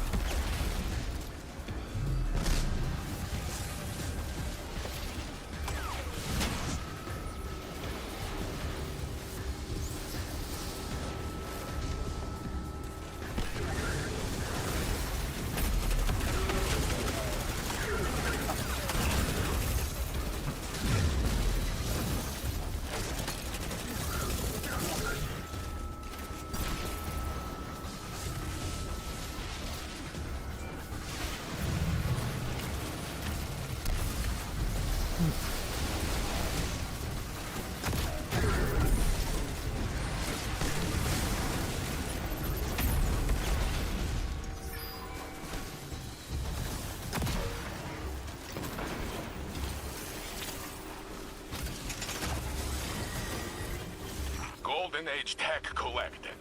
Treasure point mapping.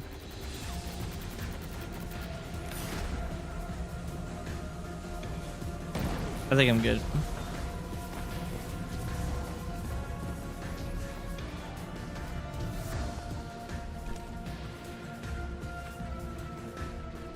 Huh.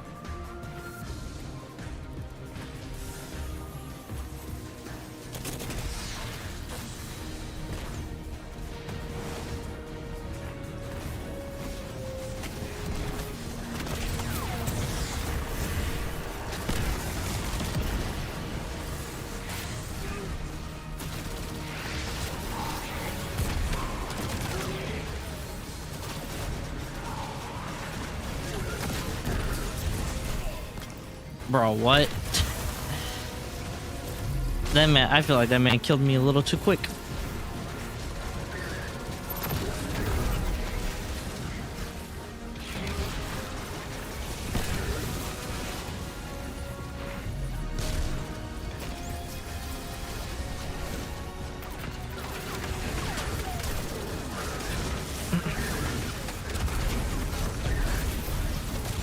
Woo!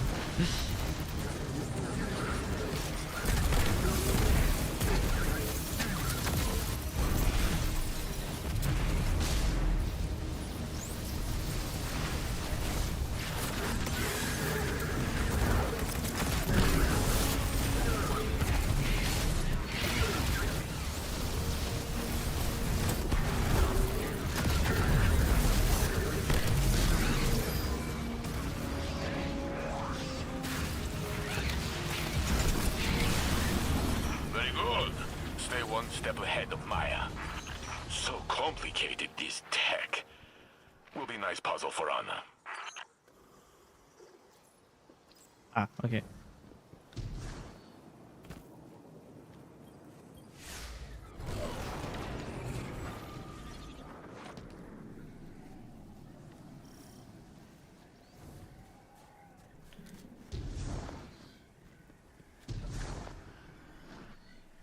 Oh yeah, I forgot there's gonna be the Oracle. The Hydra Oracle fight. Our main target is on site. Engage and destroy. Wait, now we're fighting a chicken. Hmm.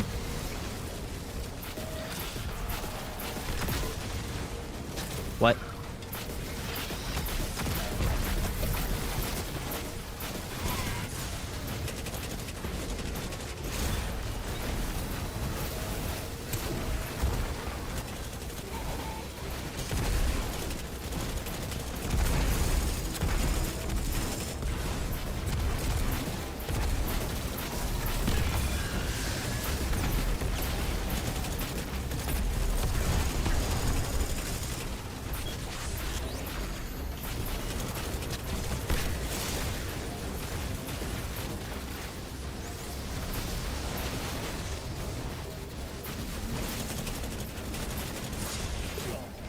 Fuck.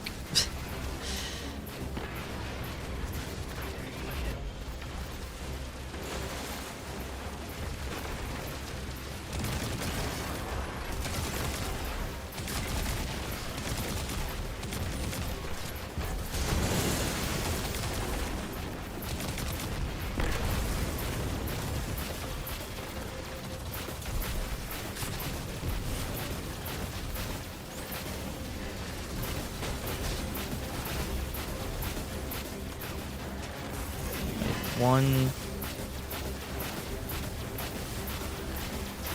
Wait. Okay. Top.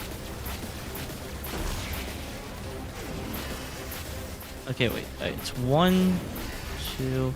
Okay, so it's reversed. So it's middle, right, left.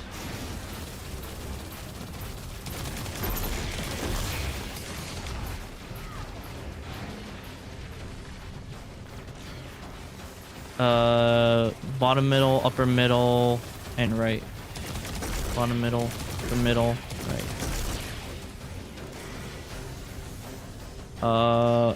Bottom. Oh shit.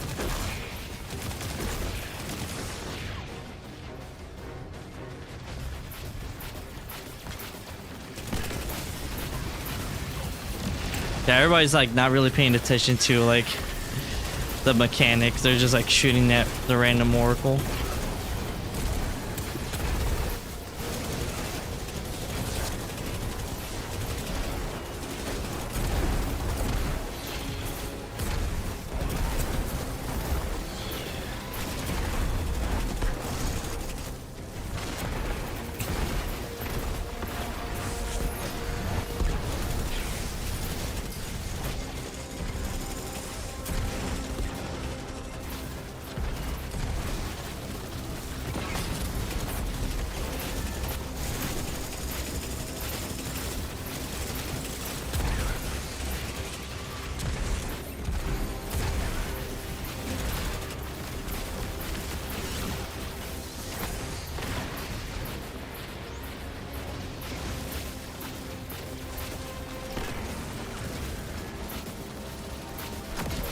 Fuck.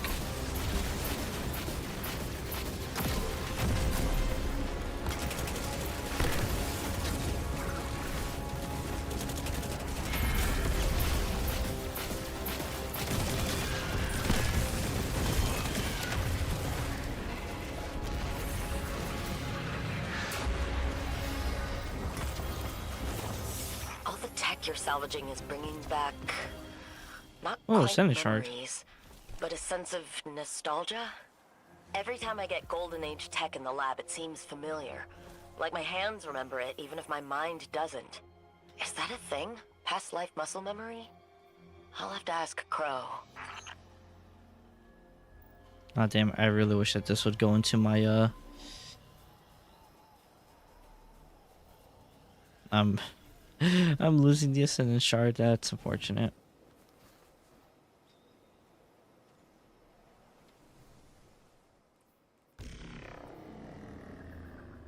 Okay, why did I get combat fatigued?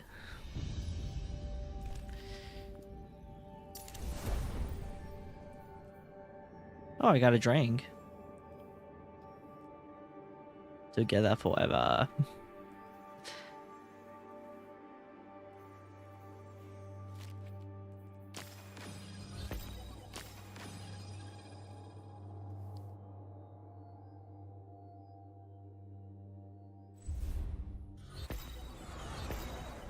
Okay, yes, I already saw.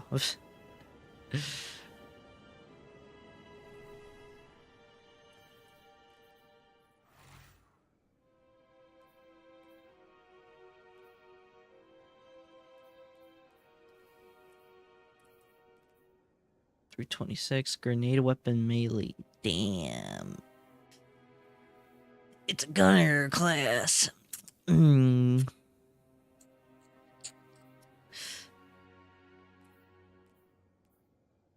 You know what? I'll find like a tier 4, tier 5 in the future for that.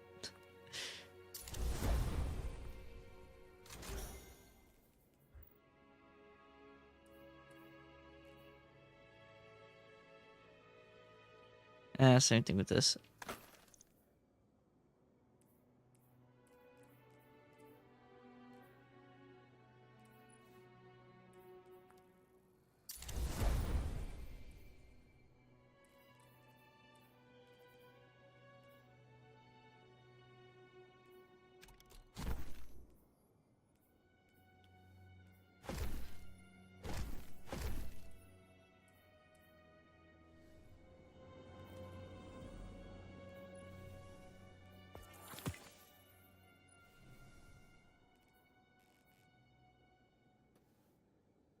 Yeah, well, I got the shiny version of this. That's cool.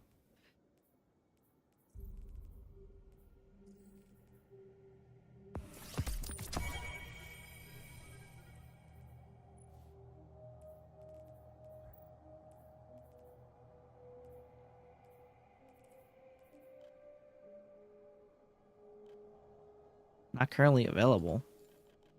Excuse me?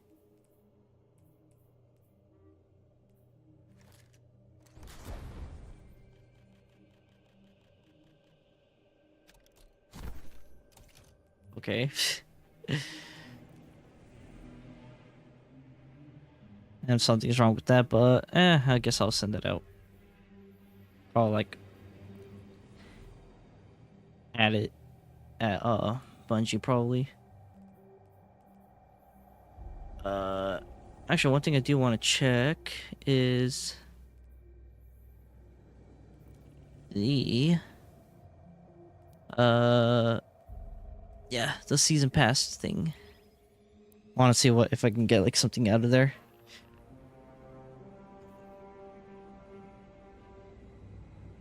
Actually, how many chronologues can you get?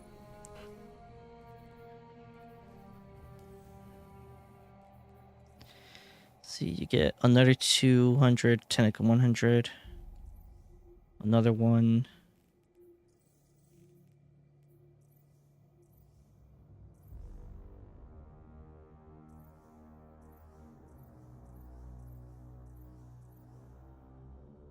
Huh. Oh wow.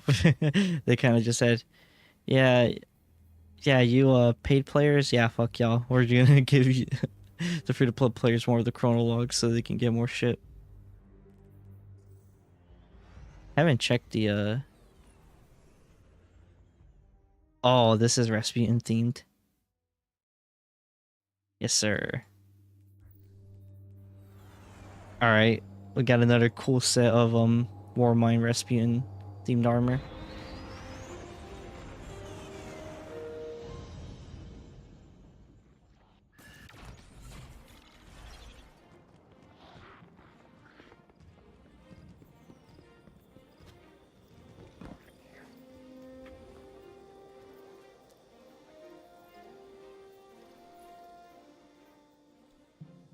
I need 250. Okay.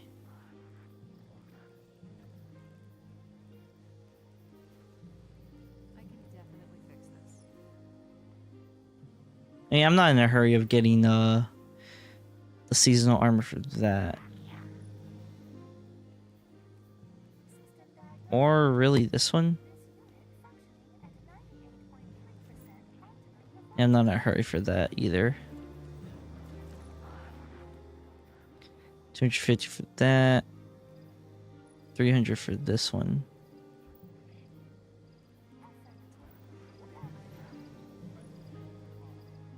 I do really want to get this, because this looks actually dope as fuck. I actually want to see how this looks like on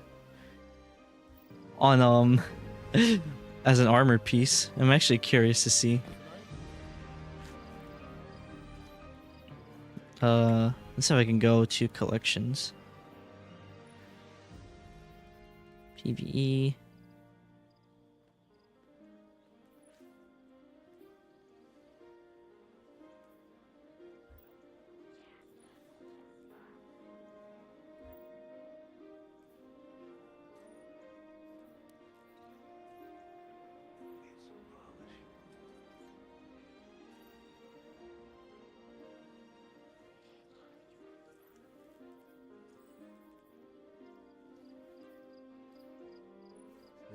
I knew a friend that was rewired by a warlock once.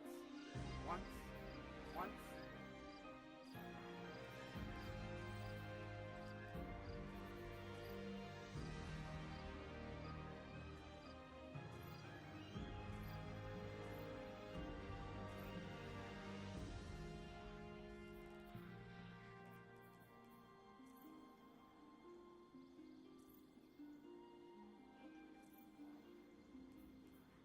I think I went.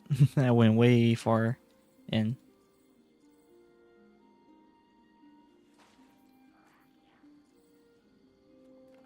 That's it. I'm beat. Same. Looks like there was a rat living in there.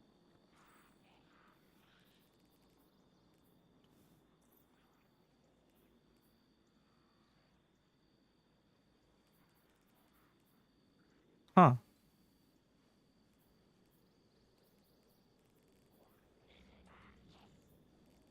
Don't see the ornaments in here.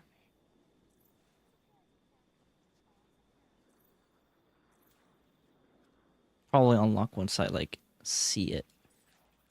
Maybe seasonal? No. No, it's basically this one.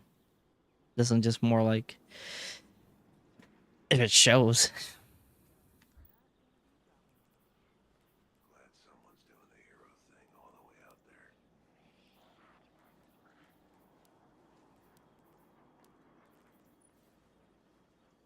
Come on. Damn it. Alright, well, you get the gist. That one other armor in Season of Dawn was like... Checking. It's like all the armor in... During Shadowkeep seasons were just like... more, flashy versions of the base ones that you would get. If that makes any sense. Acknowledged. All done. Okay, what do you have? Hi again, Guardian. Cluster, lasting, and frenzy.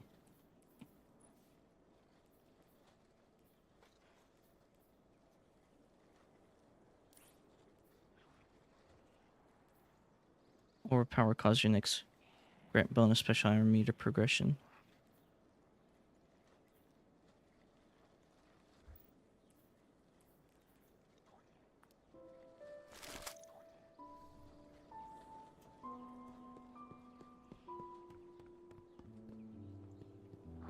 I don't think I don't have any exotic Well, stuff. Shall we begin then? Oh, I do. Eh. I got more stuff in there, but... But yeah. I think I'm gonna go ahead and, probably call it right here. I don't know why, I'm just like... As I said, wake up, I'm not a morning person really, so... Me waking up and, like, doing all this is, like, kind of like something... I'll probably, like, take a little bit of a rest. Take a small nap. I'll probably wake up and play some more, though, but, first impression so far, I'm like, I actually do... You know? I mean, I'm sorry, mainly, like, the stream was for, like, playing, It's for mainly playing, showcasing the live stream anyway. But it is fine. I mean, it's cool to, like... I really like seeing this, though. But I'm like... I do like the... I mean, the game mode seems fun. I don't... This is not the Crucible, but not every place can be perfect. I've only played, I think, that first, like, section of enemies, and then the second one. Or kind of like the format of how it's set up. So I still need to play that middle mode, though. Though, I do wish the only thing that I guess the one bad thing I can say about it is that it's... I wish it was a matchmaking for all three of them. So I don't have to, like, go through all by myself. Because going through that original one, that first one by myself was kind of hell at the ending. Because it's that one Colossus. But, the game mode seems fun, though. I like how it implements all the plague land areas.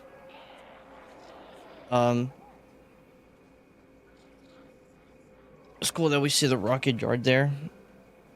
And, the divide is there, because those, were part with the plague lands area. I guess the only thing that kind of throws me off is that, like, the plague lands area is, like, snowing, but the rocket yard and the divide is not snowing, so that's what kind of throws me off about it. So, like, if they were gonna do that, then I'm like, I kind of wish that they would have just, like,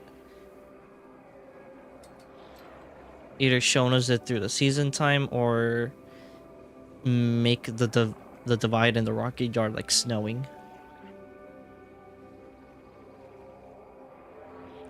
Like, I understand that they were just like, we'll just like take the asset and then just throw it in there. I get it, but kind of added to the theme with it.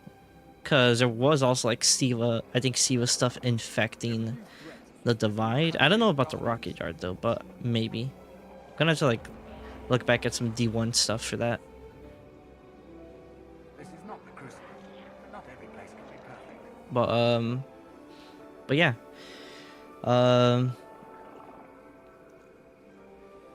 Yeah, like that's all I have to say. Once again, thank you all for. Actually, let's go ahead and end it off. So, Twitch viewers, Twitch people, thank you guys for coming and watching. I hope you guys appreciate. Hope you enjoyed the showcase, and if you guys are watching, then through the live coverage, then I hope that you guys were able to get that emblem, because I know I did. And if you enjoyed, go ahead and follow. Go ahead and turn on notifications so you'll get like notified when I go live. And yeah. And for YouTube, thank you guys for coming and watching. I really do appreciate you guys for coming to the stream, and to the VOD watchers on YouTube as well. Thank you for coming to watch. If you guys enjoyed, go ahead and hit the like button, subscribe if you want, and click notification bell for when you get notified that I go live. And I just hope you guys I really do want to like actually like stream a little bit longer, but I'm just I keep yawning and I feel like it's just gonna keep going on and on more and more. So I think it's probably best for me to just like and take a little bit of a rest and then get on back on D2 and play some more. And who knows, maybe probably also do like my dailies for Uwa and also like that. Oh, also I wanted to bring up the question if I don't know if you guys want, but maybe I could do like a Elden Ring Convergence playthrough. Like download the mod for Convergence and play through the mod. I was kind of thinking of actually doing Dark Souls 3 instead, because Dark Souls 3, because I don't have Dark Souls 3 on PC, but I wanted to play it and also mod Dark Souls 3, but hey, ultimately I'm still waiting for that Bloodborne PC port, which is probably never going to show up because Sony owns Bloodborne. Sad days. But yeah. Also, if you guys watched the live developer stream, let me know what you guys think about the changes and stuff coming and the new things coming in Renegades, and let me know what you guys think of the Ash and Iron mod so far, or Ash and Iron update so far. Like I said, it's actually a cool game. It's a pretty cool game mode. I still probably need like another day and a half of playing it to kind of get my verdict on it. As I said, the one key bad thing is that none of the other like I guess path like choices to like, or the other two runs, they're not match made, so you gotta actually find other people to matchmate to invite to play with, while there's only like one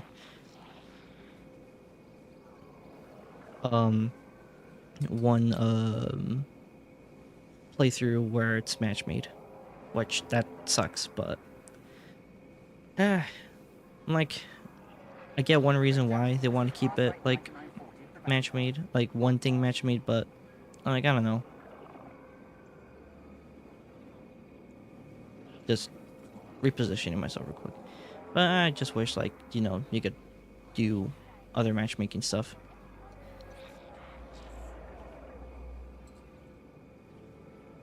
Honestly, kind of really just like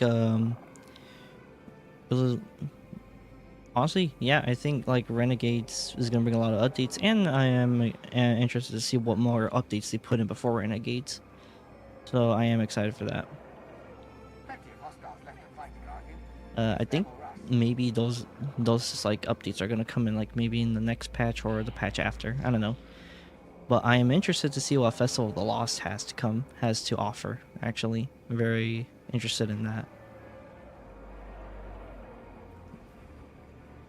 But yeah, once again, let me know what you guys thought about all this. Also let me know if you guys want to see a From Software Convergence mod playthrough of whatever game. I am thinking, as I said, I'm thinking of Dark Souls 3, even though I already have Elden Ring, but I want to do Dark Souls 3 though, because I mean, I'm just being a little biased because I just like Dark Souls more than Elden Ring, but that's just me though. Well, once again, thank you guys for coming and watching. Stay safe out there. Stay hydrated. Posture check yourselves. Get up, move around, get the blood flowing so that your body doesn't stay stiff from sitting for too long. And if you guys woke up very early to watch my reaction and my thoughts on the dev stream and to see what Ash and Iron has to offer, if you're also sleepy as I am because you're not a morning person, go ahead and head to bed because you get deserve it, alright? So I'll see you guys in the next stream. I'm gonna see if I can actually try to stream later in the week. I don't know if tomorrow, but like Thursday and Friday I do work in the morning and I get off like around 2 or 3. So maybe I'll probably be able to like do a stream in the weekend then, hopefully. Or I'll probably just be lazy and just wait till next week to do one. I don't know. All right. I'll see you guys in the next stream. Until next time, everybody. Peace.